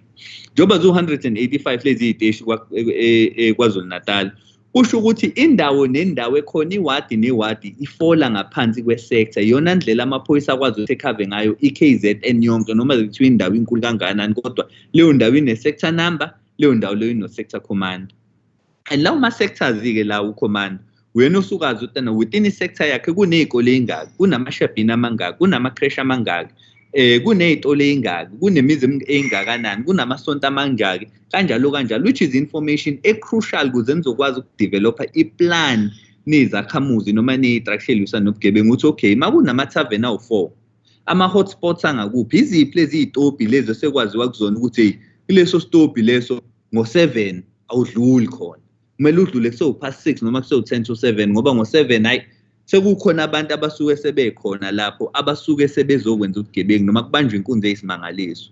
Enye into njalo futhi lesingakwazi ukuyivuma siyimphakathi ukuthi kuze kwaziwe nje sazi sonke ukuthi hayi nokulwamuzi-ke kubhenywa insango-ke njalo ungadluli lapha ebusuku noma ekulesiya stobhu lesiyana ungadluli ngalesi sikhathi lesi, ngoba leyo nto ikutshela ngokusobala kusho ukuthi thina sesiphethwe yigebengu. Mabese singakwazi ukuhamba sikhululeke, weda umama, weda ingane encane, weda usisi, weda ngisho nanamadoda imbala aseyazi ukuthi hey mfowethu, hey usheshe ubuye lapha ngo-7 kuleso stobhu leso, hey siyinkinga. Uxakeke ukuthi madoda kanjani endaweni akwazi ukuvuma ukuthi iqeqebana futhi lezi zinto esikhathini esiningi suke idakwe insango, ayinawo ngisho nanamandla atheni, kodwa seziyazi ukuthi ziphethe endaweni.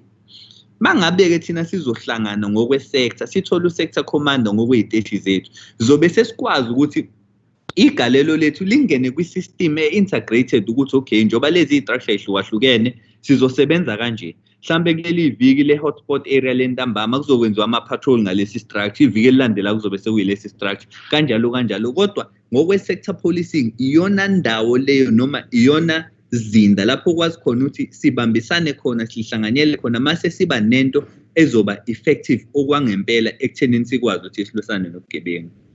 Khona into-ke Mbimbi eyayinokushuba amacingwane mayechaza ethi yazi into ebaluleke kunayo yonke e-critical i-street committee. Indaba na ubugebengu abenzakali emoyeni, benzakala emgwaqeni, whether ilo mgwaqo lo waKhumalo noma wakwaZwane noma wakabani noma wakabani, kodwa ubugebengu nje bunomhlaba wakhona benzakala emgwaqeni. Thina-ke njengezakhiwo zomphakathi sithi asifocuseni umgwaqo wangakini.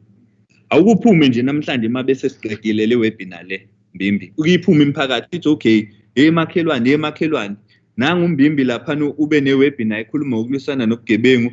Khona into ethi asike thina njengomphakathi kulo mgwaqo lo sithi hayi ngala, hayi kulo mgwaqo lo. Mawufuna ukuganga le kodwa hayi kulo mgwaqo lo. Amadoda ebumbane evula uWhatsApp group exhumane lapho uthi hey khona indoda esingayiboni kahle khona umuntu kanje but kwazi ukuthi kulo mgwaqo lo njengemphakathi akekho umuntu ontshontsha ngenxa yokuthi omakhelwane bagadene omakhelwane abayivuma into ebhedayo. Mangabeke lo malungu omphakathi eseqedile kulo mgwaqo lo nabanye kwamakhelwane kumgwaqo olandelayo benza into efanayo nolandela umgwaqo benza into efanayo nolandela benza into efanayo.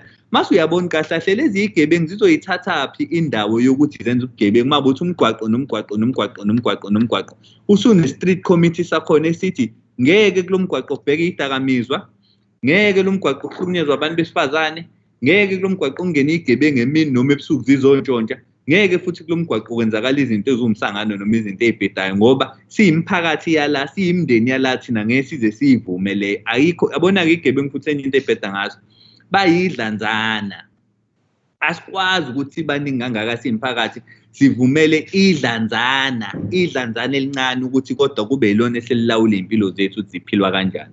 Izakhiwo ke zomphakathi lapho ezibaleke khona ukuthi iwadi newadi bekwazi ukuthi mangabe lama street committees eseformulator zisondelele kubona be advise bephinde futhi beguide ukuthi hayi manosebenza kanje kuleli viki kuzogada ubani babani ubaba wakabani ebusuku ukuthi kwenzakalani, kuleli viki uzogada mupheni ubaba ukuthi kwenzakalani, kuleli viki kanjalo kodwa kubamba besebenze ngokubambisana. Lento ke ayidingi iscience ejule kakhulu. Amaphoyisa ayasebenza, siyayithola istrategy zawo, siyawathola amaplan abo okusebenza. Safer City uyasebenza, siyayibona istrategy zawo, siyawabona futhi amaplan abo. Department of Community Safety nanakhona siyayibona istrategy, siyawabona nanamaplan abo. Nanokuthi zonke lezi zakhiwo lezi esengiyibalile zahulumeni ziphinde zilekelela imiphakathi ngokwe-training ukuthi okay mabe kukhona lapha engaboni khona kahle ayenze kanje esimenini esikanje. Mangabe sekumele kusebenza abantu bomthetho napha abantu okumele bexhumane nabo. And the minute senisebenza ngokwe-sector seniyamazi sector command ukuthi nangu sector command uyena umuntu oxhunywayo mase kwazi ukuthi kusondela amaphoyisa ngoba enye into ebalekile ukuthi kumele ukuthi noma ubugebengu silwisane nabo kodwa sikwazi ukuthi sisebenzisane nabantu bomthetho singayitholi thina sithi silwisana nobugebengu kodwa nanathi sesenze njani sesiphula umthetho ngoba lapho sigcina usuthola ukuthi thina esesibhekana nengalo yomthetho ngenxa yokuthi asenzanga ngokomthetho nanothi asenzanga ngendlela. So isigebengu balekile ukuthi nangakwele plan nangakwele formulation sithi mabese sibanjwe mase siyabanjisiswa kodwa mase kulindwa amaphoyisa. Esikhathini esiningi ukuthola ukuthi imiphakathi igcina isithintele ayingayithintela isibambisise ithinta usokutha commander mase sheshe yakwazi ukuthi esondele. Mbimbi kulenyanga ke leni inyanga yabantu besifazane thina-ke siyazazi-ke nje isizwe sonke ukuthi asikho ngaphandle kwabantu besifazane. We are because they are. Khona insizwa-ke eyayiphila kudala nje lapha e-Afrika igama layo uThomas Sankara. Inemici nje emibili nanayo eyithintayo ebengifisa ukuthi ngiyithinte. Lapha khona ephefumula kanjena-ke ithi there is no true revolution without the liberation of women. I hear the roar of women's silence. I sense the rumble of their storm and feel the fury of their revolt. Uthi-ke uSankara lapha abukho ubulungiswa noma i-liberation noma ukukhuleka kwesizwe abantu besifazane bengakakhululeki. Asikwazi ukuthi senza kahle siyimphakathi sizakhiwo zokulwisana nemphakathi kodwa mihla malanga sibone emaphepheni sifunda sibona kweindaba sifunde emaphepheni nanathi ibonela ngamehlo ethu abantu besifazane behlukunyezwa. Akwazi ukuthi lento igcine isiyitemu nje ukuthi gender based violence JBV ugcine sengathi yitemu elimnandi kodwa sibe sazi ukuthi kwamakhelwane umama wakho uyahlukunyezwa usaba ukutshelena indoda uthi eyibafayi yehlisa mana kwenziwa kanje. Ngoba enye into futhi kumele sikhulume nabo impela laba ba-abusayo ngoba ngeke sikwazi ukodwa abanye abantu bakwelenye izwe sithi ayike khona amadoda azofika angahlukumezi. Kumele sikhulume nawo impela lawa ahlukumezayo ngoba iwona okumele siwaguqule ingqondo zokucabanga nangokwenza ukuthi kahle kahle umuntu wesifazane uyavikelwa, akabekwa isandla, akahlukunyezwa ngokomoya, ngokwemali noma ngokwesandla ke nje ukuthi usumbeka isandla. So enye into ebalekile ukuthi uyindoda ungathuli ubukele. Indlela esikhulisa ngayo izingane zabafana ezisencane asingathi mayikhuliswa zigcine sezazi abantu besifazane ngathi abayilutho nje bayibhola lokuthi bedlalwa abafana abancane ngoba indaba iqala lapha, iqala kulento epatriarch ukuthi kuze kufinyelele lapha khona indoda esiyibone ngathi ningazenzela umathanda noma inamalungelo angalengi ngenxa yokuthi inamandla. Balekile ukuthi lento siqale siyifundise ekhaya. Mama ebusuku biza amadodana akho wabuza ukuthi ayiphatha kanjani kubantu besifazane na. Bahlala nomama niwatshela ukuthi umuntu wesifazane uphathwa ngalendlela le. Ningathuli ekhaya kodwa nibe nithi imbi lento yokuhlukunyezwa abantu besifazane kodwa wena ekhaya kwakawubeki umthetho wokuthi umuntu wesifazane akabekwe isandla.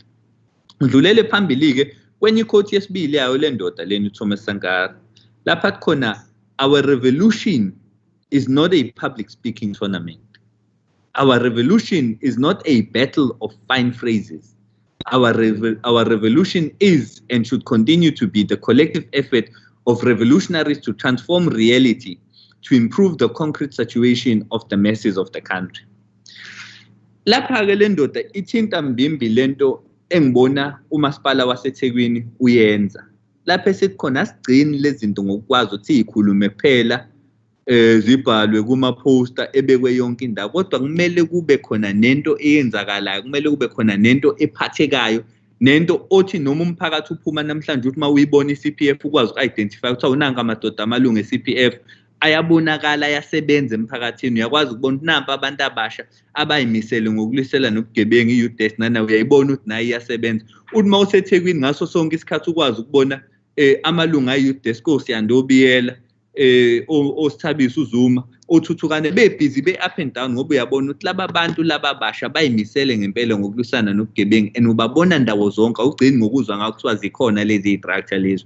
Uyakwazi ukubona nalezi zakhiwo lezi eziyisungula zona e-KZN-CCPA which kahle kahle is a community crime prevention associations ngoba abantu siyasithina ukuthi uyikati elimnyama noma uyikati elimhlophe noma uyikati elibomvu noma uyikati eligreen so long as nibambisene ngombono ukuthi nifisa ukulisana nobugebengu, xhumanani ne-CPF, xhumanani ne-youth desk, xhumanani no-sector commander ukuze nizokwazi ukuthi nonke nibe ne-program eyodwa ezonisa phambili ngoba akusizi futhi ukuthi makusebenza kwethu sisebenze in isolation uthi uyezwa abanye babhizi ngalokhu abanye babhizi ngalokhuya abanye babhizi nanabo ngalokhuya ngoba lapha igebengu ziyabona ukuthi si-disorientated asibumbene kodwa uma bese sibumbene sihamba ngombono wodwa, amaphoyisi la, umasipala la, i-Department of Community Safety la, izakhiwo ezihlukahlukene zomphakathi wonke umuntu ebambisene isona sikhathi-ke lapho esizokwazi khona ukuthi sikwazi ukuthi hayi-ke manje-ke ubugebengu sesiyabunqoba.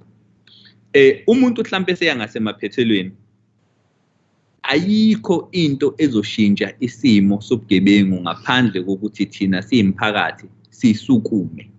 Ayikho enye into. Yabona nje mbimbi makuphuma ama-crime stats mina ngibuka amaphoyisa ngithi mina amaphoyisa enze kahle noma enze kabi. Ngibuka thina ngoba makukhulunywa ngamameda akusiwona amaphoyisa abulalayo. Ithini imphakathi wena umuntu okhipha isibhamu udubulo omunye umuntu. Makukhulunywa ngento yama-cases of i-rape akusiwona amaphoyisa. Ithina esidlele enkane kube kungamele ngabe kwenzakala lokho. Masibukela ama-case ama-stabbings ahlukahlukile akusiwona amaphoyisa enza lokho. Kahle kahle ama-crime stats they are a reflection of impilo yaleyo ndawo leyo. Akukwazi ukuthi inanda maku-check ukuthi abantu baphila kanjani masinandi ibukeka ine-percent eliphezulu kangaka ngokwama-crime stats ngoba leyo nto ikutshela ngokusobala ukuthi kuphilweni impilo laphana exakile. Impilo exakile-ke futhi angeke salinda iy'ngilosi ukuthi iqhamuke ezulwini zizoshintshela impilo kodwa ithina ngezenzo zethu, ithina nge-commitment yethu, ithina nge-coordination yethu, ithina ngokubambisana kwethu esiyokwazi ukuthi sishintshe isimo ngokuthi sithi emgwaqeni lo, emgwaqeni lo, emgwaqeni lo, siyimndeni njeni kulo mgwaqo, sithi no more. Sithi office ukwenza ubugebengu akazame komunye umgwaqo. Ethi methi yafika komunye umgwaqo uthi umphakathi uthi imndeni yakulo mgwaqo sithi nathi no more. Mawufisa ukwenza ubugebengu yale komunye umgwaqo. Mangasinanda yonke umgwaqo nomgwaqo wazi ukuthi wonke umuntu uthi no more. ikutshela ngokusobala leyo nto ukuthi awukho umhlaba oyobusekhona ukuthi isigebengu sikwazi ukuthi sizenzele umathanda. Awukho umhlaba oba khona ukuthi kuntshontshwe, awukho umhlaba oba khona ukuthi kuhlukunyezwe abantu besifazane.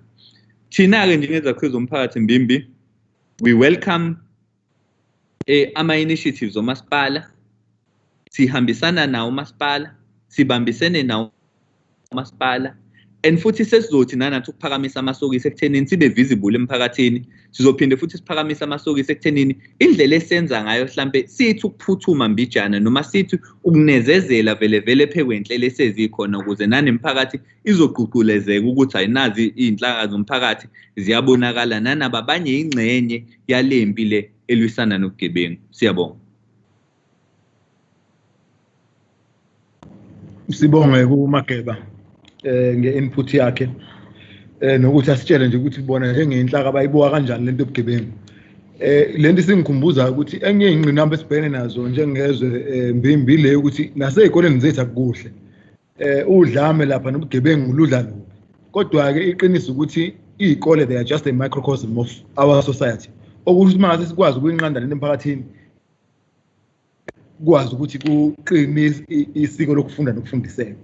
Ngaphambi kokuthi ke ngidedele u-SAPS uMajor General uMgobhozi ukuthi asitshele ukuthi njengesiphoyisa banaziphi izinto zokulekelela. Ngicela ukuthi ngidedele ithuba lokuthi abanye bama structures ezokulwisana nobugebengu kuyi-CPF mhlawumbe uhlalo we-CPF o mhlawumbe we-youth desk mhlawumbe noyedwa we-CCPA bathi nje nqampu kabili kathathu abangase bakuphawule kulesi sikhathi kuzo zonke lezi zinto esekukhulunywe ngazo. Ngiyacabanga ukuthi abafuthi balenanda bazokwazi mhlawumbe ukuthola ithuba lokukwazi ukwenza lokho.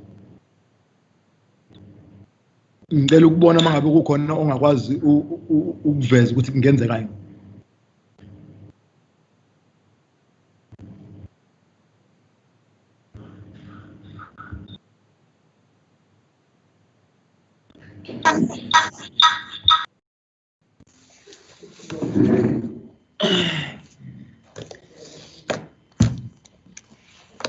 Yeah, right. Oh, okay. So ngibingelele ubaba Meya, ngibingelele nazo zonke ihambeni studio lapho. Ngeke ngisasho okuningi. Mhlawumbe umuntu abonge nakuMageba oseshaye okuningi esayidini lethu. Kuwukuthi ke nje sekungawu-eda ukuthi hayi impela siyacela la Meya nilekelele kulento kamphathi station. Sisebenza kanzima, senza iplan nalo masteshi. Kuyasuka ngesonto elizayo sunika omunye ozoqala into entsha completely. Siyacela lapho ukuthi silekeleleke. Okunye ilento le yama structures ezi-CPF thina asitholi lutho. Asinankinga ke yalokho mhlawumbe ngoba ne-constitution yethu yasho ku-9.1 ukuthi siyavolontiya soli lutho. Into efika isilimaze kakhulu kuyilama structures amanye especially saka safer city namavolontiya kaComsafe. Uthola ukuthi asisebenzisani nawo bona kodwa khona abakutholayo. So si-end up ke sesicakeleka ukuthi niyasebenza nitholi lutho thina siyathola. Lapho kama-members lapho esiwaluza khona ama-member.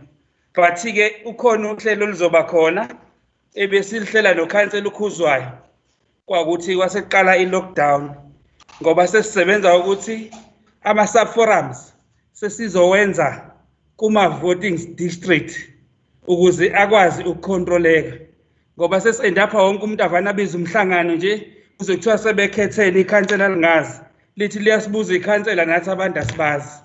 But kulolu hlelo umuntu alibonayo lwenzakalayo siyabonga kakhulu ukuthi si-involve nathi sikwazi ukuthi kube khona into esibekayo. Ngiyabonga.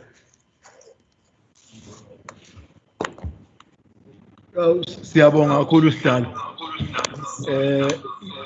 Kuzwakele nangu ngiyambona ubaba uMajikjela lapho ukuthi useme ngomumo. Ngicela ukumdedela ngaphambi kokuthi ngidedele nensizwa lakhe izwana.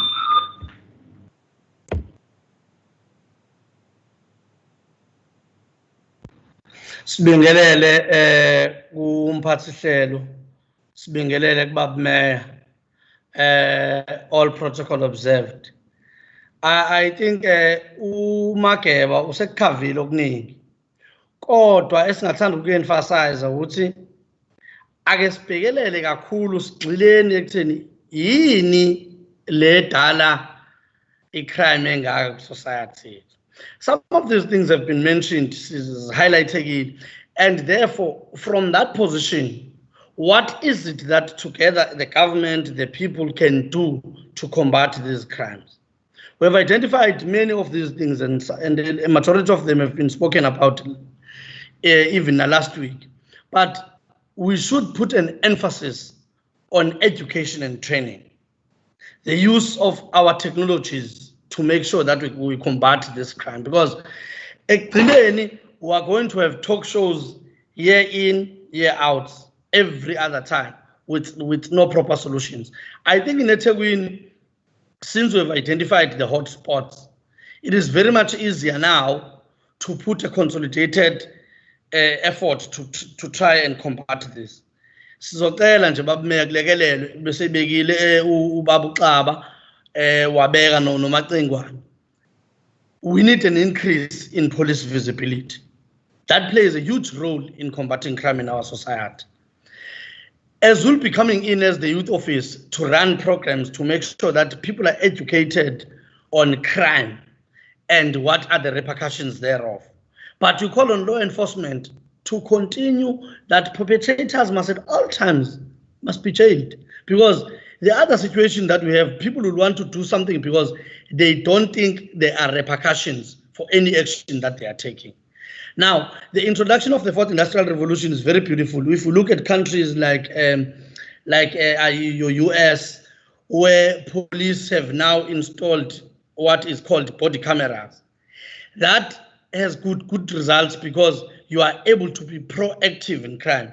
You end crime before you can even start. So if we are to invest in technology, I think we'll move from this position next year, because when we go to our vision 2030, we must be able to tell our people that these are the strides that the eThekwini municipality has taken. It can't be that next year we'll be reporting again that we contribute 45% to the crime of the province.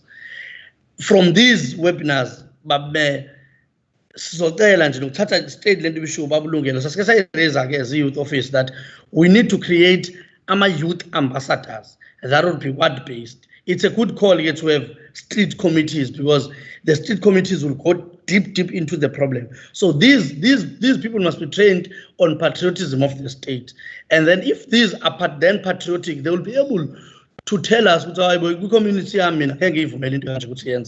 but we'll invest more on technology and more innovative ways to fight these crimes. I think we'll pause there for now.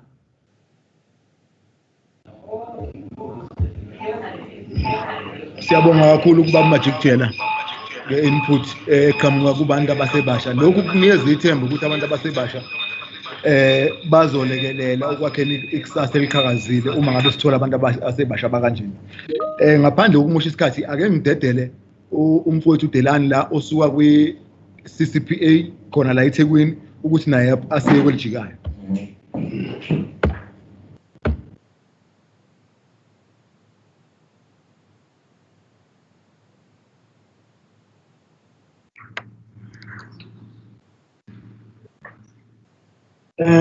Asibonge ke ngethuba siyiKZN CCPA simukele kakhulukazi sibingelele umeya weTheku okwethu ke mhlambe ke okubaluleke kakhulu ukulishayela ihlombe lolu hlelo oluqalwe ubaba umeya nokulichasa kakhulu, bese ke mhlambe ke sigcizelela kakhulu kwezinye zezinto esibona ngathi especially kulolu hlangothi lobugebengu okuhlukunyezwa kwabantu besimame ilolu ezidala ukuthi agcine behlukumezeka. Engikholelwa ukuthi uma singasukuma sonke sihlangane sike sihambe siyobheka lento yokuhlalisana singashadile ukuthi inamthelela muntu, because ngiyakholelwa ukuthi abantu mabeqala behlalisana bengashadile azikho ibophezelo abazenzile before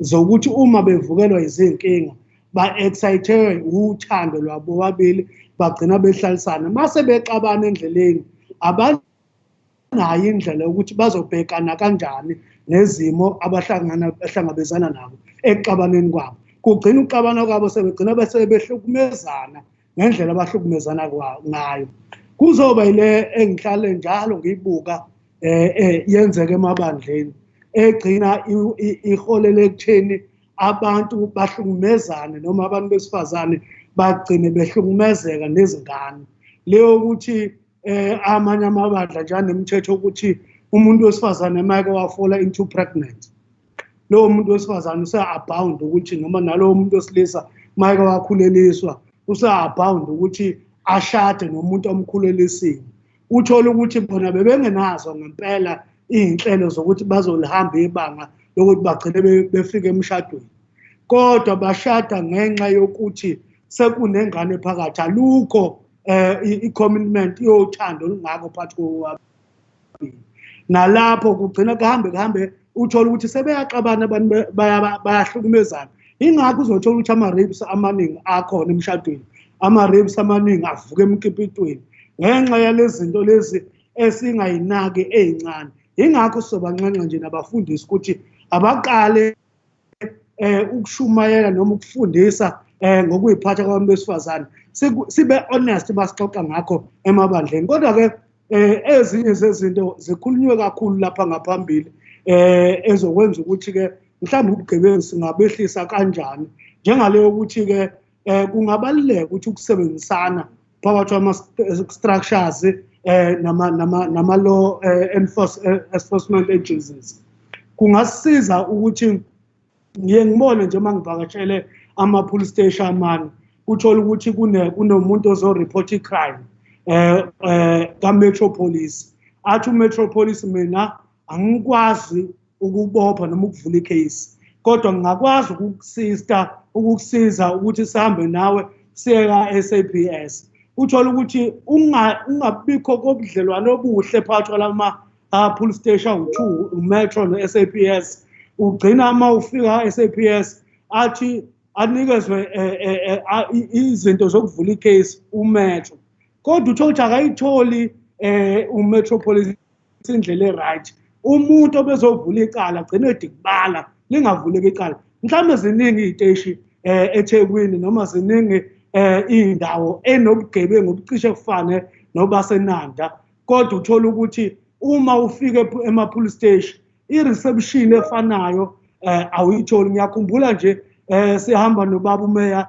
esewuminister sifika kwenye i-police station lapha eThekwini la sayificela khona kunolayini omude kodwa kunephoyisa elidlalela uWhatsApp umeya athi uma elibuzwa wathi chabo ubengadlala uWhatsApp ubenza enze okunye but ulibona ukuthi lo layini alinayo i-interest yokusiza angazi ukuthi singayenza kanjani le enye soyinxenxa kumameya asikho lana mhlambe-ke ukuzobheka ukuthi i-sector ethize elwa nobugebengu isebenza kanjani but ukuthi-ke uma sisebenza kufanele sisebenzisane ngendlela e-right ilethi ake sikuvuselele mhlambe-ke sikucele kuhulumeni wakithi leyo ukuthi uma kungenzeka ngoba ubugebengu omningi into eyenza ukuthi kugcine bungaripotwa uma kungenzeka kushintshaniswe amaphoyiswa iy'nkinga-ke le ngisho because ifike ithinta ukuthi uma ushintsha iphoyisa lihambe lokuceba kwinyunyane yayo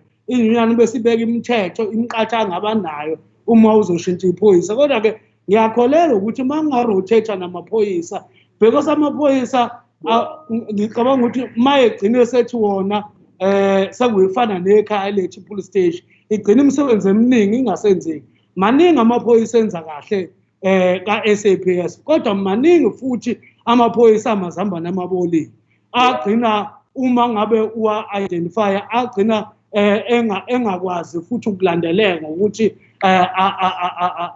alandeleke ukuthi aboshwe noma ezenzweni zabo ezimbi bajeziswe uthola ukuthi uyaripotha ey'ndaweni ey'fanele lezi ey'bekiwe ngaphambili zokuripotha ukuthi asiripothe kuzona kodwa uma ngabe sekufanele ke lamaphoyisa uthathola isijezo wona abuya endaweni khona indawo nje engiyaziyo eAlbert Park amaphoyisa most amaphoyisa asebenzisana nezigebengu ukuthi izigebengu ezidayisa ama-drugs and mawuyireporta lento lena uthola angathi uwena ugcina ngabe ogcina usuyi-threat kumaphoyisa asebenzisana nabantu ababo angisho ukuthi ke amaphoyisa wonke arong kodwa akhona amaphoyisa kufanele ngakwe umphakathi masuwakhombile nawo asibheke ngaphakathi a-encourage ubugebengu ngoba ngikholelwa ukuthi ngesikhathi iphoyisa li-involve ebugebengini kanjalo nama-members omphakathi azothi hayi sizohlulwa yini thina ukuba involve ebugebengini ngoba nabantu angabe ba-preventa ubugebengu ibona esisebenza nabo kulo bugebengu esikubona especially le yama-drugs ngihlale ngizwa kuthiwa kufanele senze ama-awareness drugs substance abuse nani umbuzo wami enginawo ukuthi why singayi kwingqikithi siyosusa la siyodila nalabantu abama-drugs dealer then ukuthi sikhulume nalabantu abasebenzisa ama-drugs ngoba into ebalulekile ukususa i-drug eligcina lenza ukuthi umuntu uma engalitholanga agcine segqekeza agcine sebamba inkunzi agcine senza ukuthi nokuthi enye ebalulekile ngicabanga ukuthi kufanele siyibheke nje generally not only inanda ile yalabantu abathenga izinto ezintshontshini noma lezi zitolo ezikhona ongazazi ukuthi zisustain yini kodwa mawuthi ngiyafika ngaphakathi khona enye into ekhona eyenzeka ngaphakathi ngicabanga ukuthi ilokho nje okwami mina program manager kakhulu umuntu ade ezokudlulisa ngiyabona siyabonga kakhulu kubuholi be-KZN lapha eThekwini zintathu izinto ebengifisa ukudlula kuzona ezinye zazakhulume ngazo eyokuqala babumbembi le ukuthi ngibona ngathi sikhona isidingo sokuthi at a political level mhlawumbe ke kuxoxe neyinyane eziphethe amaphoyisa ukuze sikwazi uku-address ezinye zezinto ngoba angiboni kuhle ukuthi umuntu oyilunga le-union yamaphoyisa enze into engalungile emphakathini bese the very same union kube yiyona esiyomdefend ukuthi a-protecteke. I think khona kufanele kulungiswa lapho kufanele ukuthi i-interest yomphakathi isupersede i-interest ye-individual. Okwesibili okukhona ile nto ukuthi over and above mhlawumbe uyadi-rider kokunye ade kushiwo abafowethu ile nto yokuthi siyadinga indlela ye-mechanism yokwakha i-resilience emphakathini yethu and-individuals.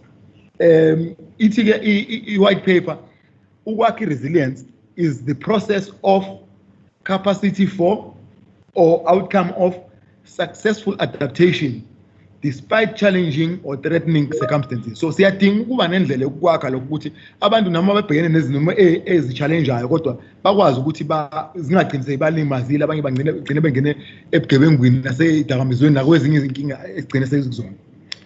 Okugcina-ke bengifisa ukudlula kona ilokhu kwe-drug master plan ukuthi ngokwe-drug master plan ikhona into ethi izintathu izinto kufanele zenziwe lapha. Ile kade khuluma ngawo zakwethu yokuthi kuqashiswe labo ngase balengele egibeni lokuthi bagcine sebengenile ezidakamizweni kusizwe. Okwesibili labo asebengenile abafisa ukuphuma bese ukuthi okwesithathu kuliwe nokusabaliswa kwazo okusho ukuthi ngokwe-drug master plan ithi plan ifanele konke ukuthatha kwenzeke ngoba akukho kugodwa okungasebenza mekhamba kodwa so kufanele konke kuhambisane. Ngiqeda ukusho lokho-ke ngicela ukuthi ngidedele ithuba lokuthi abombutho wethu wamaphoyisa wase-South Africa banikeze ukuthi yini into abanayo emgodleni wayo ababona ukuthi lesi simo esithi sibhekene naso simanzonzo ingakwazi ukulekelela ukuthi umphakathi wakethu uzibone sewuphephile. Ngicela ukubuyisela kubaphathi.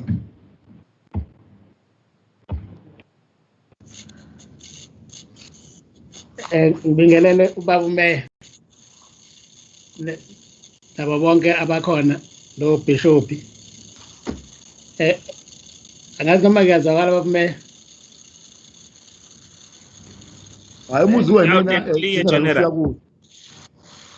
okokuqala nje ngizoqala ngoku-addressa i-issue ka-station commander. So i-short listing ka-station commander was done in June, but we had positive cases which disturbed the process. So kune candidates eyayishortlistiwe kwatholakala ukuthi iyagula positive, then kwase kuya postpone ama-interviews. So whilst we were waiting for the candidates to heal, a member a panel was also tested positive, so he's still sick. Maybe next month he will be back at work, then the process will proceed.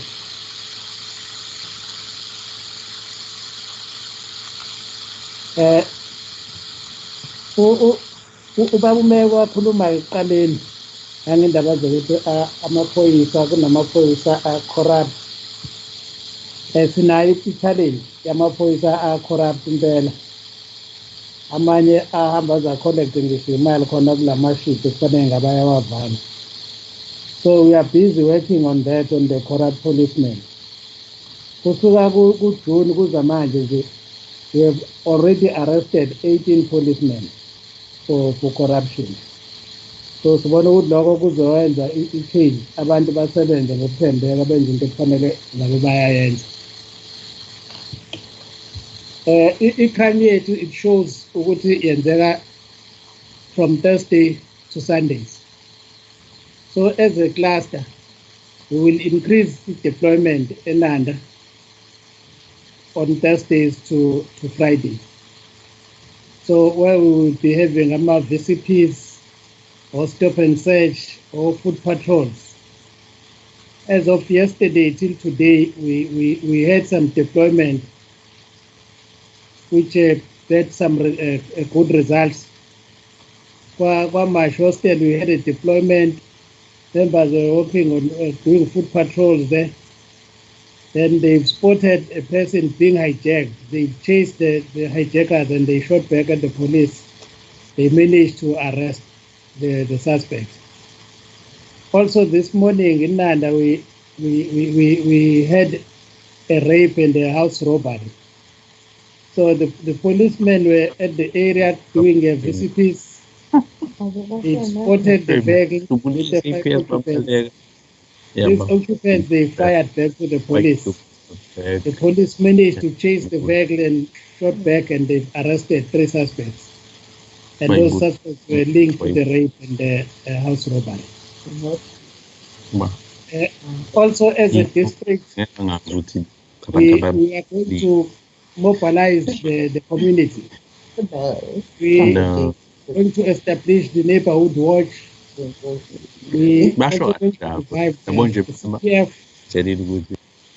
the youth desk, and also the rural safety programs. Also, the shippings there and the legal liquor outlets, we have established that they are not complying because the taverns should close at 12. So we are going to enforce compliance with the Liquor Act.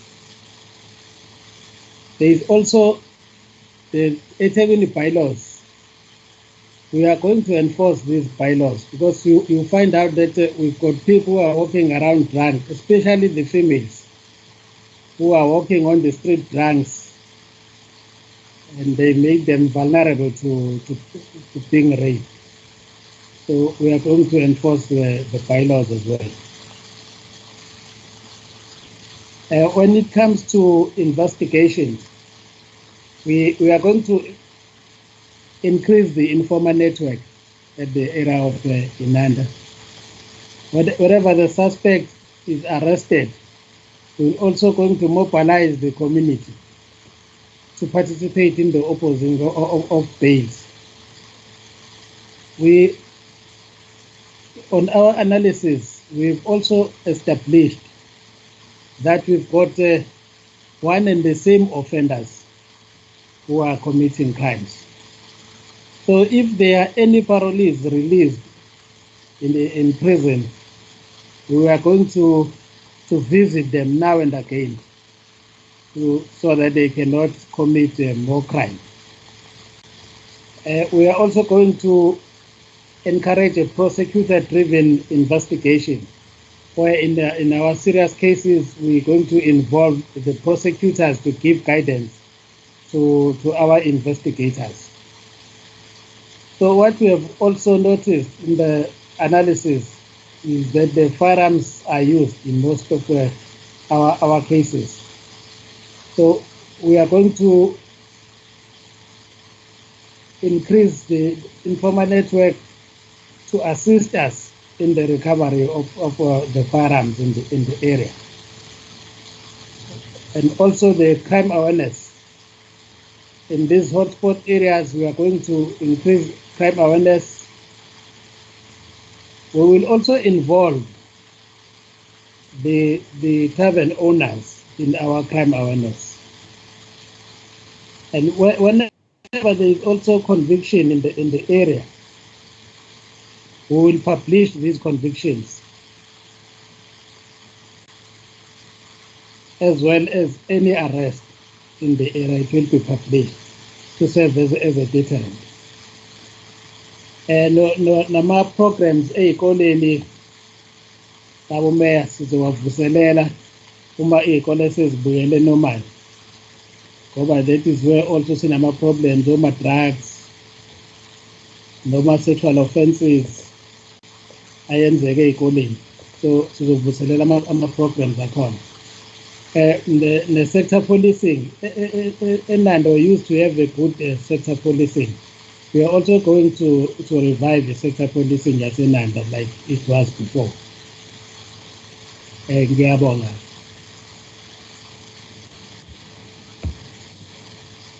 Siyabonga kakhulu uSigaxa Mabhande. Ngishayelisa luthi generally ukuthi nje manje bese ngiyicishile ikamera wangangibona. Sengenzele ukuthi ke ungabe usungibopha ukuthi angishaya ngisaluthi. Siyabonga kakhulu. Ngiyabonga. Ngicela ukuthi mhlawumbe umuntu adedele ithuba ukuthi uma amakhansela lapha emtshebheni kukhona afisa njengabaholi bendawo afisa ukuthi asilekelele ngakho, kube ukuthi athole ithuba lokuthi aphefumule. Siyathemba ukuthi ke asekhona amakhansela athize.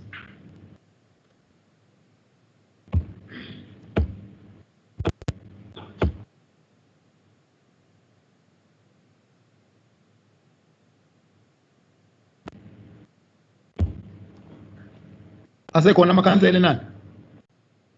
Stop.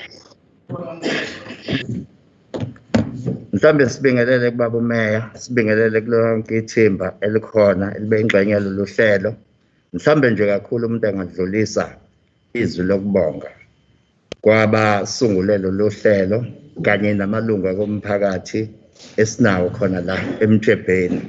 Siyathemba ukuthi ke eyinkingeni naseyinselelweni ezithe zethulwa, mhlawumbe ke sisonke, hayi amaphoyisa kuphela, amaphoyisa, uhulumeni nomphakathi uqobo kanye nazo zonke iy'nhlaka nje ey'khona emphakathini, sizobambisana ukuthi sibhekane nale y'nselelo ukuze ngempela uma sikhuluma nge-vision ka-2030 kube sikhuluma nge-vision ngoba kufanele manje ngabe sezikhona iy'mpawu ey'khombisayo, ngoba ngeke ukuthi ngosuku lokugcina nje mhla ka-31 ku-2029 kumane kuse nje kuwukuthi-ke eSouth Africa mhlawumbe sekunokuthula okukhulu, kodwa kufanele kube ney'tephu esizokwazi ukuy'thatha. Lezo y'tephu uma ubuka siyaqala manje ukuba leyithana kancane kuzona. Kuyafuneka ukuthi sibe ney'nhlelo ey'bambisana ney'nhlelo ey'zokaleka.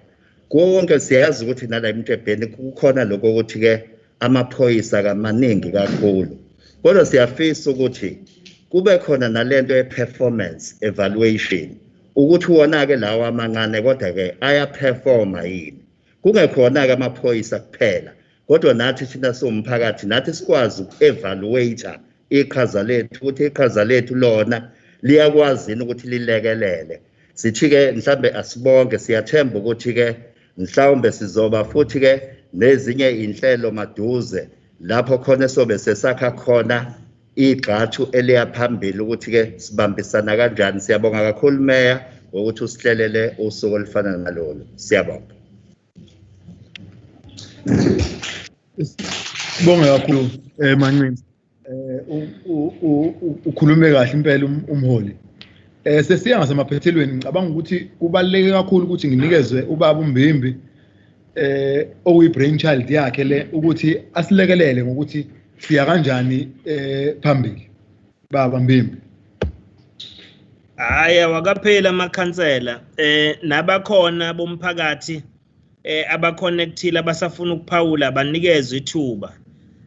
Singaze siyolala late mafane silale late kodwa kubalekile ukuthola izimvo ngaphandle mase kuthiwa ke sihlalo sebephelele abasekho abafuna ukuphawula. Esingafuna ukwenza ukuthi kuthiwa senze izethulo sase sanyamalala after that. Kubalekile sibanikeze mase khona abasafuna ukuphawula then ngizobe sengiresponda sengivala egcineni. Siyabonga Mbimbi. Cha baholi nomphakathi wonke iseyithebeni uma kukhona abafisayo ukuthi baphose izizwaneni yilona ithuba leli. Asibonge baba uMbimbi, sibonge bhuti Mbuso ithuba osinika lona. No, abasebekhulumile ngaphambili ama presenters nazi they spoke a mouthful. Kodwa la nomdlala ngakhona ikuleya research. Ukuthi makwenziwa i-research la ngoba iyasiza yona ukuthi ngoba phela amapolisi lawa kufuneka alungiswe ukuthi akhulume nale crime kule minyaka enginayo mina engezwisho la ukuthi from Central Prison lapha eThekwini bekuthiwa abantu basenanda baningi ukudlula bonke abakomasho nabakoChesterfield. So lama statistics ay reflection ukuthi ngisho kuliphi ijele likhona la eKZN uyothola ukuthi umuntu wasenanda ukhona kodwa yena angazi kwenziwa yini ke lokho kodwa ke i-research yokuthi makusuke kuliyo nale crime ingalekelela nayo ngoba angikholwa ukuthi i-policing iyodwa ekuyona ecacile ke ene-forum enomphakathi oparticipate-ayo ingasiza iyodwa kwale research yazi lapha kwa health uma kwenziwa i-research isikulesi stage sokuthi yenziwe ebantwini kube khona nabamele umphakathi ukuze nalaba abenza i-research bayenze ngendlela ezokhipha imiphumela ereflecta lowo mphakathi ukuze uma sekwakhiwa ama-strategies okulwa ne-crime akhiwe strategize akhiwe kunobufakazi obuphathekayo ukuthi cha buzosebenza kuleyo ndawo ngoba bu-researchwe kuleyo ndawo. Izinto ezi-researchwa eChina zivamise ukungasebenzi e-America ezi-researchwe ngoba zonke lezi zinto ziqhamuka kuthina sezenziwe seziyi-package ezingakhulumi kahle kahle. Siyabonga singabefundisi ke kule ndawo nathi ke sizobambisana nabo silibambe iqhaza. Siyazizwa ke nezikhalo ezikhona kwabanye ababambi beqhaza ukuthi nathi sinalo iqhaza lokuthi ekukhulisweni kwabantu nasekwakhiweni kwemindeni ikhona nathi iphutha esinalo. Sizoxoxa ke ngoba thina la eNanda sinayo iforum yabefundisi esigabeni zonke soyixoxa nawo siyilungise ngoba sithi siyafuna ukuthi icrime ilwiwe. Siyabonga. Siyabonga mfundisi. Ngiyaqaphela ukuthi njengoba ekhuluma nje umfundisi esazongena udadewethu lapha enye yezinkinga esinayo ile yokulimala kwesimilo emphakathini wethu. Ngakho ke siyadinga ukuthi abafundisi basilekelele ukuthi sikwazi ukufinyelela la singakwazi ukufinyelela khona ukulungisa inkinga lezo zokuthi sihlumelele futhi imilo.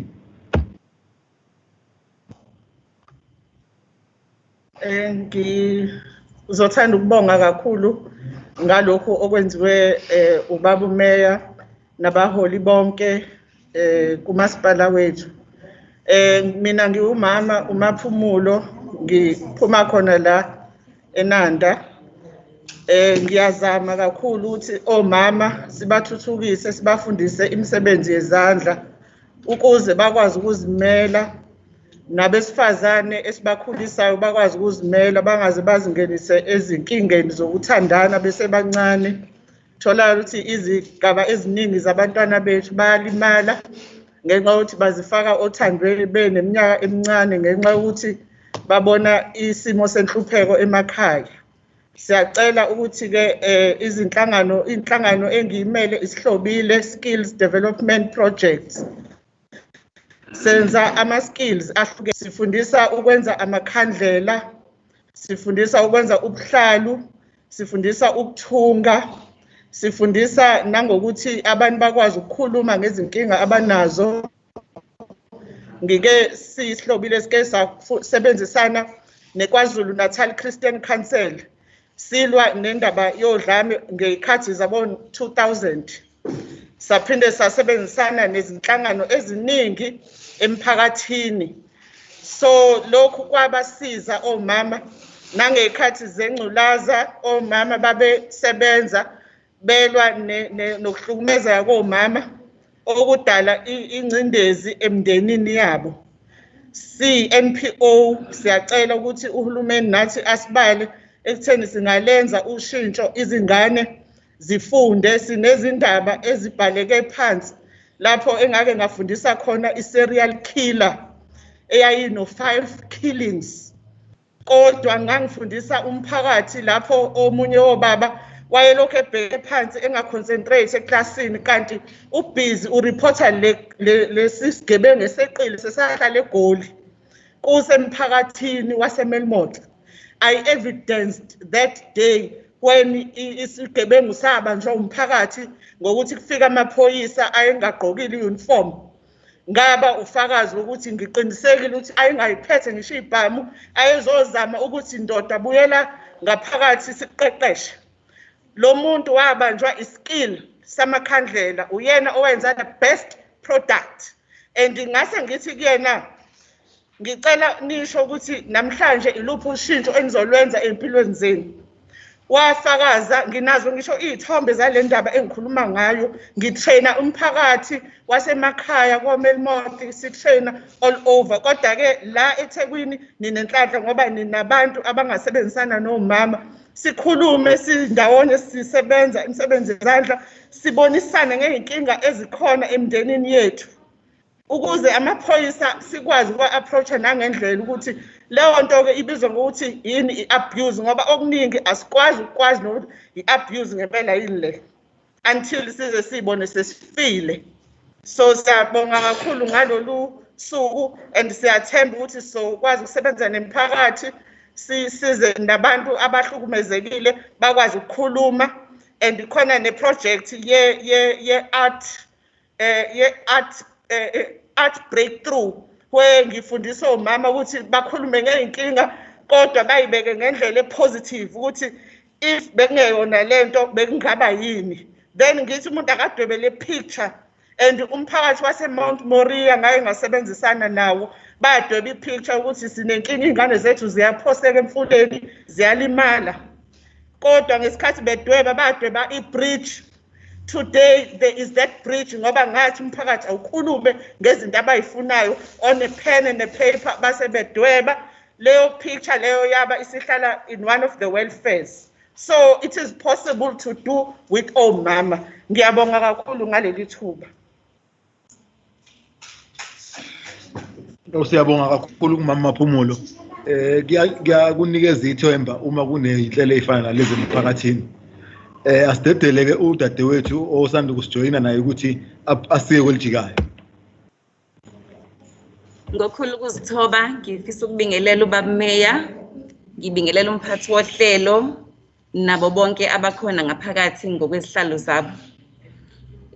Ngifisa nje igama lami nguNomonde wakamkhatshwa, ngiphuma eGugu Dlamini Foundation based eWard 45 kodwa sisebenzela nje ku-Inkwonke nakwiTheku-Lonkana ngoba ama-cases gender based violence nokunye nje sibhekana nakho siyazi ukuthi akukhethi ukuthi umuntu kuphi, people move around.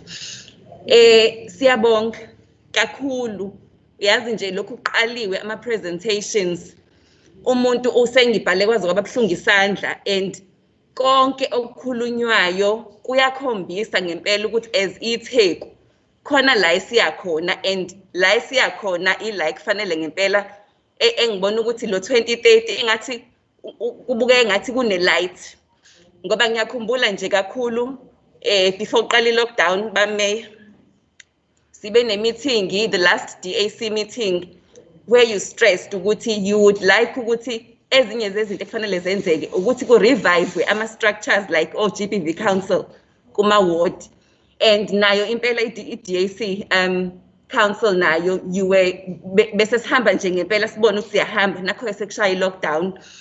Sigugudlamini Foundation kuziningi inhlelo esinazo esizenzayo zokuthuthukisa umphakathi, siyabhekelela naku-health. Kahle kahle umuntu nje simthatha sibuka i-holistic approach, kodwa ke ngicela ukufocus kancane kuMasiphephe Network okuyena odila with i-gender based violence engicabanga ukuthi kuthintwe kuyona kakhulu. Having said that, again i-platform yanamhlanje ngiyayibonga because kuningi engikucoshile ngoba siyasebenza la emphakathini waka-Inc kodwa asazani. So this platform isingenze ngazi okuningi futhi engicabanga ukuthi nathi kuma programs esiwenzayo kuzosisiza kakhulu ukuthi sikwazi ukuthi kube namo impact ngoba njobe eshile umama kade presenter umama umbongo ukuthi akungabi talk shop, ake sithi masenza bese kuba ne-impact, kungabi nje ukuthi sisukile emakhaya on a Saturday sizohlala nje kuphela la silalele tomorrow siyaphindela but everything esenzayo ibe ne-impact. So ama-presentations wonke engikuthandile kakhulu ilento yoku-integration esiyibonayo yenzeka amongst ama-different multi-sectoral approach nokuthi ku-integrate this safer cities strategy iyona ezoba ne-more impact engibona ukuthi izoba ne-more impact. Nale ye-technology, use of technology, it's very innovative and izosiza kakhulu. So nje ngicoshile nje okuningi nokwe-CCPA bengekho aware ukuthi kunalesi structure engicabanga ukuthi sizozimbandakanya futhi kusona siqhubeke nezinhlelo ngoba vele siyagijima vele. So ekugijimeni kwethu asiqhubekeni sisebenzisane sonke. So kuningi engakusho, I've taken notes and nje engakusho ukuthi thank you so much. Usuku lwanamhlanje has been very beneficial. Thank you. Angakusho ngembumbulo ukuthi kulento yabo enye inhlelo zabanazo kunento yabo abenza ngayo audit yeindaweni ukuphepha kwazo. Ekuhlanganeni kwami ey'nsukwini ey'dlule naye ungisizile ukuthi angintroduce to another organization eyenza umsebenzi ofanayo nowabo esebenzela ngase-South. So mina njengoba ukhale ngomlazi so qala senze i-audit emlazi ngekuqala after ukuthi sesikwazi ukufinalize ukusebenzisana naleyo organization angintroduce kuyona.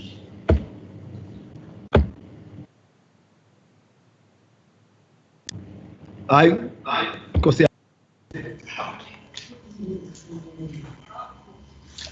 angibonge kakhulu, ngibingelele ubaba umeya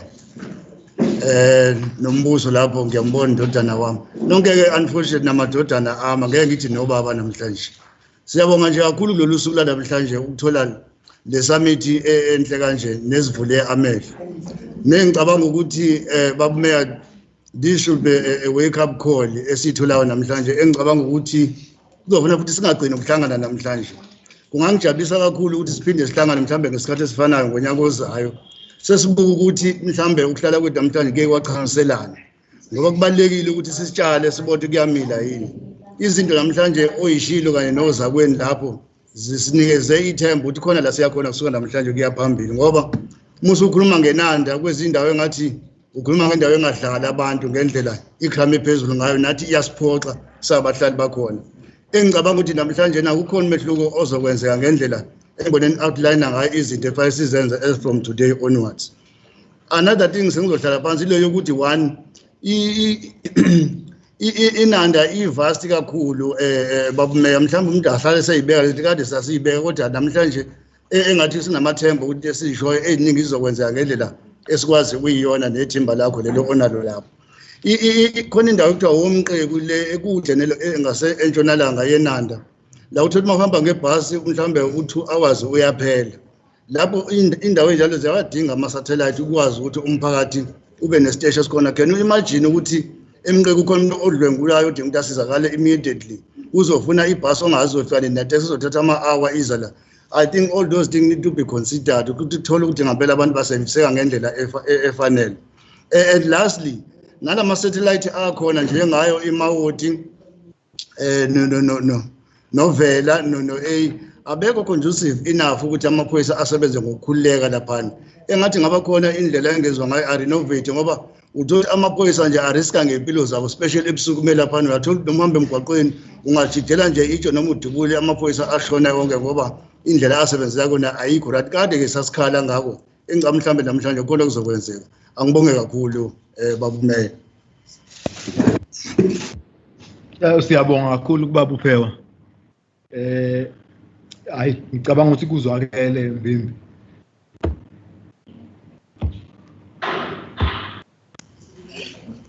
Sanibona, ngibingelela ubaba Meya, ngibingelele nomphathi station.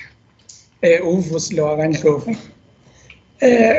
Ngisacela ureporter indaba yase Ward 42 la eSoweto. Ayi siyafa ama-drugs, abafana abalali bahlala kuze kuse. Angazi ukuthi ngelinye ilanga omunye ubhuti wayishaya intombazana, ngaze ngafonela i-10111 ngathi ngiyafona bangitshela ukuthi abayi-athendi lokhuzana i-crime yangabo 9 ba-attenda after 9 after 10 ebusuku.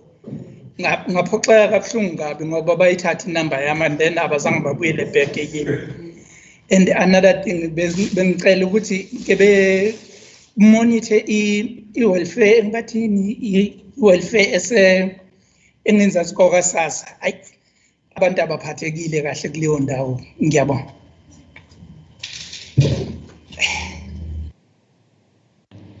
Siyabonga kakhulu. Usekhona omunye bakwethu?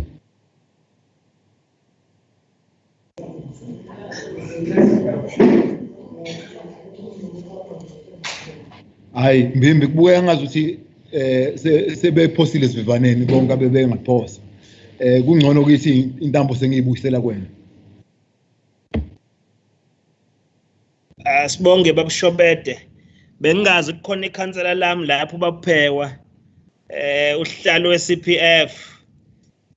Siyabonga kakhulu baPhewa ozoba uhlalo kwi-board ye-province. Sibonga kakhulu ukuba khona kwenu. Ngoba kushuthi aniyekelanga lempi nisengama-activist namanje okulwa nobugebengu. That is highly commendable. Umbishop Mchunu naye bengambonanga kodwa usecele ukubaleka ngenxa yezinye izimo kodwa ushiye umbuzo Shobede ngoba ngilandela nepage lethu ku Facebook bayabuza abantu. Umfundisi ubaba umbishop Mchunu ukhala ngokuthi iluphi uhlelo olukhona amaphoyisa alwenza ukuthi uma ngabe ubika ureporter ngobugebengu kungezwakali ngakusasa lokho akade ukubika usujahwa yigebengu seziyazi ukuthi wena ubikile. Ukhala ngalokho nje umbishop. So ke sicabanga ukuthi kuzofanele kubanjiswane kulungiswe lezo zimo. Asibonge futhi ku Major General uMgobhozi kanye no baba uKennel Undaba. Ngiyabazi bobabili nama team abo bamashoshozela impela okulwisana nobugebengu.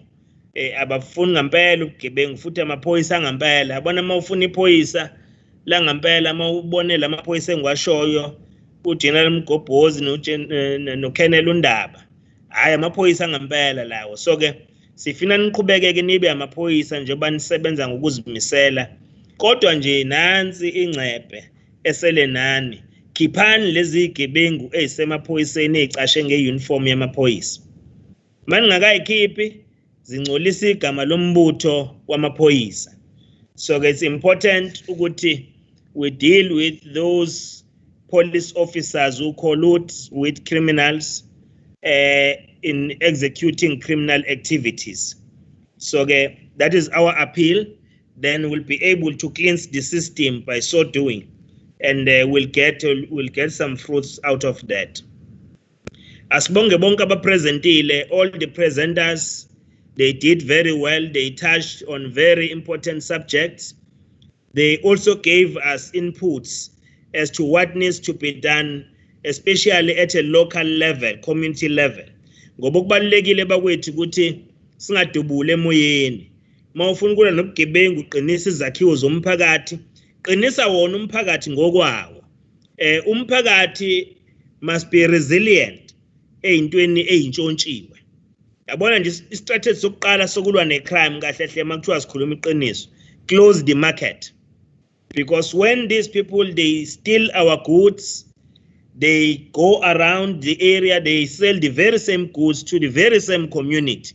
So for us to close that tap, and opening of the market, then we'll be able to reduce the number of criminal activities happening in our areas.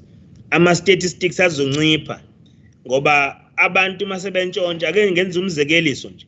Mathiwa bantshontsha ama-TV, bantshontsha ama-radio, bantshontsha ama-cellphone. Mathiwa akekho umuntu oyithengayo lezi zinto emphakathini bazoyibekaphi? Ngoba bazoyifaka endlini zize igcwale izindlu, beyifake emagroundini kuze igcwale namaground, beyibeke kuphi-ke, beyifake emahlathini kugcwale namahlathi. So bazobe besaqhubeka beyintshontshela ngoba there's no one who's buying these stolen goods. So that's the first strategy which must be adopted by all of us as committee members. Don't buy stolen goods. Asiyeke ukuthenga izinto ezebiwe. Nalento yokuthi sibe nomhobholo wokuthi umakhelwane wami une-TV enkulu egcwala udonga lonke, nami sengifuna leyo TV. Kodwa mina ngiyi-afford leyo TV. Ake ngilinde abantwana bangibafake beze befike e-university uhulumeni oholo khongolo subafundise bephume bese beqedile bezongithengela i-TV enkulu. Hayi le TV enkulu engizoyithenga ebafaneni. Labafane ngiyithenga kubona babulala umuntu bamdubula umnomzana obethu defend impahla yezingane zakhe ayisebenzele kanzima. Bambulala bamshiye efile kwakhe. Nakho-ke wena ukhawundi usuzothenga i-TV enkulu obubone kwaDlamini kune-TV enkulu nawe usufuna i-TV enkulu. Mawusuqhubeka nale TV wena ungumbulali ngoba uma itholakala kwakho leyo TV kahle hle uyi-first suspect wena usiyokhipha lesi sinye esilandelayo isigebengu ngoba phela amaphoyisa abhalile istatement ukuthatha i-TV kwahamba umphefumulo lapha kwaDlamini. So therefore mayitholakala kwakho wena-ke umuntu obulela uDlamini usuyosixoxa-ke isitori ukuthi wena wawuyithenge kubani niboshwe nabo labo bantu. So we fully agree with submissions, especially from Facebook, that our criminal justice system need to be turned around and be responsive to all these criminal incidents that are facing our communities on daily basis. And we must act harshly. There must be harsher sentences. But we must commend the justice system, colleagues. Amacala amaningi esiwabonile kakhulukazi nathinta i-gender-based violence, abantu abadlwengule, abanye okubezwe ngokocansi, athinta amameta. Siyaqala siyabona igwebo zinkulu abayinikezwa khona sizwe kuthiwa abatholo life abathathu, abanye batholo life abane. So siya-appreciate lokho because akufuneki ngelinye ilanga sihlale njalo sithi hayi i-justice system iyabheda. Iyasebenza ngoba nakho siyababona bayaboshwa abantu, bayagwetshwa futhi abantu. Kodwa-ke lokhu kuhlale kushiwo babubheka icele uminister wamaphoyisa ukuthi izigebengu aziyidrayivela amabhayisekili zoyifaka zona ey'tokisini mese ziye enkantolo mese ziyogwetshwa. Kufanele sishayele amaphoyisa ethi ihlombe elikhulu ukuthi agcwele nje amajele kwaZulu Natal ingenxa yenu baba umgobhozi noza kwenu enenza umsebenzi ngokuyimisela, enenza umsebenzi ngokuzinikela ngoba nazi ukuthi nifuna ukumela isizwe.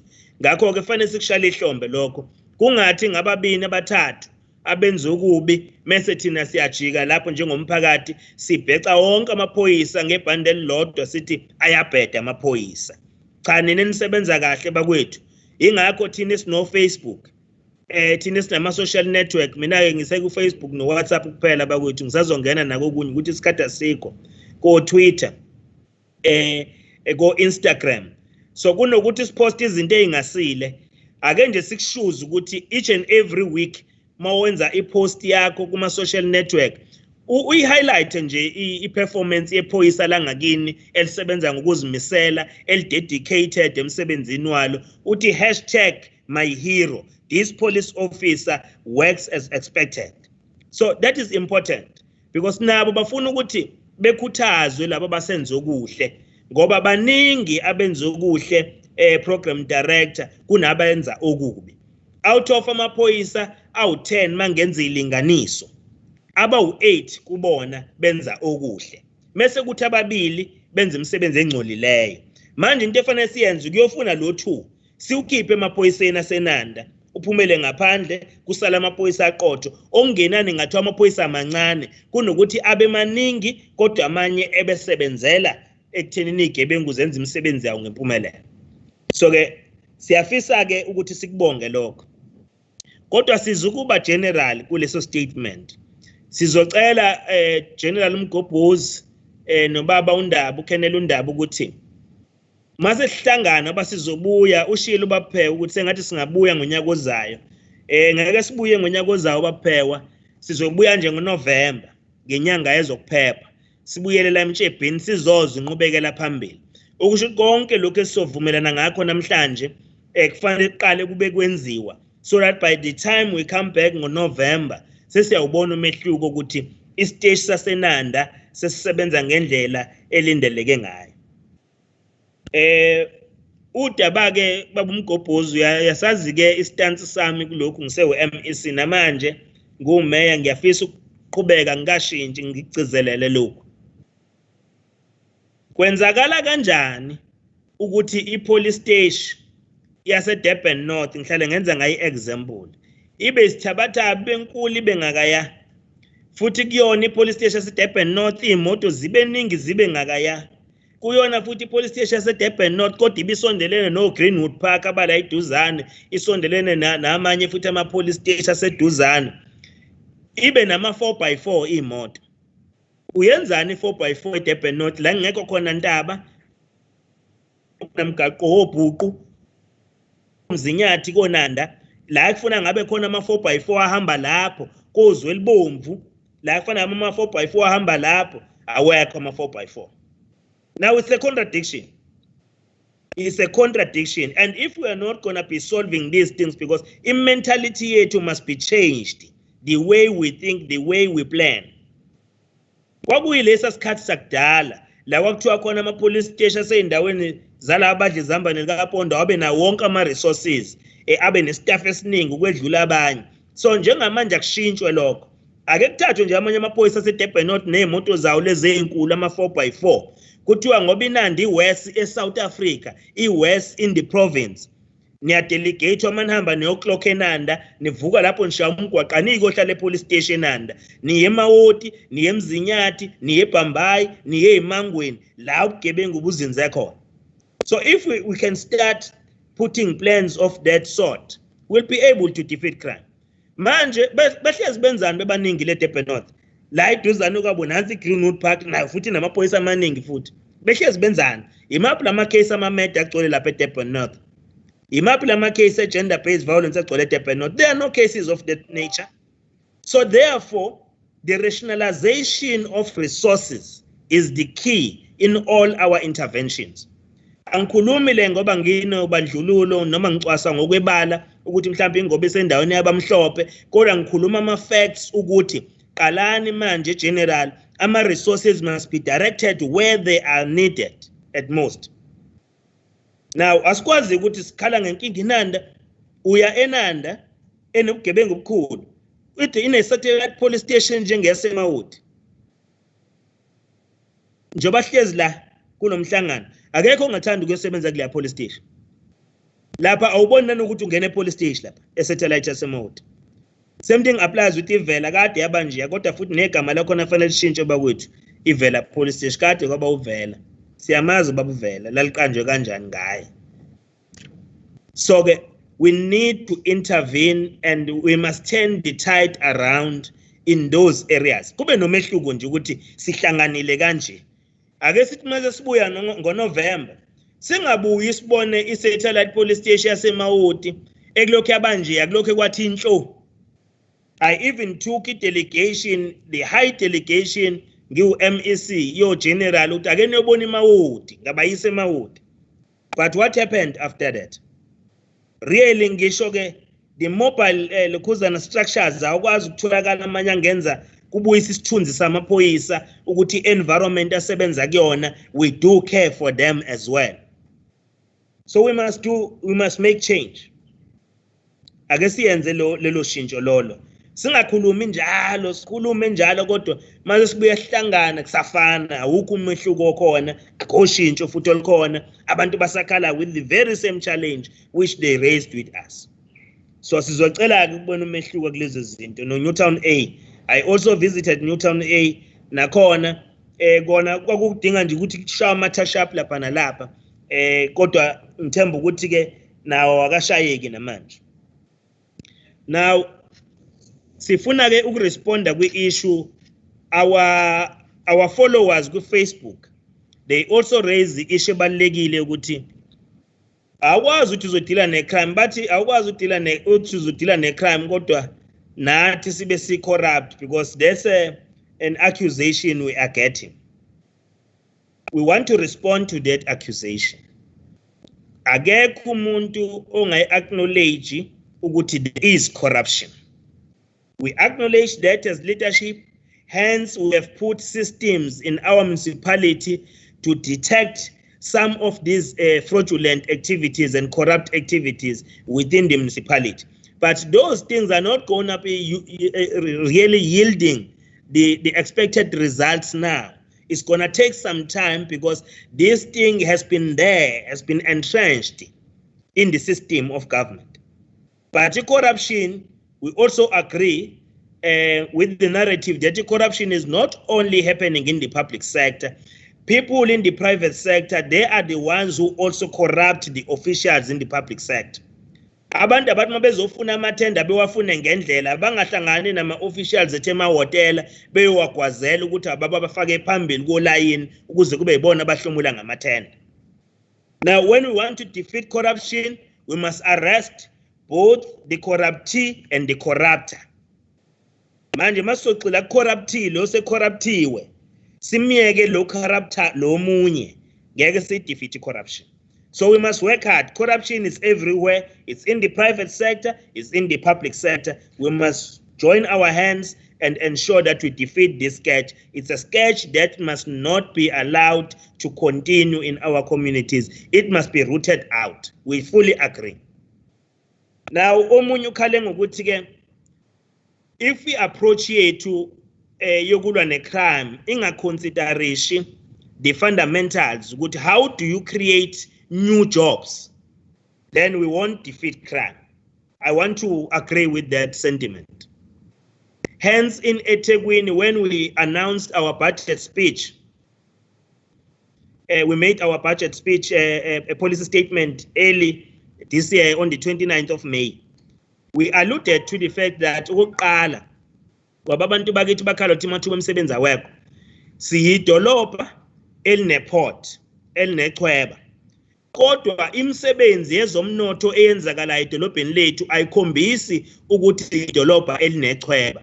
Idolobha elinechweba ilona kuqala ekufanele libonakale li-industrialized, likhiqiza kakhulu ngokwemboni ukwenzela ukuthi ichweba lalo lisebenzele lona ukuthi li-exporte izinto. Hayi ukuthi sigabe ngokuthi sinechweba kodwa ichweba lethu lithatha izinto eziphuma kwamanye amazwe ziza ngaphakathi ezweni lakithi.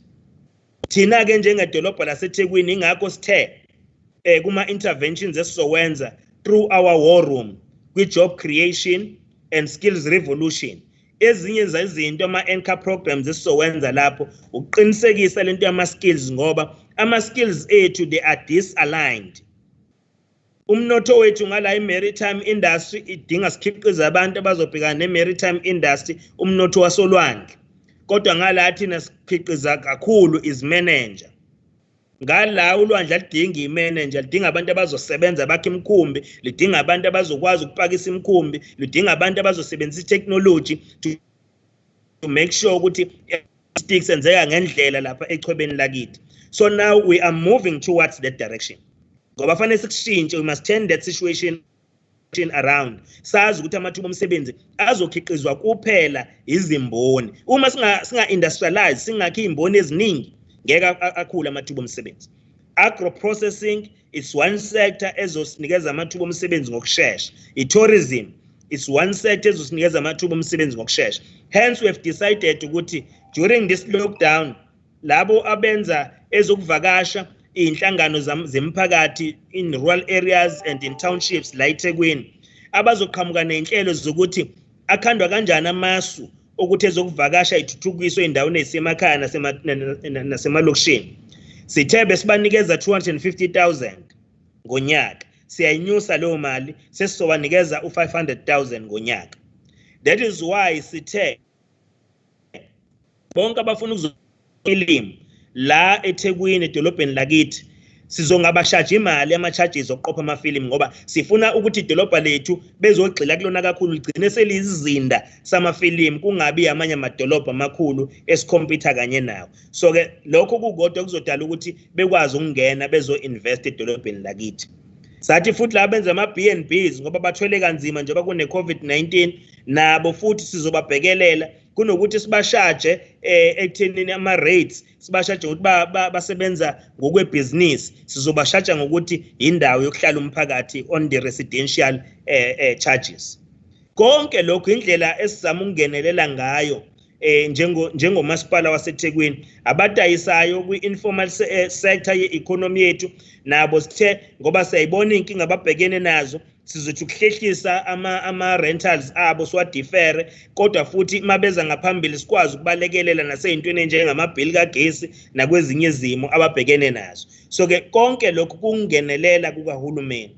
Sase savumelana futhi ukuthi wonke abantu abafuna ukuzo-investa lapha edolobheni beza nama-development proposals lapha edolobheni lakithi asizukubashaja ama-development fees.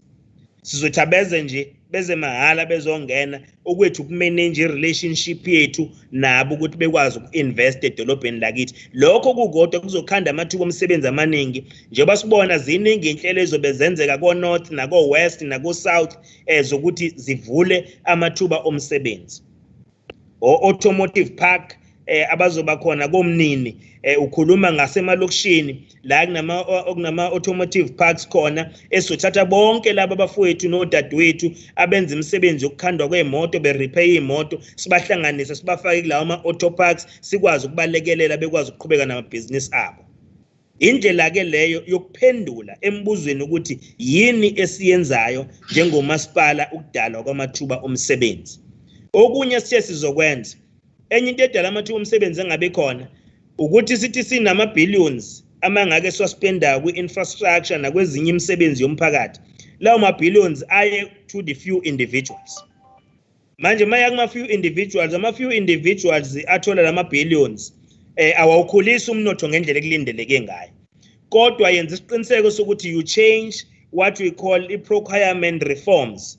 You bring about new procurement reforms azokwazi ukuqinisekisa ukuthi mawukhipha amathenda okokuqala nje ithenda mayinkulu inezigaxa zamabhillion ibreak phakathi naphakathi leyo tender uyihlukanise ukwazi ukwenza lento ethu kuyi-unbundlisha ikwazi ukuthi service o grade 1 to grade 3 o grade 3 to grade 5 o grade 6 to grade 9 so that kungabi khona ukuthi yonke imisebenzi emkhulu is given ukuthi inikezelwe inkampanini ezinkulu ngoba lezo inkampani ezinkulu umnotho azuseculate uye kuyo yonke indawo emphakathini uphelela lapha kuzona kanti futhi mashintsho linqala esisolwenza la eThekwini kwi strategy sethu ukuthi sithathe-ke manje imisebenzi siyinikeze kakhulu nama-cooperatives siyinikeze ama-social enterprises kuthi nalabo bantu esingena through OSS siyokwenza i-assessment yesimo sempilo nesenhlalakahle yaleyo mndeni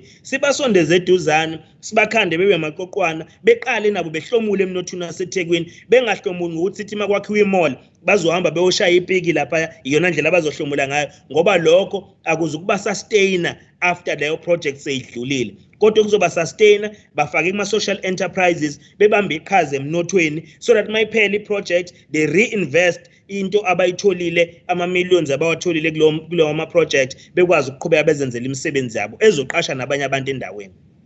Shintsha-ke manje ungabi nesimo la khona ukuvalwa kwemigodi evele emgwaqweni ama-potholes izinto ey'ncane ey'fana nokusika ukhula izinto ey'ncane ezikhona zokulungisa ama-ground those maintenance activities can really be dedicated to cooperatives to social enterprises. Asikhulumi nge-cooperative ethi i-ownwa ukhawundi cooperative ayikazi ya-ownwa umuntu i-cooperative thina esiyi-conceptualizayo ile ethi ma niba u-6 kuyona niba u-10 kuyona you are all equal The only difference khona nimkhethayo ukuthi lo director uzoba full time, lo director uzoba full time, kodwa naye akaniphethe nonke niyahlangana ndawonye noba u7 nithatha isinqumo sokuthi nizoholelana malini enizoyithatha noyisave masenenze umsebenzi. Those are kind of cooperatives we are talking about. Mawenze kanjalo amathuba omsebenzi ekuhlaleni uzokwazi ukwavula. There is no industry which must be allowed. Mawukhuluma ngogesi, why siqhubeka si-order amapayipi kagesi siwa-order phesheya? If kukuthi abekho abane-capacity la eThekwini, let's call those abaphesheya ukuthi hey madoda, ngeke sisaqhubeka nani nikude kakhulu, wozani la eThekwini nizovula iplant, and ama-conditions okuvula leyo plant yenu eThekwini ukuthi 60% of shareholding will be South Africans. So ngezinye indlela already you are transferring the skill ngento ongenayo, ubiza abantu abane-capacity yayo bazokwakha i-plant la endaweni yakho edolobheni lakho, mase beyanikezwa futhi ne-period hayi emva kwesikhathi esithize hayi ningakhululeka nje nishiye siyoqhubeka nendaba. That's how we are going to make a dent kwi-issue ye-unemployment, kwi-issue ethinta ama-inequalities kwi-society ne-poverty kwi-society yakithi. So with all those interventions, uma yakapresenti la izinto akade ethanda ukucula ngazo kwi-budget speech, uma izinto ayipresentayo already there are systems in place. I've met with all units in the municipality ekuthenini izinto esiyi-announce kwi-budget speech zizo-implementwa kanjani. Asakhulumi manje ngokuthi sizoshaya general statements. So we are going to see these things happening and they are going to yield the envisaged result as we move forward. So we do have a plan, but that plan is not going to be fulfilled if there is no cooperation from the community. The cooperation we are looking for from the community, public protest, lawa are violent, let's stop them. Nibakade abantu abafuna uba makhansela ngonyaka ozayo bayaqala banhlanganisa manje nisebenza against leli khansela liyabheda sonke lesikhathi belingabona liyabheda selizobona la manje ngase kufanele kube nokhetho sebenhlangana sebe amaqhawe sebekwazi ukushaya ngesho iveni yamaphoyisa ngamatshe. Then you embrace those people, you think they are good leaders. So we need to resist such behavior. So ingakho ke sicela ukuthi asenzeni stability. Asingathi thina ngapha sifuna ama-investments, sifuna abantu bezo-invest edolobheni lethu, bevula imboni edolobheni lethu, ngala umphakathi you are actually chasing those investors away from our city. They will then choose to go to Cape Town, they'll choose to go to Johannesburg because there is no stability in eThekwini. There must be a stability. Politically, we can report to you there is political stability in eThekwini. There is a sense of political stability within the municipality. So therefore, we are ready to hit the ground running. Let's work and let's walk that journey with you as communities. But whenever we show our face, you just throw, you are corrupt, you are corrupt, you are corrupt. It's not going to address issues. Whatever we do, hey, in corrupt. No, it's not going to address challenges. All what is required is collaboration. That is why in eThekwini sizo-establish manje ngo-September sizolontsha ngokusemthethweni eThekwini Economic Council. Kuleyo Economic Council sizobe sine-labor, sizobe sine-civil society, sizobe sine-academia, sizobe sinosomabhizinisi, sizobe sinathi njengomasipala njengohulumeni ukuthi ama-plans ethu must be aligned. Kungabi ukuthi uhulumeni usukubhekale ama-university aproduce enye into engadingwa umnotho, ngala umphakathi nama-public protest, ngala i-labor ibhizi zabalazela ama-salary kodwa ibhizi ishisa amabhilidi, ishisa ney'moto. It can't be correct. So we need to unite. The unity of purpose must be embraced. Then we'll be able to achieve the things we have set for ourselves. Yes, we must walk the talk. Yesterday, I addressed business people in eThekwini, and I committed to them that we are, as the leadership of this municipality, we are going to walk our talk. Masithi we are going to walk our talk. Angikwazi ukuthi ngime esidlangalaleni njengomeya ngikhulume nge-corruption. Ngilwe ne-corruption, but ntambama sengiyahamba ngiyothi kuma-officials kamasipala, lethe ndinikezeni bani ningayinikezi ubani. Then that is not going to be the walking the talk. So all what is needed here is to put our interest aside and put the interest of the people first. That's what we are going to do. And for us to do that, it requires a commitment, high level of commitment, dedication, high level of discipline and morality that will take this municipality forward. So we are committing to do exactly that. Kodwa ngeke sikwenze sisodwa. Sidinga ubugebengu buhlala eceleni, bubuyele eceleni, kungabantu bengasatshiswa zigebengu ngabe emsebenzini, behlukunyezwe zigebengu bebuya bahlukunyezwa igebengu sebelele, bahlukunyezwa igebengu. Let us build the safest city in the world. We must be a livable city, a livable and a caring and a livable city. That vision is not going to be fulfilled by slogans and the themes. It's not going to be fulfilled by talk shows where you convene platforms, let's meet together, let's discuss, but there are no results after that. We are going to observe results after this webinar. In November, we are coming back here. We want to see a change. And a change that we want to see is that we must have strong structures, community structures against crime. Those strong structures start from the streets, the VD teams, ward teams, up to the level of the municipality where we have our safe forum. So, akuzukuzenzakalela ke konke lokhu kuzodinga sonke our concerted efforts to work together, then we'll start observing the results coming as envisaged. Ngifisa ukuvala ngelokuthi lama satellite police stations babumgobhozi siyacela ukuzwa istory ezizwakalayo masibuya singezwa istory complain ukuthi kuya complainwa nje kuphela. Then when it comes to issue yokulwisana necrime, we also want to see the places, especially there are hotspots which you made mention of, Kenendab. Those hotspots, sifisa ukuthi mase sibuya singatsheni ukuthi eMangweni bekunama hotspots eMangweni nje zizodwa kunendawo engahambeki ngenxa yobugebengu ezu8 kodwa masibuya ngoNovember sisatshena ukuthi ise8 indawo engahambeki ngoNovember. So when we come back ngoNovember sicela ukuthola ireport ethi out of 8 sekusele 2 sesizoshayela u6 abantu sebehamba ngokukhululeka because of interventions you have made, the community support that also supported your programs. So we want to come back and see the good results. Siyacela ke ukuthi lokho sikwazi ukubona. Ngifina ke ukulivala uhlelo lwethu ngelokuthi emaphoyiseni akithi siyanthanda, siyanthemba futhi sizimisela ukubambisana nani. Kodwa nani thembekani emphakathini. Umphakathi awungathi monibikela ngegameko mase kuba umphakathi ojika ube ama victims. We must commend the police ngesigameko sasemzinyathi. Siyabonga general uminister uMEC wethu kuhlalwe phansi kwaxoxa inhlelo ngoba sakhala kuMEC ukuthi yonakala lapha emzinyathi sicela ukuthi ngingenelelwe ngokusheshsha. Asikushayile ihlombe kungenelela kaMEC nominister ngoba sikubonile bakhona abathathu kade beyobhongoza kulodutshulwa kwabantu asebeboshiwe. Sikushayile ihlombe elikhulu lokho futhi sengathi bengagcina bephelele bonke beboshwe bonke futhi sengathi nabanye abangabopheki bengagcina bephelele lapho kulowo ndawo ebafanele. Khona labangabopheki labalwayo abanikezwe lento abayifunayo.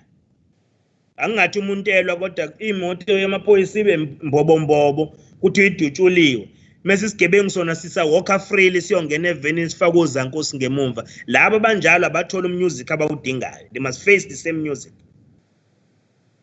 Now sifuna ukushayela ihlombe ke lokho futhi okunye sikushayela ihlombe ukuthi uMEC wethu ubatshenile laba balapha ya emateksini emzinyathi ukuthi uma lingabi khona ushintsho igameko zokubulawa kwabantu iqhubeka. Already uMEC useyenzile intent wagazeta ukuthi ayovala leya operation avala amatekisi lapha kuleya ndawo. So uma ngabe ingeze zizoqhubeka igameko siyabazisa ke aba operator lapha emzinyathi bazolahlekelwa umsebenzi and ke siyamazi uMEC siyamthemba uMEC uNtuli ubaba esimaziyo ogijimayo on the ground uzoyivala ngempela manje uzoyivala kadlali so maniqhubeka nilwa nidubula abantu abangenacala umphakathi wakithi ayivalwe leya operation will support that as a municipality. Sifisa ukushayela ihlombe ke izinhlangano zomphakathi zonke zenza imisebenzi yokulisana nobugebengu niqhubeke sizwile isikhalo sihlale sikhona babuntshangase sokuthi akutholakala imvuzo ngapha kodwa kosefa sithi iyatholakala kobani kuyatholakala ngiyafisa mina ukuthi singakhali kakhulu kodwa nabo abakuma CPF abayidalele inhlelo zomphakathi zokungenisa inzuzo kahle ngendlela eclean engenabo ubugebengu siba support njengohulumeni nabo bephila impilo bethi bevolunteer ngapha bayakwazi ukuyiphilisa iyona ndlela ke singasebenzisana ngayo le asisupport inhlelo njengalezo so ke sivala ngalo ke leli lokuthi siyabonga kunina nonke enparticipateile sicele ipolice visibility yenziwe kakhulukazi kuma hotspots uyazi bakwethu ngisho iveni nje idlulile iyodwa ishaya amalamba ahlaza ebusuku ithi igebengu azazi bangaka abantu abaseveni ngisho ukuthi uyedwa drive azazi bangaka abantu abaseveni kodwa mayibona amalamba ahlaza khala nesirene ebusuku kuyapatrolwa liyabuya ithemba kubantu ukuthi nanka amaphoyisa akhona nezigebengu ziyabaleka so ke sicela ke qinisekisa lawo ama activities kanjalo siyawubona umehluko improver emphakathini wakithi mase kuba udaba lweimoto zamaphoyisa nokushoda kwazo angathiwa phela babumgobhozi kushoda imoto epolice station kodwa kunemoto ebhaliwe ukuthi SAPS kodwa iyolala nomsebenzi ekhaya kodwa mase kuthiwa kushoda imoto epolice station ongenani akhanda inhlelo zokuthi uma ngabe kunevan noma kunemoto encane angakwazi amaphoyisa amabini amathathu ungena kuyona usebenze jahe igebengu kunokuthi leyo moto iyolala kwakhawunda ukhawunda kathathwe adeliver ekhaya ashiwe kuthathwa imoto kahulumeni izokwenza umsebenzi wokulwisana nobugebengu manje makuthiwa amaveni awekho kodwa khona amaveni noma imoto yamaphoyisa ezolala kwakhawunda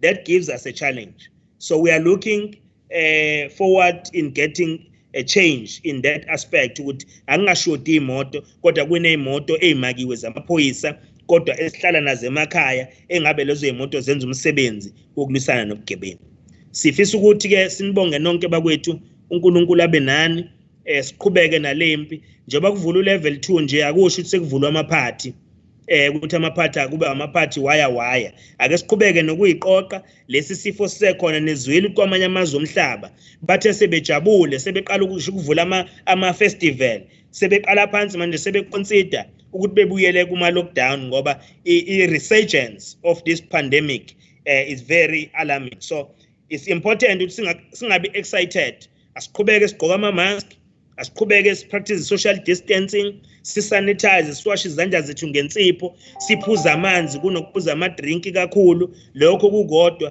kuzoqinisa sitrain sivavoce kuzoqinisa immune system yethu ikwazi ukuthi ibe resilient kule pandemic iCovid-19 esibhekene nayo masingenza kanjalo sizonqoba siyabonga masuka la the next stop is Chatsworth masuka la siphuma eMlazi sisenanda namhlanje ngokulandelayo sibheke eChatsworth masuke eChatsworth sibheke ePhoenix sisuke lapho siyonke ayikho indawo esingezungena kuyona ehotspots eThekwini ngoba sifuna ukwakha lama plans kuthi kushaya uDecember we have leveled the ground ukuthi kube nesimo sokuthula kube nesimo sokungabe nezigameko ezimbi zokubulawa kwabantu edolobheni lakithi sibonga kakhulu sengathi uNkulunkulu nonke enganipha amandla siqhubeke nokuphila siqhubeke nokulwisana nobugebengu sizophumelela neCovid-19 sizoyinqoba siyabonga